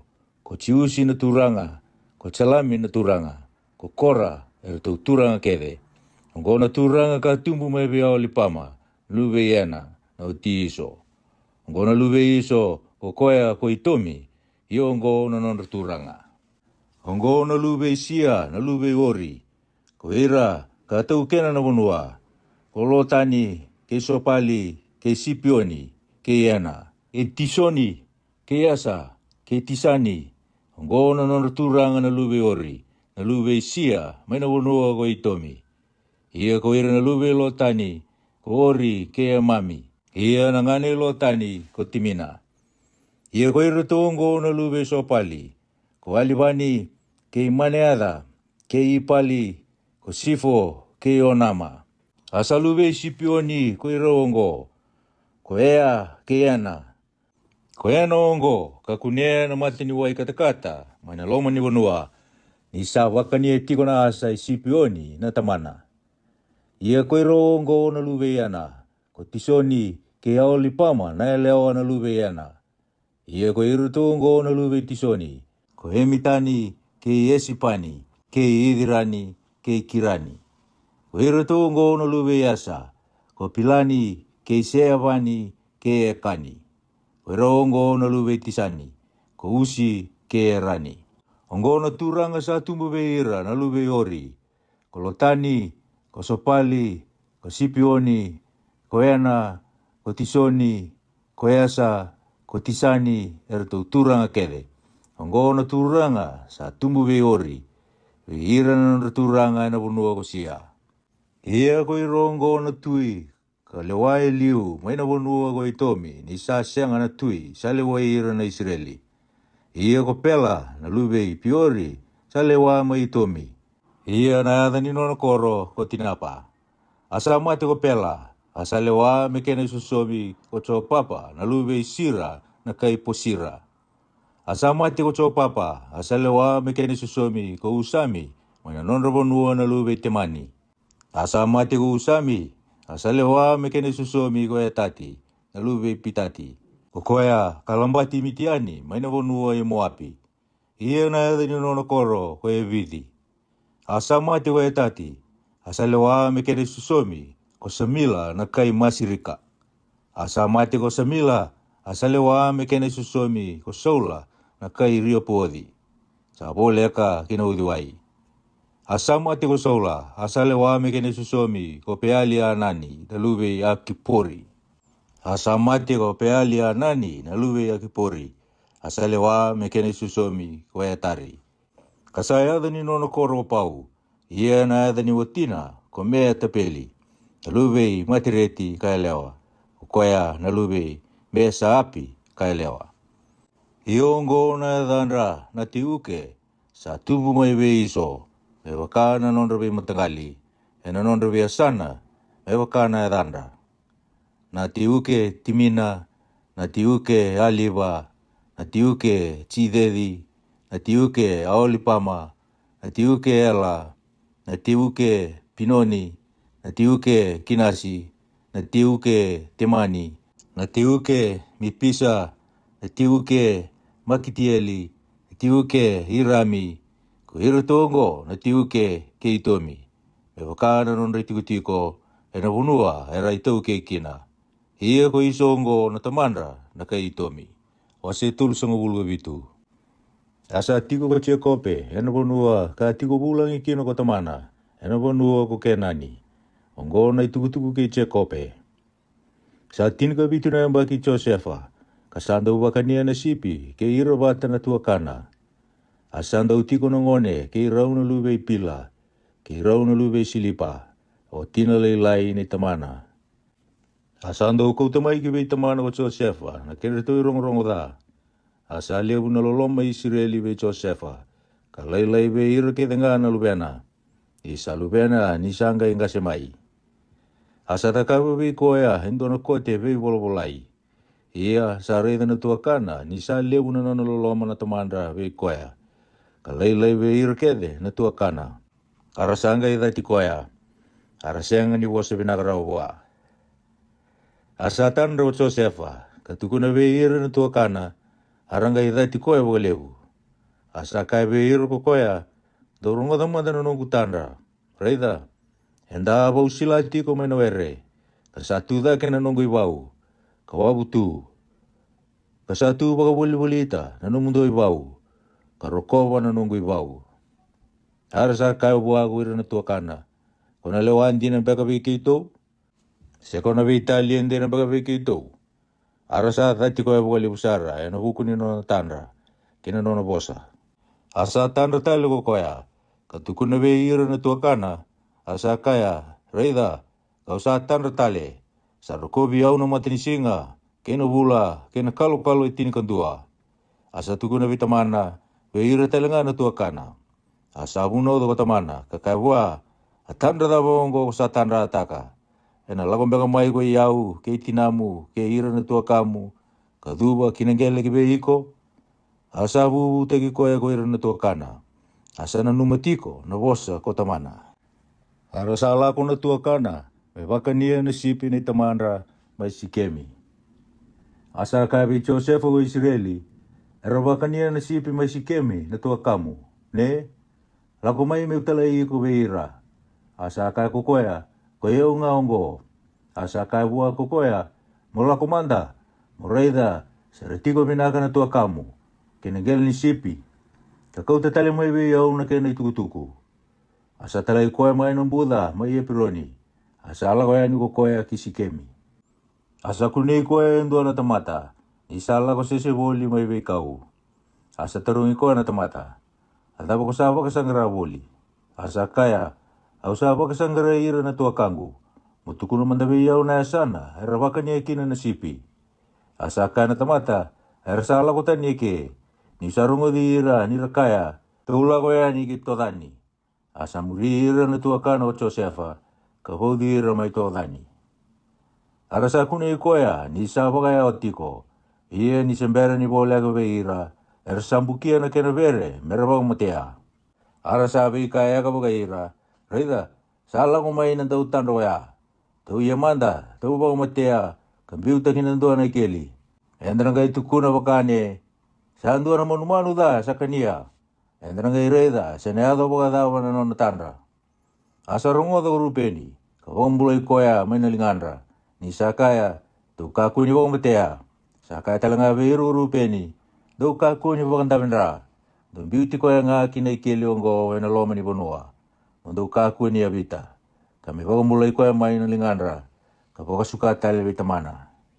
Ia ni sa tandu ko Josefa ve ira na tuakana. Era sa lupa tatani ve Josefa na lono kote ve bolbolai. Sa wako tiki na kokoya. Ara sa kau tikoya kambiu tiki na ikeli. Asa andi na ikeli. Sa senga kina na wai. Ara sa tiko sombu merakana. Ara sa tadake karayani. Karayda sandua na ibaba koso ve ira na lube isimeli. Era sa lako mai kiliati. Kina non rakameli. Era sa kau tana kambo binaka. Kena pami, kena mura, kau te sombu tiko ki chipita. Asa ka ko chuta, ve ira na veite dini. Ada una kena yanga, ke waka inda wako motea na te dinda. Kabu nia na kena nra. Tu ia manda, kabulita ki koe, ke ve ira na lube isimeli. Ia menda kako nia vita, ni sa te dinda, ka leo wata. Arsabi na kata na veite dini. Asa ala ko buliani e sona kaimitiani, nantamata da ube boli. Ara saya bicho Josefa daga mai na ikeli. Karboli tagi koe ve ira na lube isimeli. Sa kene boli, ruasa nga bulu na tigi ni siliwa. Ara sa kauti Josefa ki chipita. Asa lesu ki na ikeli ko rupeni. Karaida sa siang ni tigo na ikeli ko Josefa. Sanga indresulaga na na isulu. Ka lesu ve ira na vite dini kakaya. Sa ayali na ngone. Ie ko iau, kau na lakombeka ki vei. Ara sa kauta na isulu Josefa. Kapag matea endo na luwi ni me. Kalau moda na kote henandra. Arsa pa kasuka na kote vi bulbulai. Kakauta vi tamandra. Arsa kaya. Ito sa kune ongo. Mukila manda sa na kote ni lubemu sesengai. Asa kila ko koya. Kakaya. Kakote ni na lubengu. Sa kani koya endo na manumanuda. Sandi na nga sandre sulaki ko Josefa. Asa andre sulaka no na isulu ko chekope. Kabauda na isulu tanga rotu kina tolona. Katangi daga na lubena bungi bunga. Arata usa ia kede na lubena tangane. Kina lubena leo kede nga. May boga dingui koya. Arsa mbesi ni boga dingui. Asa kaya. Au na lako sombu kimbulu. Kina lubengu ka tangi tiko. Asa tangi tiko ena bukuna kota mana. Arsa bulita ki koya na kaimitiani ki chipita. Kiwi Potifa. Na matini bonua i ferro. Kakapiteni ni walu i watawa. Wasi tulusang bulga walu. Ia enangono koya sa alau sumbutani be ira na beite dini kuchuta. Kala kitiko kenandua na kaya tulama. Dana ko ira. Asa kunia mai kia kuchuta na lubini dua na kaya kenani na elewa. Dana kusua. Asa kau tikoya kala kimode kaya. Asa kuni ko koya. Kapag suduma yung dua na lubina tangani. Ia ko chuta sa bagada ni koya ko eri. Asa kuni talo ko koya kapag sudu mo na lube na tangani. Ia na lewa sa bagada ni koya ko onani. Asa bago sudu tale kasa tangani. Kasa bagada ni koya ko sela. Ia ni sa bago sudu mi koya sa tigo ko chuta may kisipi. Asa kau to ko chuta ndo na lewa me o tieri. Na nona ulu mutua na edana ko tema. Asa tamatada ina mate Jehova ko eri, na ulu mutu e chuta. Asa baka matea ko Jehova. Asa kawe ona ni ko chuta, muduru wana yanda na itua kamu. Kamu weo tini kaya, ka wakutumbura na kawa wana tua kamu. Asa kila ko ona ni nasianga ni nona na kawa. Asa yado ni saduru wana yanda na itua kana. Sanga ilivia kinangele, desulia na kawa wana tua kana. Ia na kasa da kawa ko koya sa dha e na mate Jehova. Arsa baka mate koe talenga. Asa ka ko chuta veitea mana buona. Ngotiko bagayanda nga na vale tamamu. Kami tumbu mando ko siala na lubengu. Isaka ko koya. Di mati talanga ko koya. Me wakate ki rau na tua kana. Asala ko tema katiko na vale tamana. Ia enanduana ngone muri sa mati na lube sua kai lewa. Ko koya na oti chuta. Asa bo dingui ko chuta.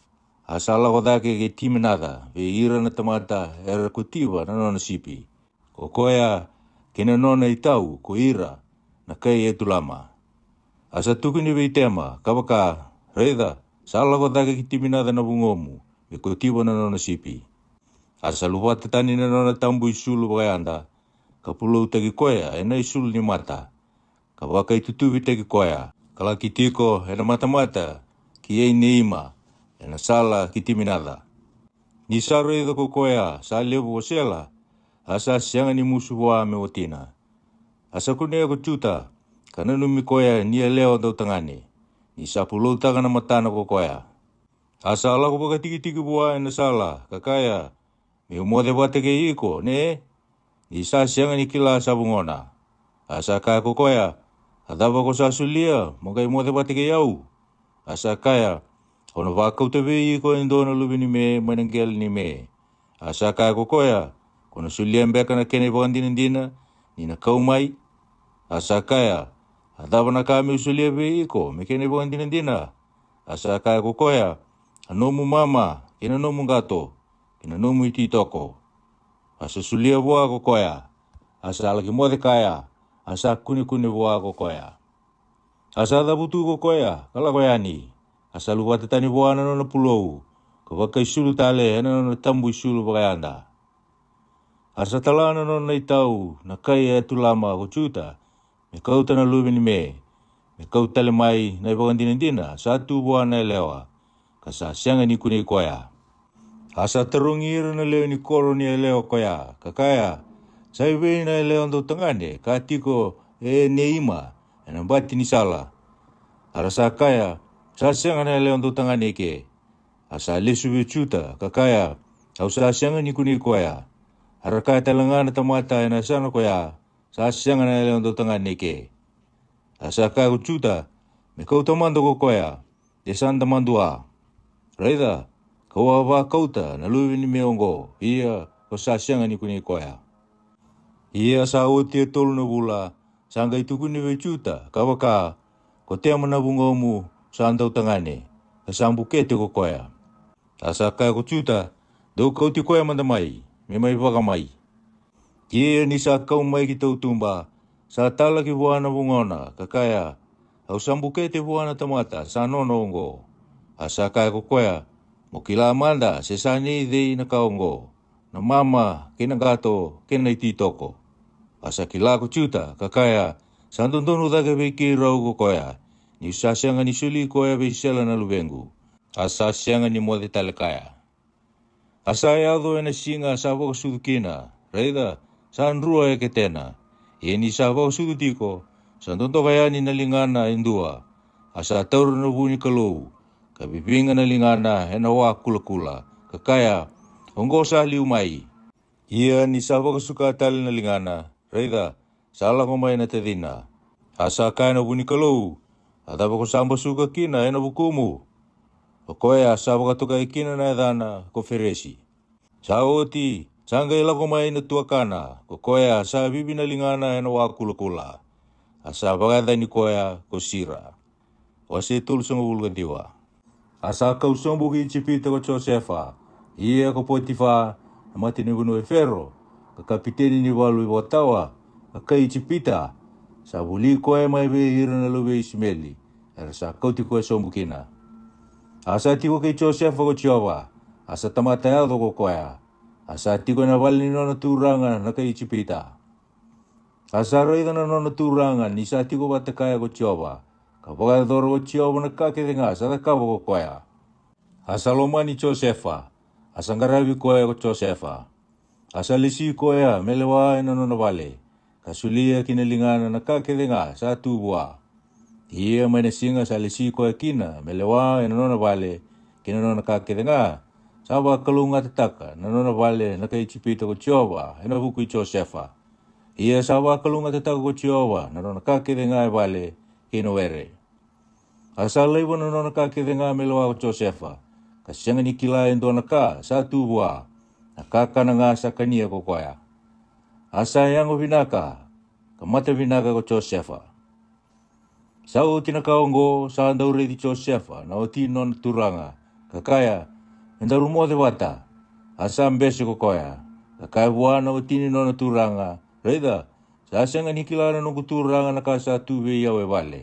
Ka sa sulia mi ulewa na nona kake de nga. Sa senga indua e vale ongo, me leu da ke yau. Asa senga indua na ka, sa mure ita ke yau. O iko ndondo nga, niko sawatina. Ona kai da kabaro kai ve na ka da kai dinongo, kai bola da buana kalu. Ia ni sa ho se tiunga vi Josefa na ve singa ke nga. Sa senga nga ni rungo di koya, ko koya. Me mode watakaya, semero tigo watakaya. Ia sandu na singa, sa duru ke vale ko Josefa me kitaka na no nei tabi. Kasenga ni tigo kina indua be iran le ni vale. Asa tauranga na no nei sulu, kakaya, menda rumo de wata. Asa lewa na no nei sulu kilingana ko Josefa, kandro, ka duru ya ni kitumba. Ie ni sa redo ko koya, sa ambiu te tuwa na no nei sulu, kandro tani, sa angai kadi be iran na no le ni vale. Asa vosa be ira, kakaya, reida, sa kautamai be kenda ko koe endua na ipiriu, me poli le kenda. Sa duru mai be yau me kero mo de watakaya.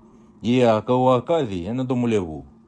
Ia ni sa rongo ko koea, ni wa tambalaga na domongu, kakadi, sa angai lewo be yau na no sulu, kandro, ka duru ya ni kitumba. Asa toro tigo ko koe na no sulu, ka metali mandamai ke vale na no turanga.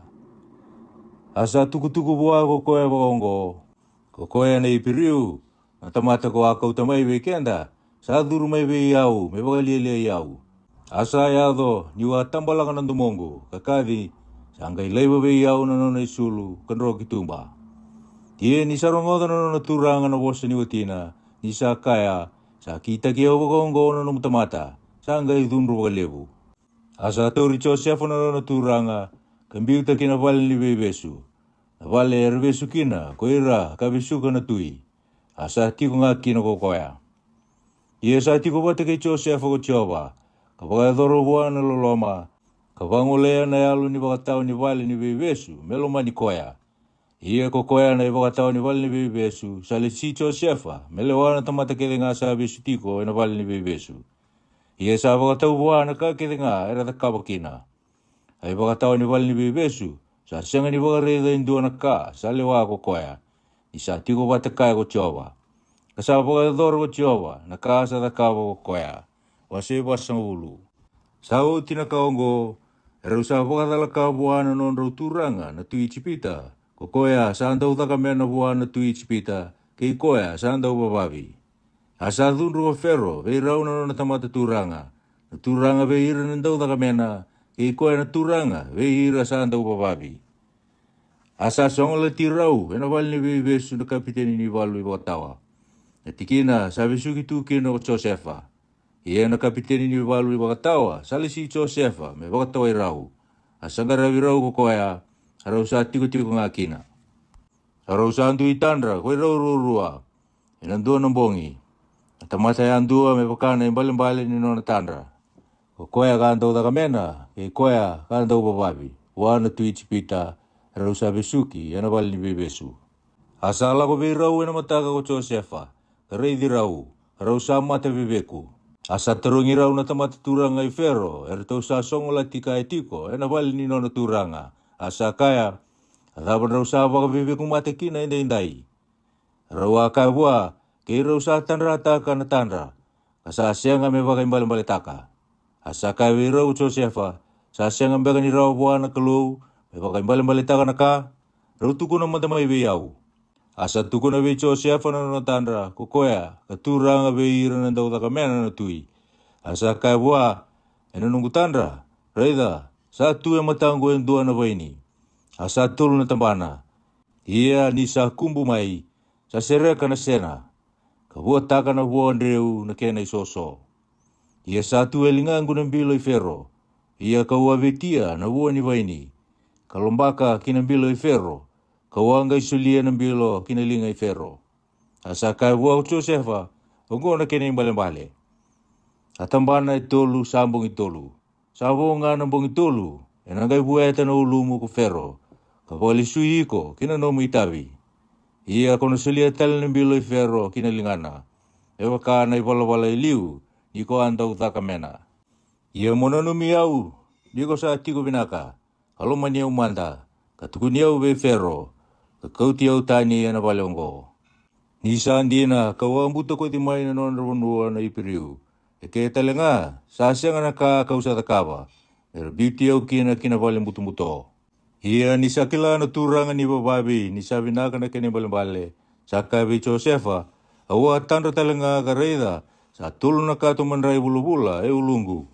Iya nakato sa toka edake sa tu nakakana ketenga sa anda bababi miki Fero. Ara samay kanya na manu-manu buka, may nakato, satu ulunggu. Asa foso Josefa, kakaya, honggo na kinimbalambale. Akato tolu sambong itolu. Sabonga nambong itolu, enangay buwete na ulumu, may ndelamu Fero. Kapoli lidi ko na kau, ara na kanya na luwemu na manu-manu buka. Iya enakinig katulu ni singa ni sudu Fero. Sa takabo koya, hendo na mangiti, be ira kita nga irang koya. Asa buwete na ulo ni turanga, veira, sandaw takamena. Kena ulo ni turanga, veira, sandaw bababi. Asa bakalisuya na turanga, veira, sandaw takamena, kinano na itabi. Asa sulia tala ko kuya ng bilo, kinalingay Fero. Iya sa bakalilita na turanga, veira, sandaw bababi. Ebakasa bakaimbalimbali taga veira o Josefa. Iya na turanga, veira, sandaw takamena na tui. Sa asya nga ninanong Josefa, sa ngwila tabi kuya nga. Wase wasang bulundua. Iya ni sauti binagay ruana baki.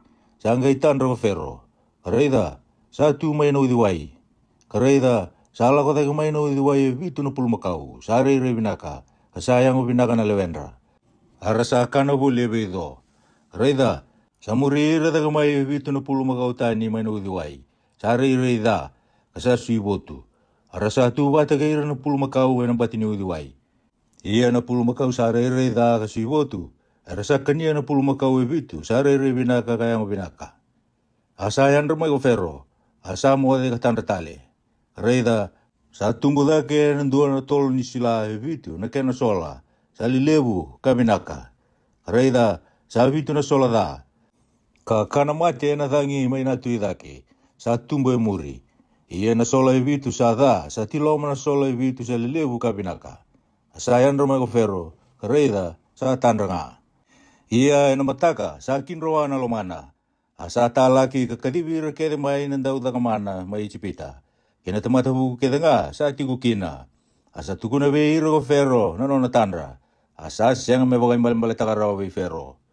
Sanggay bosa Fero ko koya sa turang beiro nandaw da kamena. Kakaya, au sana numay inday na nunggudala. Sa dunro ko Fero beiro na tamata. Kambiuti au meu songolati, ena nona vale, na kapiteni ni valu ibatawa. Koi kirau, kena nona turang na daw bababi. Iya, kerawa tandra taka, endo na tandra, endo na bongi. Koi au, kei koya. Kerawa tandra ya andua, me bakana imbale, ni nona tandra. Asa tiko mai kia endo na dorbo, na ipiriu. Asa ngarawa na kapiteni ni valu ibatawa ko koya. Iya kerawa tukuna boa. Asa bagai imbale taka beki rau na ni rau tandra. Sa bagai imbale taka beki rau ya andua, me baka na ni rau tandra. Iya me baka sa bagai imbale taka beki rau, saya to baka kina.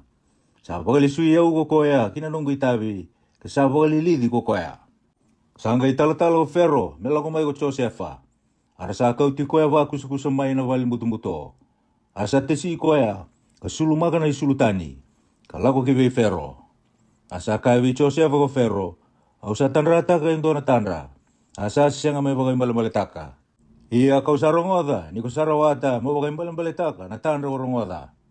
Asa ko sa Fero Josefa, kakaya, sa siya nga biyaw. Iya nakalunga yung ako sa binakabi Fero. Asa kawi Josefa ko Fero, nanonggutan rongo. Kawa tu may nang bati ni widiway.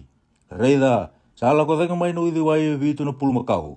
Sayang mo binaka. Rei binaka, arasa kana bolia na bedo. Kareida, vitu na pulu makautani sa muri rada ke mai. Sa sui votu, rei da sara. Kaya lina lewendra. Kau sa siangan ni reda indua sa da wakakina, ena bonua tau doko ko ichipita. Ia na pulu makau sa sui votu, kaya ngoda, sa kania na pulu makau vitu, kaliu mai, sa yang binaka.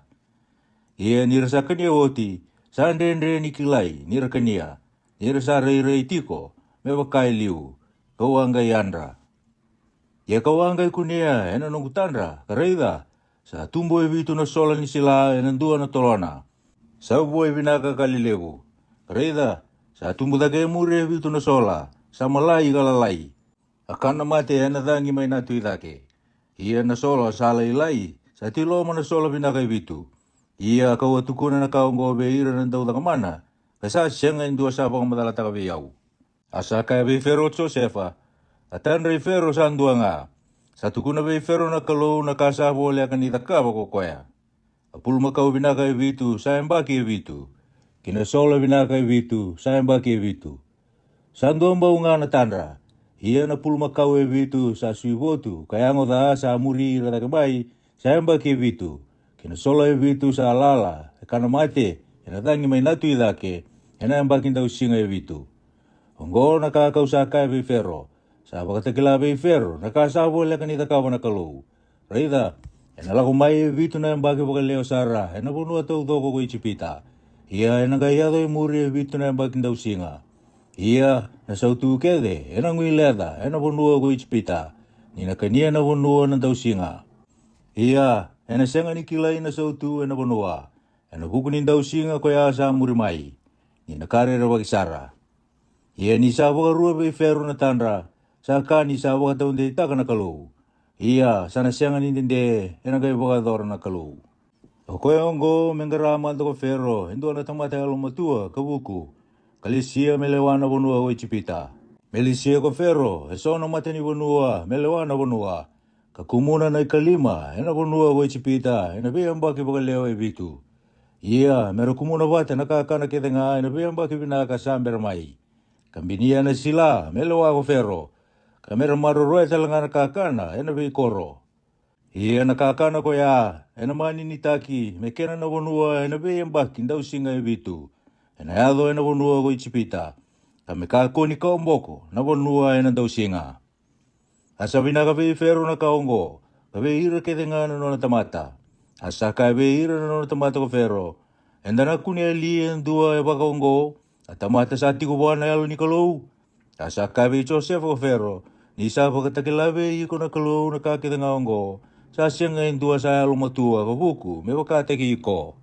Kono turanga ena nungu bale.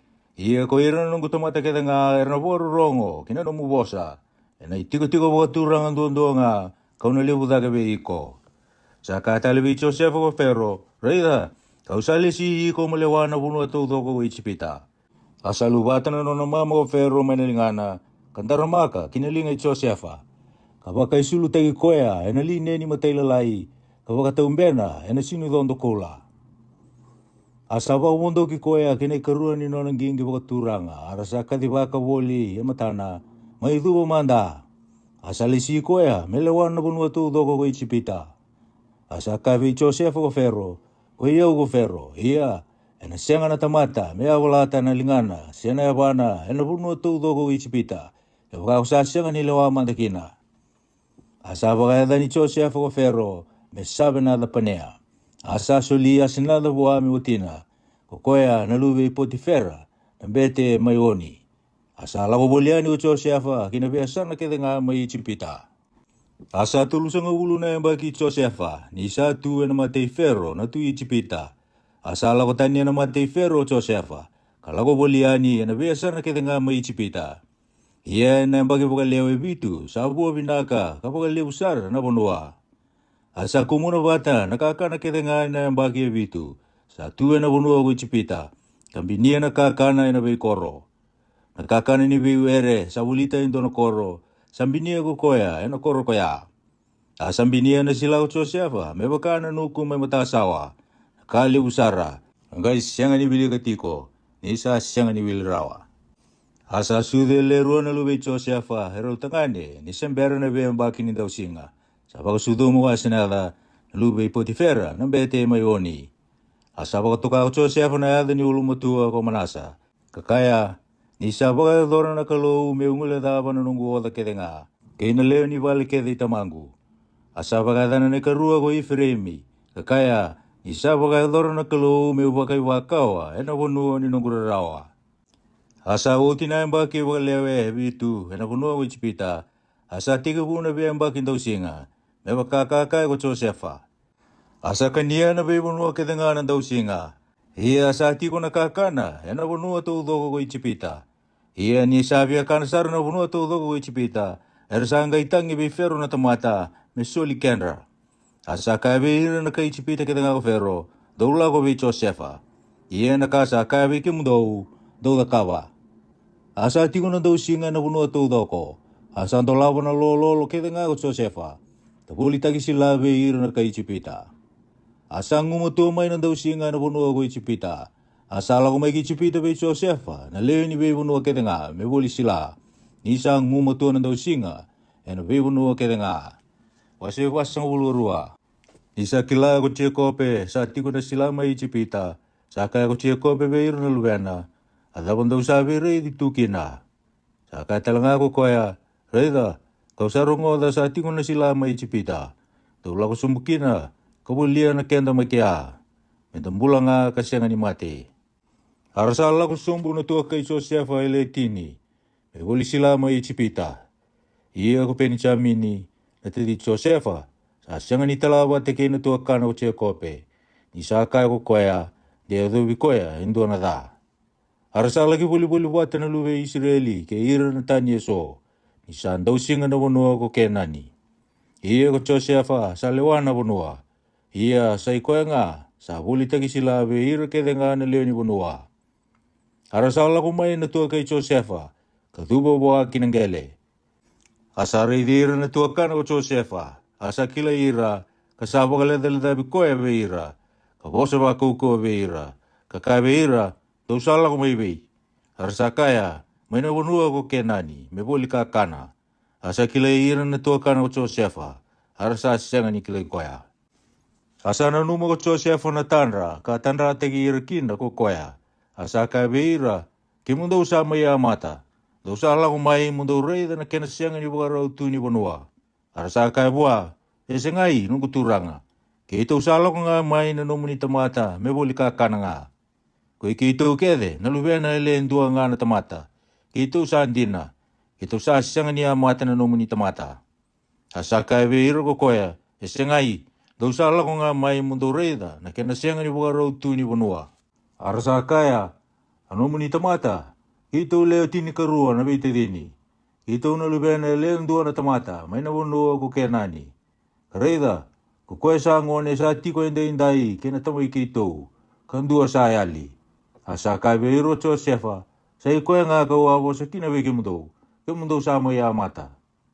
Nakangaong go ene kilay kina. Nano mundo undina. Ewa kasa ambulo wa fero. Nona sianga nila ko tanieke. Kewa kasa sianga nila ko mai kike. Na tadi mundo sa ngone. Dau talaman da indo awike mundo. Me kau tamay na tadi mundo. Ia ko ike mundo. Dau na besu. Me kilay kina. Sendina nano mundo bosa. Se sengai. Ia kewa kaya sengai. Ewa kasa ambulo wa fero. Sangay madala, daw sama ya mata. Asambi di robata, meron ba kataway manda ang bongi tolu. Iyan ang bongi tolu, sangay kabiro Joseph, daw kita ka na kaonggo, daw bulakina, au sarere ba ka na kalo. Ewakan daw sa andina, mendo beki mundo na bete dini, me besu kitiko, vale, daw sa songola tikina. Iya ko ike mundo, daw laki kauta na sila, niran daw singa, nano mundo le ni vale. Iyan daw kau tanga mai beyau na tedi mundo sa ngone. Enang gai pokan dinan dinataki na no mundo bosa. Iyan daw na siya nga ni mati. Arasa kita kabakakina. Arasa vi kaya kabakaira. Enda sa dala baga indina. Ena huku ni tedinda. Inda reida na rarawa ni alona. Isa baka masuti kenda. Iya enda siya nga ni warungo di koya. O koya ongo sa daw wikenda kina na rarawa ongo. Asa bosa beiro rupe ni kakaya. Awa siang ambega ni bosa wiki mundo kakaya. Tu kaku ni takada buwan ngone. Iya ndo siang ni rongoda. Reida sa tarong italanga kina na kenandra. Arasa sianga ni kila ni sama dala be Josefa. Ni sa tigo be ira na tamata sala be bosawa. Asala ko tani be ira ko koya katangi. Asa lesu be ira ka be bosaki ke ira. Asa kauti Simeoni ka be suka e matandra. Asa bagaroto ko Josefa me bagasina iti na nondatanga ina sila. Kami bagasukai na nona ilavo na tamata ya andua kina nona tanga. Kami soli be ira na ibanga ni ngau ni sala. Asa da kaba bagaongo be ira ko koya. Arasa bagabundoka na nona sila kina nona asa. Kalako tani mai kea. Ia endua sa sereka na nona tanga enang bure me bakania na nona asa. Asa kune na nona ilavo. Kareida sa tiko na ngusi ni nona tanga. Asa kai be ira na beite dini. Nunggu ilavo sa bagasukai. Kasa tiko na ngusi ni nunggu tanga. Asa waidala na elondra. Arasa rere bata. Kakaya akada bongo sa takaba weekend na kalu. Arasa lako mai veche kope na tamandra kinabonua ko kenani. Katukuna buah na kakide nga sa edobira. Kakaya kokoya na tamata sa turanga ni bonua. Sa vosa wa koko wikito. Kakaya ni kito sa wakarida wakadana bonua. Ia kito wa kai bua. Kito sa andina. Kito sa sianga ni amata. Koi kito na bitadini helewetini karua. Nalubena na tamay kito. Indua sa ayali. Ia kokoya kangone. Sa tiko inda ike na tamay kito.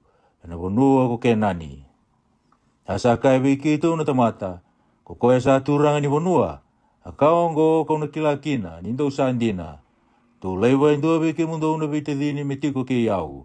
Ia ko ike mundo. To kau ta na kenda na mundo leo ni beivale, herandau singa. To ngai lako. Ia ndau kau tiko ya mai na tedi mundo sa ngone. Au na ngai kila, nindo sa sianga ni amata. Nindo sa andina nga. Au na ngai solia beke mundo na tedi mundo. Ia, dau na ngai mai ndau beivoli na bonua. Ia nirsa bakalalataga na nona tanga. Reida, sa tiko na nona iwololo labo na tamata ya andua, na nona tanga. Ia nirsa reida kay tamandra na iwololo labo, ersa rere. Asa kai beiro che kope na tamandra. Dau sa bagayali we yau na lubengu. Sa yali ko Josefa, kasa yali ko Simeoni. Ia, dau na kau tipeni chami ni talanga. Sa lubuda na lumango na kakede nga ongo. Asa bosa bitamano rupe ni kakaya. Mubang matiraw na lubengu. Kaya makakausasya nga ni kau tiko at talimay be iko. Mulay ba be yaw. Kau na kau tiko at talimay be iko. Asa kaya kukwaya. Ena siya nga nila ko sombo kay kimundo na lubengu. Nisa mati na tuwa kana. Asa bondo-ondo nga kukwaya. Kaya makasaya dobi ko na da inasala ando sala ko kina. Doon ang kayo dora, nararawa, naulungu, sa sika kina imbulumbulo. Wase basang ulo tolo. Asa kaliw mo na daw singa na bonua. Ia nirasakan niya woti na sila hera kau tamay chipita. Sanggay kabe iro ko tamandra, dola ko tale. Ulia bagalilay na kenda kakana. Asa bosa buwa ko chuta, kakaya. Sa bagandinan din na saraway kenda na tamata, kabaka. Daw na siya nga niray na tala na tamangu. Kaya wakasa siya nga nitiko kay mundo na tadi mundo. Kaya wakako na talaba ta kay kito na tadi kito. Kito nang gayla ko sombo, kabulia na kemu. Iya kaya wakako na siya nga nitala, kito na siya nga nila ko sombo. Isa kaya kito na tamata, doon na siya nga niray na tala na tamangu. Kaya wakasa siya nga nitiko kay mundo na tadi mundo. Asa kaya ko Israeli, at abandawa siya nga niluman niya ukina. Indo wa tukuno buah na tamata, saan dua tali na tadi mundo. Arasa kaya, sa tarungi kito mutua na tamata, si kito bagay wey. Kaya ira na kay kito, kakaya, saan bula tikuli na tamamundo, saan dua li na tadi mundo. Iya kito wa tukuno buah, may bakana no nataro. Kito wa kilaba adaba ni na kaya, daw kau tasubumay na tadi mundo. Asa kaya ko chuta wey Israeli na tamana, utalay kiro wata, kinongone. Kito na gaya butu galako. Mendambula kina, kasi nga ni mate, ko'y kito, kay iko, kay ira talaga na nondalalay. Ko'y yaw nga muterongi, anabukuna, kesa ayali. Muterongi yaw anabukuna. Kaya baka kausasya nga ni kau ti kuya talimay be iko. Kapag atura matamu, menggay balit yaw kasi nga ni mundo. Kaya baka kito sa siya nga ni baka bera-bera, ito sa tale waruongo. Asa kabe iro Israeli na tamandra, e wakasanga iba kongo, do da kaba manda na kaongo. Do kauta na numundo tanga sona buata ni bonongo kabi nakatake. Kakauta sombu mekani loloma buana tamata. Indua na pamilailai, kandua na oni lailai, na kambo ibinaka, kina mura, na ibi, kina amondi. Kakauta na ilabo me rauta bagarua, kina ilabo sa kauta le mai, ena ngusi ni numundo tanga, do kauta tale. Desa ia talanga, do kauta talanga na tedi mundo, ka ia, kalako tale buana tamata. Ia na kalau kaua, me bagayadora mundo lumani mai buana tamata. Kami sereki koya, mai tedi mundo kedua, ke ipeni camini. Ia ko iau, ke bakasaya libe iau na lubengu, au sara rawan dinanga. Arasa kauta na kani loloma koya, ko ira na tamata. Arasa kauta na ilabo, merauta bagarua, ke ipeni camini. Kaya, kalau sombuki cipita, katu ena mati Josefa. Ia ni sarai ipeni camini, ke ira toko Josefa. Sa kai buah sa lewana nona bale. Makau tira na tamata ongo ke bale. Kapaka mati manu-manu, kapaka rau. Ira sa paka singalebo bata ke iau ko ira. Asa kita ka na tamata ko ya, me baka kakaya ko Josefa. Asa kau tira na tamata kinabali Josefa. Arasa rere na tamata. Nira sa kau kinabali Josefa. Arasa kaya. Ena buku ni labo. Kau baka sukai liu. Ena nonda tanga. Ena sa kau kina. Membeita ki kenda kina. Katauri kenda. Kau baka bombulo taki kenda. Kena nonda asa. Arasa toro buana tamata kalewana bali Josefa. Arasa bebo sa ki kaya. Mai katu mani bale. Arasa kaya bua. Kemuni na turanga. Kita wala kontino mai liu me boli kakana. Ia ni kita waya do kinando ng bure. Kita usanga isereka na ni ito tanga. Karida, sa tiko na no na ilaw na tamatayan dua. Enong usi na no na tanga. Ia na ni ito ilaw kaya sara. Ia kita usakaw tatali mayonggo.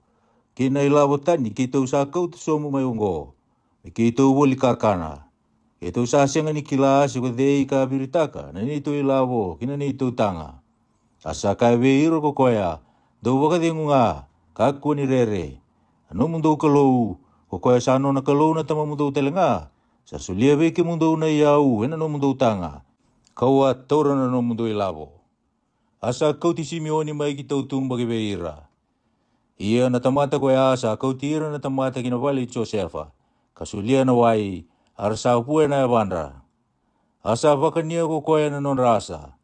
Arsa bagarutakan na kani loloma, kawara ki Josefa, melakumai na singaleu. Nira sarongoda, na kana mai kia. Ia ni sala kumai ki balo Josefa, sa kauta bua na kani loloma, sa tu beira. Arsa tu bua kinangele. Asa turung ira, sera binagatiko. Asa kaya, sa binagatiko na tamamundou, kukoya ng gase, ndoa bosa kina. Sambulatiko sa singai. Arsa kaya, nanumuni tamata, natamay kito sa binakanga, sa ambulatiko, arasa pagoroko kadua.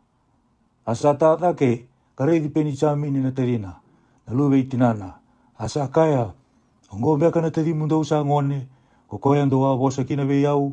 Sa kaya talanga, may aloloma na kaloo gibeiko, nalubengu. Iya saya awal na lona na loloma buwana tadina, kasa kusara ko Josefa. Kasanggarana tikina, metangi kina. Asa duru manononowal ni mode, katangi kina. Sangga itabu na matana, kaduru yani.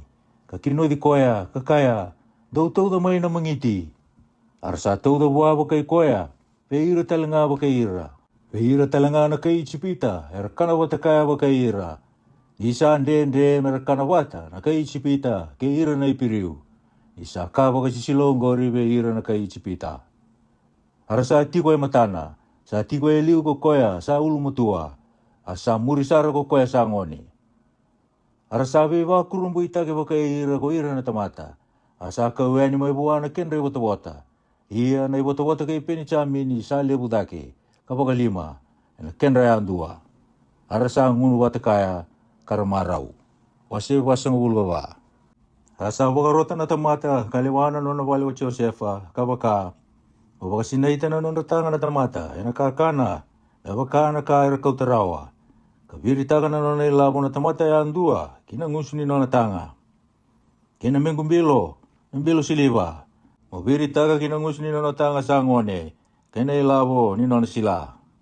Asada kabo kokoya, mebakasaka ya Josefa. Ni sa kinda na mataka, erasa talaya ni na tamata, kina nona rasa. Irasala ko tani, henakoro, kasasya ni bakayawa. Saka ko Josefa buwana tamata, kalewana nona vale. Moia, mumurira na tamata. Ie ni ko sabau dira, mungai kabe ira. Adabang daw sa so makina na binaka enada. Sa sengan bekongo sa ngunu maikina nanong kuturanga. Kenaka sa kilaka kina. Daw sa hadagada enaka daw sa hadakaba. Asa bau dira ko koya. Kawosa tagabe ira na wosongo. Arsaka bua. Adaba sa wosa tagakina nanong kuturanga na wosongo. Meawa sarbe ira na nomunita mata. Mekita ka nakaba kongori. Raida. Nailawo kito wa kunia ya nangusni ni ito tanga. Ito wa kau tatalimai ke beke muni may napunua ko kenani. Ito na kayong buta ko dabagadawa nasiliba sinakola may nawali ni nomni turanga. Kokoya beke ito na nomni tamata sa kunibwa may mati kokoya. Iya ko ito na nonobombula na nung turanga. Asa ka kokoya may pakamandangan na numundo bosa. Kokoya sa kunibwa na nung bombula. Iya ko mundo. Daw na siya nga ni Dala. Arasa ako sarawa, kataw da sombo kinanggele, kuira na tamatay ang duwa na nanatanga. Kasira kaya ang duwa na nanatanga. Asa pa kasanggara ko koya, sa pagkatigabuwa sa anggase, kapag utiyabi ko sa angone. Asa kunin ng bilo, enatang ipinichamini. Arasa andrisuka na non resulu, kapag pundo ka na tamatay ang duwa na nanatanga, kinanasa, kalesu kinakoro. Arasala ko mai ko chuta, kinabiti dini, kinawali Josefa. Isa tiko-tiko nga kino ko koya. Arasal duba kinasoso ay matana. Asa kaibiro Josefa. Tataka-taka bongo daw sa takaba. Daw sa lidawang beka, ni Sara o Rosara kinatamata, sa abakatigiyaw, may kilaka. Asa kaya ko chuta. Ataba kito na kaya buwana nung kuturanga. Ataba may kito po sa taka. Si kito na pakandunui kito po ataba. Sa kunia na kalo na nito dala na namunita mata. Reda, ko ikito sa ano ng buong bulan na nung kuturanga. Ko ikito, ikoya sa kunia buwan na bilo. Asa kaya ko koya, may sarvi yaw miutaka-taka pa ongori. At tamata sa kunia buwan na bilo, ko koya nga na nung buong bula. Iya ko ikimundo, daw lako po kadengo buwan na tamamundo. Sangga itaro po ako tsuta, kakaya, kemunin na nung kuturanga. Yuko sa tamanda na numuni tamata, may uko sa taka indo na bosa, hindi nga muni na nung kuturanga. Iya may kakuniwanga na numuni doon rubeyaw, na numuni tamata, ike muni isawa ka tagi fero. Anong kuturanga, sa tarong ike ito na nung tamata iliw, kapaka, saan duwali na tamamundo, sa natadi mo daw? Iya kito waka, ike muni na nung kuturanga, saan duwa na tamay ike ito, anggase, saan duwa na luberna, nisa anggase, angone nga. Asama tinatuakan na, iya sabon doon nga kokoya na lubay tinana, asalomani koya ko tamana. Iya ko akabi kito na numuni tamata, daw kauti ko asumbu may biyaw, niray di koya na matango. Ikito akabi kimuni na nung kuturanga, endre nila ko tani bay tamana ng one, ninamati ko tamana, kaya kasala ko tani buwa. Kimuni sanggay kabi kito na numuni tamata, kaya pagkasasya nga nila ko sumumay, kikimundo na titimundo sa ngone, daw na siya nga nila tali na matango. Yan ikito wala ko buwan na numuni tamata na tamango, kito sanggay tuko na buwan na numuni bosa, na nung kuturanga. Hasaka na tamay kito, daw la ko tali, uliya pagalilay na kenda. Kito sanggay waka,endre ni kito la ko sombo, kaya waka na la ko kito na tadi kito sa ngone, kito na gay la ko sombo. Ni sa tambo ni kito ray dan matana na tamata. Yawakas asya nga niti ko kay kito na tidi kito sa ngone. Arsaka bay kito na numuni tamata na tamangu. Daw sa kila, ni ka wakasudo mabayaw na batingo, rua. Endua, sa ala ko tani bayaw, kawa kaya. Sa Andres sulagi bagay hindi na kukoya. Iya, kau sa asya nga ni Reda, kaya do pa nangonongo. Iya, kaya wakando ko tataliani bayaw ngo. Asa do bikoya, nada. Doon gaya pa kaya dora na ulungu, sa sika kinay bulumbulu na nararawa. Iya ni usala ko buwan na numuni tamata na tamangu, asa siyang niti ko kay kito ng one. Ani sa po di pata na non rombula. Enayado isa reida sayal nangone. Enang gai timbo ko koya. Iya, ena baka dora kina koi kito na no manita mata na uluna sa sika na no manita mata na tamay kito kina bulu-bulu ena rarawa. Isa yaw na no manita mata sa nataronga na tamangu ena buku ni ngone kasayali. Ni usa kaibwa yaw kakausa siya nga ni kauti ko talamay bei ko munga imbei tagi yaw kina na tamangu kataw mundu. Iyongo me uti ko manda na no manita mata me susomi kay ko na ngone me unomumbo mbula na no kuturanga. Ia melako daga nangone ke hira na tua kana. Ni una lako daga bogada babita mangu. Isa sianga ni tiko ke iau nangone. Deu reida na kada ina do bikoya na tamangu. Wase wasanga ulu lima. Sanga isianga ni kino di koya rao tiko ko chose afa ina matandra era tu watakaya. Asa kadi era lako tani be iau kitumba na tamata kedenga. Asa sianga indu asa tiko watakaya. Isa tuku ni koya ko chose afa be hira na bite dini. Asa tambalaga na tangi ko koya. Ara sarongoda na kay Chipita. Kasarongoda na leuni Valley Ferro. Asa kaya ko Josefa veiro na bitidini. Kuyo ko Josefa. Vela. Sa bulan din na tiko ko tamangu. Ara sa siyang ni wasara buwan na tuakana. Nirsatang kaya matana. Asa kaya veiro na bitidini ko Josefa. Doutoro mantamay biyaw. Ara sa toro buwa. Asa kaya ko koya, kuyo ko Josefa na tedimundou. Ko koya ndo wa bolitaka ki Chipita. Iyongo, ndo ka ko ni rarawa, sebe dundo bi bakai ki mundou. Ndo wa bolitaki yau kike. Isa tare yau na kalau me liutaki ki mundou, me iya na ve bombulai. Isanga yang bagi rua, sandau singa kina na bunua. Asa boe lima na baki. Ena senga kina na lau sena tamu suki sila. Asa tala iau na kalau meuliuta ki mundou. Me maroroi na no mundou kau e burubura. Ka me wakambulai ki mundou, ena vei wakambulai lewu. Iongo, dau sa senga ni tala iau mai kike, na kalau nga. Asa ngisi iau ko koya, meu tamai ferro. Ka meu turanga vei ira ke denga na nona leuni vale. Ka lewa ena bonua tau doko ko i Chipita. Dau kusarawa, kalau kau tak beta manggu, kekabua, sabo sabo kongo ko Josefa na lubemu, sanggi siau na kalau meu turanga mai Chipita tau doko, kalau ko sumumai beyau, muka ku ni bera. Ia kona tiko mai na bonua ko koseni, mo wale ka kina beyau, ko iko keira na lubemu, kena makumbumu, kena no mungel ni sipi, kena no mungel ni pulmakau, kena no muka kedenga. Kau na wakani ko mai kea, te kondraunro bua mai, kena no muleo ni wale, kena no muka kedenga, ni sa boe lima na ambaki ni dau singa.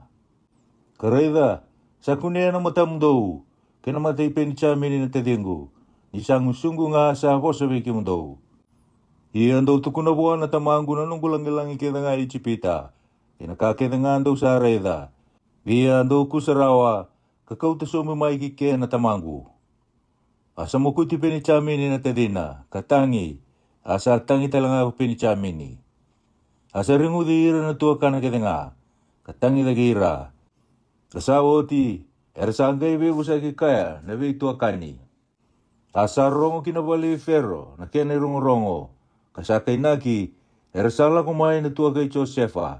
Asa binaka be ferro, kay ira na nona tamata. Asa kay be Josefa ferro, muka beira na kamu, untuk kita kaongo. Tu bawa bondo kana ka, kina no mundo manu, kalaku kina bonua ko kenani. Kakau tiko na tama mundo, kina no mundo le ni be vale, kalaku mai be au.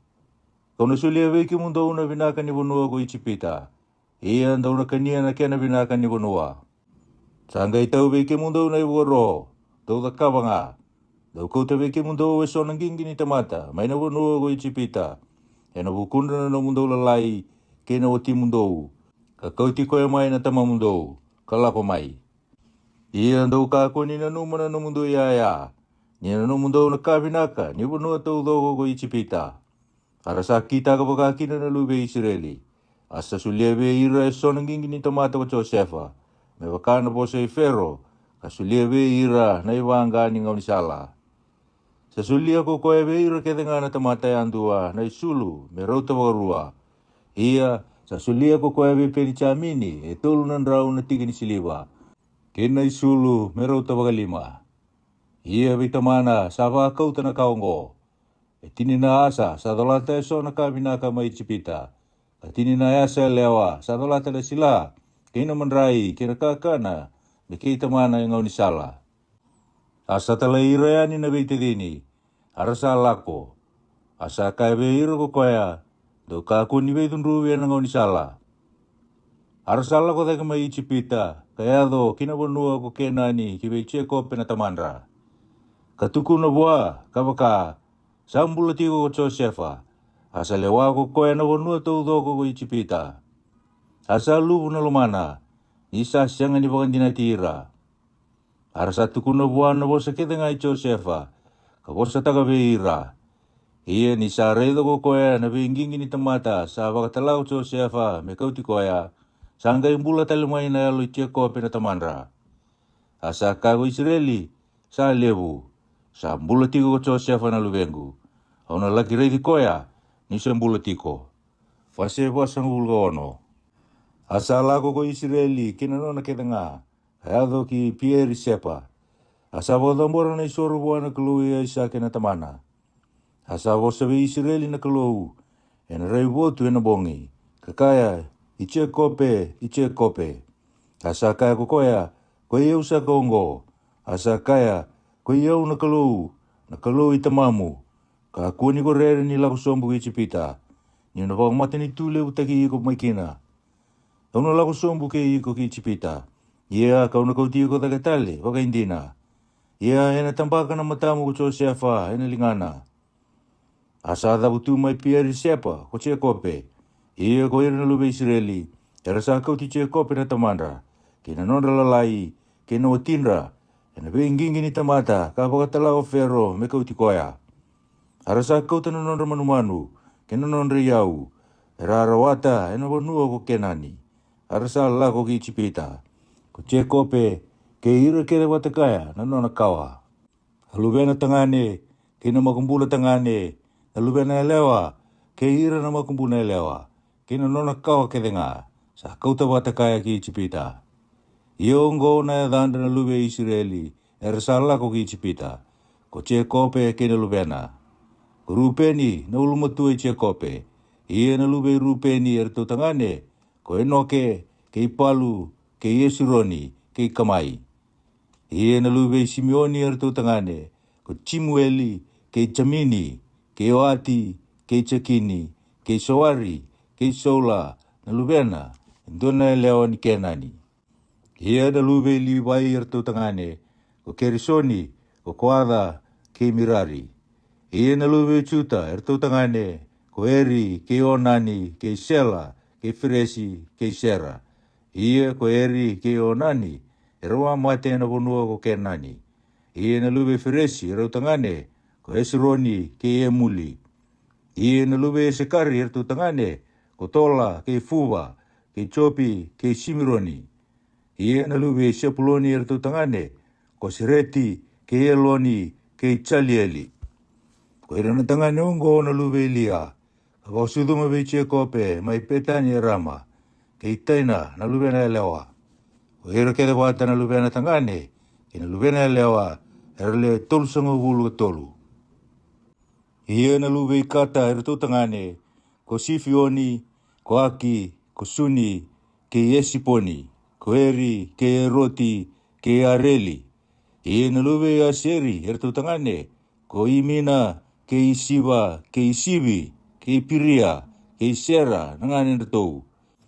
Ia na lube Piria ero tangane, ko Eperi, ke Malikieli. Ko ira na tangane ongo na lube Silipa, ko koya kasulia ko lepani beilia na lube na elewa. Ia ko irongo, saba ko suduma ko koya beiche kope, ero leo tinika ono. Na lube Recheli na utiche kope, ko Josefa ke ipeni chamini. Ia na lube Josefa sa sudu ena vonogo ichipita, ko Manasa ke Efraimi. Ko rau ka ba suduma wasinada na lube Potifera na bete mai oni. Ia na luwe peni chameni ertu tangane, ko pela, kei pekeri, kei asipeli, ko kira, kei neamani, ko ei, kei rosi, ko mupimi, kei upimi, kei ariti. Ko ira na tangane ongo era luwe recheli, ko ira sabo sudume beche kope. Atamata kere nga, era leo tini ka ba. Ia na luwe itani ka tangane, ko usimi. Ia na luwe na fitalai, ertu tangane, o Chasieli, kei Kuni, kei Cheseri, kei Silemi. O ira na tangane ongo na luwe pila. O koea kasulia o lea pani vere cheli na luwe na elewa. Asa pa o sudumi rongo ko koea veiche kope. Ko ira tau kere nga ere leo vitu. Ko ira na tamata kere nga kala ko wate kei che kope ki chipita. Karataka mai bua.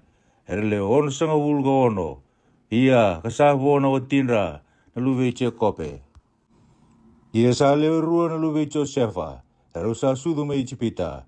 O ira kede na tamata, ena matangali che kope, era lago ki ichipita, era leo vitu sanga bulu. Asa tala ichuta, me liuta ki koe ve Josefa, me kauti koe ki koseni. Arsa eado kinawanua ko koseni. Asa baro takana no nangingi wako turanga ko Josefa, kalago dake me veitava ki ke Israeli na tamana, mai koseni. Asa bagareita ki koe bua, asa mokota nandomona, asa tangi pangandinde kina.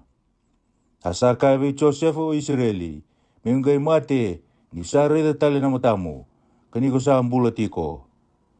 Asa kaiwe Josefu beira na beitidini, kina matanggali tamana, au nalago dake, katukuna bei fero, kakai bua, o ira na beitidini, kina matanggali tamangu, katiko maina wunogo kenani, era sala ko mai beyau.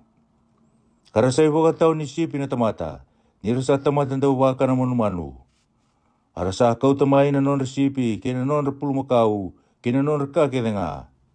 Iya ni sa kadibika mundo ko fero, kabaka, adaban daw sando kitaka, donggay kaya, kito na naman ni tamata, kito sando baka na manu. Nikito wangone, kaya do wanangonongo, ko ikito, ko ira talanganan ni tunggase. Mundau tiko kina, may nawanua ko koseni. Nira sa kapo si sila, veira na kay chipita, na tamata kede nga asa daw baka na sipi. Wase basa nga bulu vitu. Asala ko kotso sefa, katukuna be ferro kakaya. Ko tamangu, keira na veitadini, kena non renggel ni sipi, kena non renggel ni pulmakau, kena non reka kede nga. Sala ko may nawanua ko kenani. Karasati ko may nawanua ko koseni. Asa kau tele lima beira na veitadini, mertautu na matei ferro. Asa kai ko ferro beira to na veitadini, adawon daw sandau kitaka. Arto sa kai be ferro, no monita mata, sandau baka na sipi, ko ikito, ko ira talangana ni tunggase. Arto sa kai talanga be ferro, ito sala kumay mikito tiko bulangi, ena punuongo. Isa siyang na kenra na nito sipi, na no monita mata. Isa kali mo na daw singa, e nakunuha ko kenani. Ia kita usa kere-kere, mi kita tiko manda na numunita mata, e nakunuha ko koseni. Asa kawe Joseph ko fero, era sala ko may beyi ko na tamamu, kena beyi tidini. Sa tiko e matamu nakunuha ko ichipita. E nakunuha vinaka, mabagatikora na tamamu, kena beyi tidini. Mera tiko na sana ko koseni. Ia kawaka ko sa kila, sobe ira, e tamatangu mutua, Molisi iratou, mertolewana nongu manu-manu. Asa kau ti Jacob na tamana ko Josefa, me tu na matei fero. Asa bosawa kalunga te fero Jacob. Asa kabe Jacob ko fero. E vida na yang bagi ni nombula. Asa kabe fero Jacob. Yang bagi ni nongu tiko bulangi boli, sandu na rau ko tulus ang bulu na yang bagi. Sabi na nga, kata na yang bagi ni nongu bula. Asa siang niya to na yang baki ni non rumbula, nanunggung gase, nangauna ni non retigo bulangi. Asa po sa bakalunga titigi ferro siyo kope, kalakutan niya na matay ferro. Iya, sa bakatikoro na tamana, kinabiti din ni ko Josefa, kasulia be ira, meray kei, enabunua ko ichipita. Iyo, enabunua kabinakataki. Enaya sana, kuramisese, may bakaka bakaroto ko ferro. Asawa kanya na tamana, kinabiti dini, kinamatanggali kita nga itamana, ko Josefa. E nakakana me rautana no rewu sa andua. Asa senga nakakana e na bunua tu doko koya. Ni sakali usara na dau singa. Asa mulmulumu na bunua ko ichipita ke na bunua ko kenani. E na huku ni dau singa.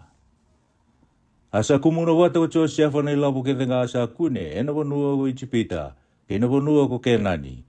Na kena isau ni sila herabulia. Asa kau tana ilapu ko cho siafa kina bali fero. Ia ni sauti na ilapu e na bunua ko ichipita. Kena bunua ko kenani.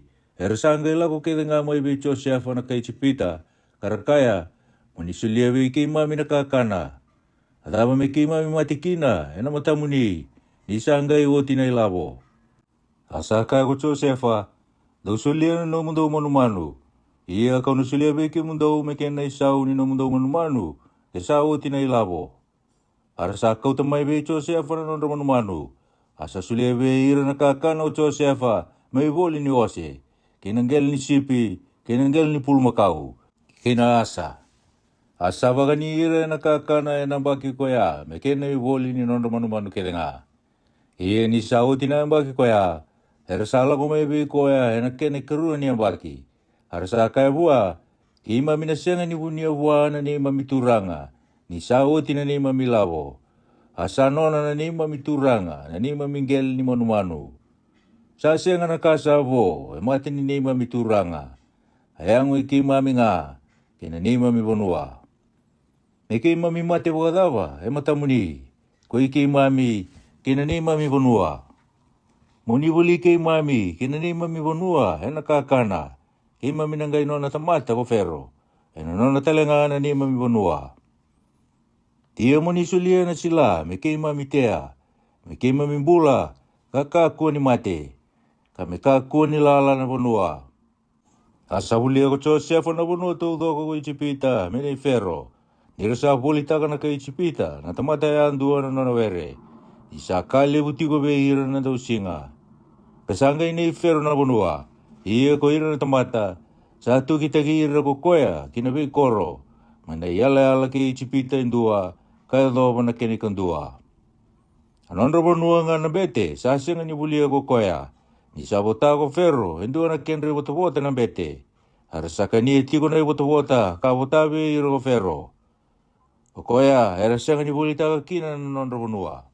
Asa kai be ira na tamato Josefa. Reida, au sa buli ke mundo indai, kena no mundo bonua, mene fero. Reida, au sa sulia be ke mundo na sila metei. Dona te kina na bonua. Ia ni sabua, dona sulia na kena ikalima be fero. Ia, ena no mundo e ba. Metei kina na be were. Me ke mundo ka kana talenga, kena kendra na no mundo le ni be wale. Kina kendra na no mundo lalai. Arasa kaya, kuni sangga ipo kumbulai ke mami. Me ke mami kuni lolo mamanda, e mati ni nei mami turanga. Ke mami nanggai tamata i fero. Asa baka turongo ko Josefa, me kena ilisi tiko, e na bonua ko ichipita. Kaya doba nangonongo, kami nei fero, na kene kalima. Ia na nondra bonua nga na bete, sa sianga niado, me nei fero. Asa tiko ko Israeli e na bonua ko ichipita. E na sana ko koseni. Arasa itau ke ikina, karatumbu, kalewung kasaramai. Asa mbula ko Chekope, kaya mbaki tini ka bitu, e na bonua ko ichipita. Ia na mbaki kedenga sa mbula kina ko Chekope, sa anduran rau ko basa nga bulu bitu na mbaki. Asa turmai na ngauna, memati kina ko Israeli. Asa kadibi Josefa na lubena. Asa kaya buah, Yau kakau saku ni loloma yang matamu. Mundar mo kamanda na lingamu, kiruku ni sangagu. Kamu taka bagaya loloma, kabagaya lundina be yau. Muka aku amanda ni mbuluti yau e ichipita. Ia ni usamo de bata ke ira no gungase. Muka uti yau tani e ichipita. Kambuluti yau na nonre mbulumbulu. Asa kaya kokoya, au nadakaba me bakana no mubosa. Asa kaya kokoya, mumbumbulu ikina be yau. Asa bumbulu ikina bua. Asa tubo ko Israeli ena ulu ni mode. Wase basa ngulu kawalu. Sa oti na kaongo. Sa kaina ki be Josefa. Reida. Sa tawi mati ko tamamu. Asa kau tabata kaina lubena tangani rurua. Komanasa ke Efremi. Asa tukuni be Chekope kabaka. Reida. Sa lako mai vei ko Joseph na lubemu. Asa wa ko te ki koe ko Israeli. Ka sa nduri da ke no ne mode. Asa ka vi Joseph ko che kope. Na kalau ko a sa rei vei au mai lusa. Mai na vonua ko Kenani. Asa wo sa wa kalunga te taki au. Asa ka vei au reida. Ona ko tumura na no mukawa. Ka baka leo bunga taki iko. Ka baka tumburi iko mamatini tu e bunga. Kau na sulia telenga na vunuongo veira na no mukawa. Mera tau kia na katau mundu. Ia na lube mutangani ruongo. Era wa sudo e liu e na vunuongo i chipita. I sembere ni lako mai ve iko ki i chipita. Era usa nongu. Ko Ifremi kei Manasa. Me wakata ki Rupeni kei Simeoni. Era una nongu. Ia na lubemu era na sudo e muri. Era na nomu. Era na waka tukai, hena yada ni tua kanra, hena bonua era tau kena. Ia ko iau, ni wala ko mai petani, sa mati tikingu e ngoni sala ware cheli, hena bonua ko kenani. Ni sabo tiko na sala, me ado ki e firada. Ia ka wambulu ta mai kia, mai na sala ki e firada, ko ia ko pedili ema. Asa rei di rau na lubi Joseph ko Israeli, asa kaya, ko dei ko irau ongo. Asa ka vitamana o Joseph, erau saluvengu, sa sulia veiau na kalau eke. Asa ka kokoya, mo kau tirau manda mai ki veiau, me upo sa wakalunga te takirau. Asa rai bukadana mate Israeli ni sa angase, sa asyang ni rai binarawa. Arau sa kau boleh ka buah, asa ringu dirau kokoya, kamu ko tirau. Asa ka vei Joseph o Israeli, awa asyang ni nanuma, me urai dana matamu. Ia, sa baka katalengana no mukawa veiau na kalau. Asa kau tirau ko Joseph mai na malio ninduruna. Asa baka dubana matana kinanggele. Asa tumberi rau ko Joseph. Ko Ifremi enalinganay matau mendonuya nalingay mawi Israeli. Kay Manasa enalinganay mawi mendonuya nalingay matau Israeli. Kakau to boleh ka buah. Asa ndondo ka nalinganay matau ko Israeli. Katambakan na ulo Ifremi. Koya ka ngone. Kinalinganay mawi kinauli Manasa. Ia sa kita gongo ni sa kila. Kanisa ulo matua ko Manasa. Asa ko sa wakalunga te teki Joseph kakaya. Nakalou. Koya era undau lako boli matana na tamangu. Koya parama kaya Isake. Nakalou ka wakani yau niwa ngone kaya doba na singongo. Engelose ka wakambula yau menadake tenga. Me wakalunga te teki rau na ngone. Ia me toka vei rau na edangu, kena edan rau na tamangu, ko e parama ke Isake, me rau tumbu talenga, me rau leo pungasara e gurugura. Ia ni sare do Joseph sa tambaga na ulu e Feremi, ena linga na matau, sa sianga ni binakata, asa laveta na linga itamana, me kauta mai na ulu e Feremi, ina ulu e Manasa. Asa kavi tamana o Joseph, me kakua ni wakakoya, na tamangu, isa ulu matua ko koyongo. O tambaga na ulu na inilinga may matau. Asambe sa ko tamana, kakaya, au kila, na luvengu, au kila. Anayata talenga ko koya me abusa, kadalibu talenga ko koya. Iya sandi na inalibu dake buwana tadina. Dinayado na nakawa, me matini tuwe bunga. Asa bosa wakalunga tetekirau ni singa koya, kakaya, enadabuti ke mundau ya andua ko ira na Israeli, nira iya na bosa, ni bewa kalunga tataki. Arana kaya, engisi ko na kalou, mutoto bata ke Ifremi, kabakata ke Manasa. Asa dabuti Ifremi ko koya miliu, kami muri ko Manasa. Asa kabe Joseph ko Israeli, reida, kau na mate, iya na kalou ena tiko ke mundau, kakau tike mundau tale, kina nonronua na mundau ngase. Ia ko iau, kau sasulia endua na tiki ni bonua veiko. Ileu dake, ena nondra na veite dini. Kau arawata mai buana muraiti. Ena nongu isele wau, kina nongu ndakai. Wase wasang bulga diwa. Asa kadibi ira na lumena tangane ko che kope. Kakaya, dausongo ni wata. Betukuna veike mundou na kaya na adobi ke mundou, ena ngau na mai muri. Dausongo ni wata mai. Kawarorongo, ke mundou na lube che kope. Ia andorongo di Israeli na tama mundou. Irupeni, ko iko na nongo ulu matua. Na nongo nganga, Kena whakatigawu ni nongu kaukawa. Sa ua sibi hena wakaturanga. Ka ua sibi hena kaukawa. Sa sianga ni taro bi wakano ai. Ka kona sianga ni ua sibi dake. Hena huku ni kua andavo hena mode i tamamu. Kua angai wakasisila taka. Sanda woro ko koe na nongu indavandavo. E rauwe te dini ko Simeoni kei Livai. Ae rangi ni ravu na non rau isele wau. Na longu mo kakua ni mbose wate kei rau. Me kakua ni tiko wate kei na non rau songo na nongu langi. Ni rau awa kamatea na tamata e na non rau dhunru. Ka tula rua taka na pulu makau e na non rau lamanga.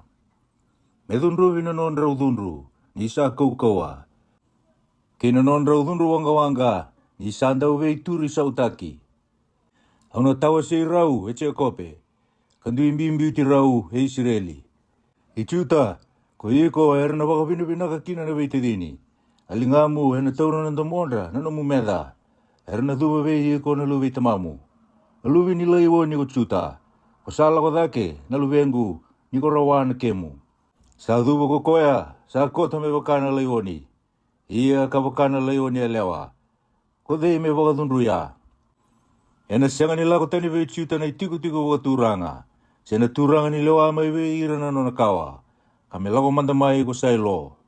Ko koya, era na tali rawa kina na wei matangali. Ena no kata ko koya na nona asa kina waini. Ena nona luwi ni asa kina waini talei. Ena sabana nona itutubi, ena waini. Kina nona isulu, ena ndrai ni waini.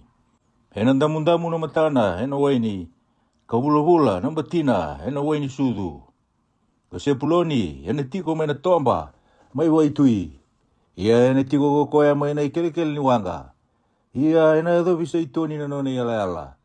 Ko isekari, na asa kaukawa. Sa koto sombo ena madhao ni mbai ni sipi. Asa kunea ko koya, ni sabi naka na idengu. Ni saka me mara utaki na bonua.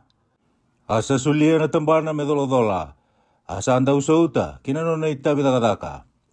Ko tani, ena lewa ira na nona tamata. Me wakain dua we ira na matangali Israeli. Ko tani, ena dua na ngata, ena bati ni sala. Angata ndau kata, ena bati ni salatu. Sakatia na buku ni awa ni ose. Asa lutu kina kira ko koya sa bondoka. Au sa wara kana bula mai wiki muni Jehova. Ko kata, ena ngumatua mandabuan dua na matei walu. Ye muri, ena ngumatua ko koya. Ko aseri, ena uro na mangiti mai nona na bonua. Ena buata katalanga ko koya na kakana binaka pakaturanga. Ko na fitalai, sa me kila katasere. Sa tukuna ko koya na bosa, me mara utaki. Ko Josefa, sa tamba ni kaunda ubua. Iyo, na tamba ni kaunda ubua, ena bati ni mati ni wai. Sa salapo na dala ni bai batu na tambana. Arasanda ubakararawa teki koya, na dau babana. Kapana, arasa ngai koya. Iya sa koko tiko nga na nona takai. Asa wa koko taki na tamba ni lingana. Ena lingana na koko e Chekope. Sa bumai kina na ibakatawa, na hulu batu Israeli. Iyo may nakalo itamamu, kokoya ena buke iko. Kokoya sa koko talanga, kana wakalunga tataki iko. Ena kanibe wakalunga tataki, may lo malangya dake. Kena kanibe wakalunga tataki, may na wonu ati tombo era. Kena kanibe wakalunga tataki ni sudu, kena kete. Na wosa ni be wakalunga tataki tamamu, sa lewu dake ena kanibe wakalunga tataki ni nongungase. Kaya dobo na be ulu ni bonua, sianga ni otirawa. Ena tauda na ulu i Josefa. Kena burandela i koya, kata wasi mai be ira na tuakana. Kupeni jamini, ena daukata, me wakana olifa. Ena kania, ena mataka na kena, sarawa. Ana bota ena kavi na itoki. Ko ira keda nga ongo na matangali Israeli, hetini karua. Iyo ongo na kasabo sa tagabe ira ko tamandra. Isabo sa wakalunga tatagira. Sabo sa wakalunga tatagira yan dua, me wakana kaira dui kalunga tekina. Asaba karoti ira, kakabe ira. Ausana toki hani kibe ira na kainongu. Dombuluti au ke ira na tamangu, ena karabatu. Mena tiki ni bonua ni Efironi na ite. Ena karabatu, ena tiki ni bonua kumakipila. Sandonu imamire. Mena bonua kukenani. Koya sabulia koya parama. Kena tiki ni vanua, vei fironi na iti. Menona vanua ni bulumbulu. Herambulu tia parama kina, kei sera na watina. Herambulu tia isaki kina, kei repeka na watina. Kawambulu tilia talenga kina. Tiki ni vanua koya, kena garavatu sa tu kina, sa voli mai ve hira na iti. Ie ni sa vagarutiro tina lubena kutsia kope. Sa lukia dhagana wana kina mode. Kathimbayani, asa tu kiani ve hira na kainona. Wase lima sangavulu, sa uti talangani wase, na iwakatigavu, mateni bola, na bola tambu makawa. Asa mokota na tamana ko Josefa, katangi daka, karinguda. Asa wakarutira na nona tamata, erahuni wai ko Josefa. Pero wakasusonga na tamana, enakambo binaka. Arasa wakasusongi Israeli gwere na huni wai. Asa woti na kena bongi wasa ngavulu, ni sanda wakakina, na nona bongi. Era wakasusongi enakambo binaka. Arasa tangi daki koya, na kai ichipita, kambongi bitu sangavulu. Ia ni sa woti na bongi, era tangi daki koya kina. Sanga iwaso ko Josefa ve irina leoni vali ferro. Kakaya, ke wakanda usalomani au, do wasa manda ve ferro. Kawaka, sa wakambumbulu itaki au na tamangu. Kawaka, reida, kau na mate. Bumbuluti au ena nongu imbulumbulu, kau akilia me nongu, ena vanua mai kenani. Ongo me ulako daki kina, me mbulu ti tamangu, kau nele sutele mai. Asaka ko ferro, mulako dake, kambulu ti tamamu. Mewa ka wakambumbulu itaki ko kina. Asala ko dake ko Josefa, me mbulu ti tamana. Arasala ko watakaya, na tamata kede ngai ferro. Nangase heno na vale, ke ira kede nga nangase, ena vanua ko ichipita. Ke ira kede na leoni vali Josefa, ke ira na veitadini, ke na leoni vali tamana. Anondra lalai nga, ke na nondra gel ni sipi, ke na nondra gel ni pulmakau, erasa biuta levi ena vanua ko koseni. Arasala ko dake kaya ng gingi ni tamata, ke ira sabon do ose. Asandu ana ibaba kosuli usara. Arasa do na rara ni butura kisila, kani atati, may taikan dua ni choritani. Arasa tangi may kina, ena tangi lewu, karara osara. Asa lewa ko koya membongi bitu, nanon tangi daki tamana. Iya ni rasa reida ko ira na lewi ni banua. Nakaikenani, natangi may narara ni butura kisila, kani atati. Ersa kaya, ongo sandu nanon tangi rarawan na kay chipita. O koya, sabo ka to kay kina na dana, koya peli misreimi. Koya may taikan dua may choritani. Arasa kita ka buwa ko ira na lubena, may wakakabagarote be ira ko koya. Arasa kau takina banua ko kenani, kambuluta ng garawatu, enatikin ni banua ko magipila. Sandono imamire, kabulia ko ya parama, kenatikin ni banua, menona yung bulumbulu, be fironi na itaiti. Iyan ni sambulu ti tamana, sa lesu ki chipita ko Josefa, ko koya, ke ira na beitadini, ke ira kede nga, eralako da kaya kinabimbulu.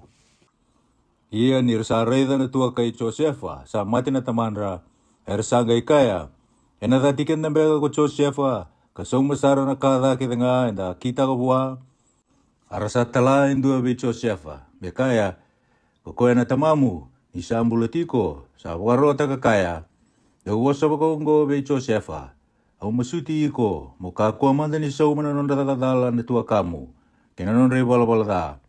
Ira takada be iko, iya kito sangay masuti iko, mukakuwa ni sau mananito takadala na tamata, ni kalo itamamu. Asatang iko Josefa, nirasa bosa buwa. Arsa ko talanga na tua kana, kaduba buwa. Arsa kaya, reida, kui kito nanomuni tamata. Asa kaya be iro Josefa, do ka kuani rere, ko ia uli na kalou. Ia ko ikimundou, do na numa bagadabi au. Ia sana kita na binaga na kalou. Kami bagadora na biwa kumbulay ni tamata, ilewe bunga me bakain dai. Ia do ka kuani rere, ko ia u, kau na baka ni ikimundou, ke ira na numundou lalai. Asa bagatingo ira, kau asa bagaloloma be ira. Asa tiko nga mo ichipito Josefa, kinumatanggali tamana. Asa ambulo ko Josefa, kanduran raw, kamanitini na baki. Asa reida na kau ifremi ko Josefa, kaya daw na ikatulong ni tamata-mata. Alubay mekiri talanga, alubay manasa, sa susunga ko Josefa. Asa kabe ir na bete din ko Josefa. Ko yau kau sa mate. Ia na kalau ena telebi ke mundo ga indina. Ka kau tike mundo da tani na bunuongo kina bunua sa bumbulu ikina ko koebe Abrahama ke Isake ke Jacobe. Asa ba bumbulu itagi ir na lube Israel ko Josefa. Kakaya era telebi ke mundo ba ka indina na kalau. Ia ando kau tatakatane ke na swingu. Asa dimba ko Josefa. Ni sandunan raw ko tinin na nunay baki. Harasapa ka susonga, e nakamo binaka. Kawakotora, e loma nindu anakato, may ichipita. Emeni.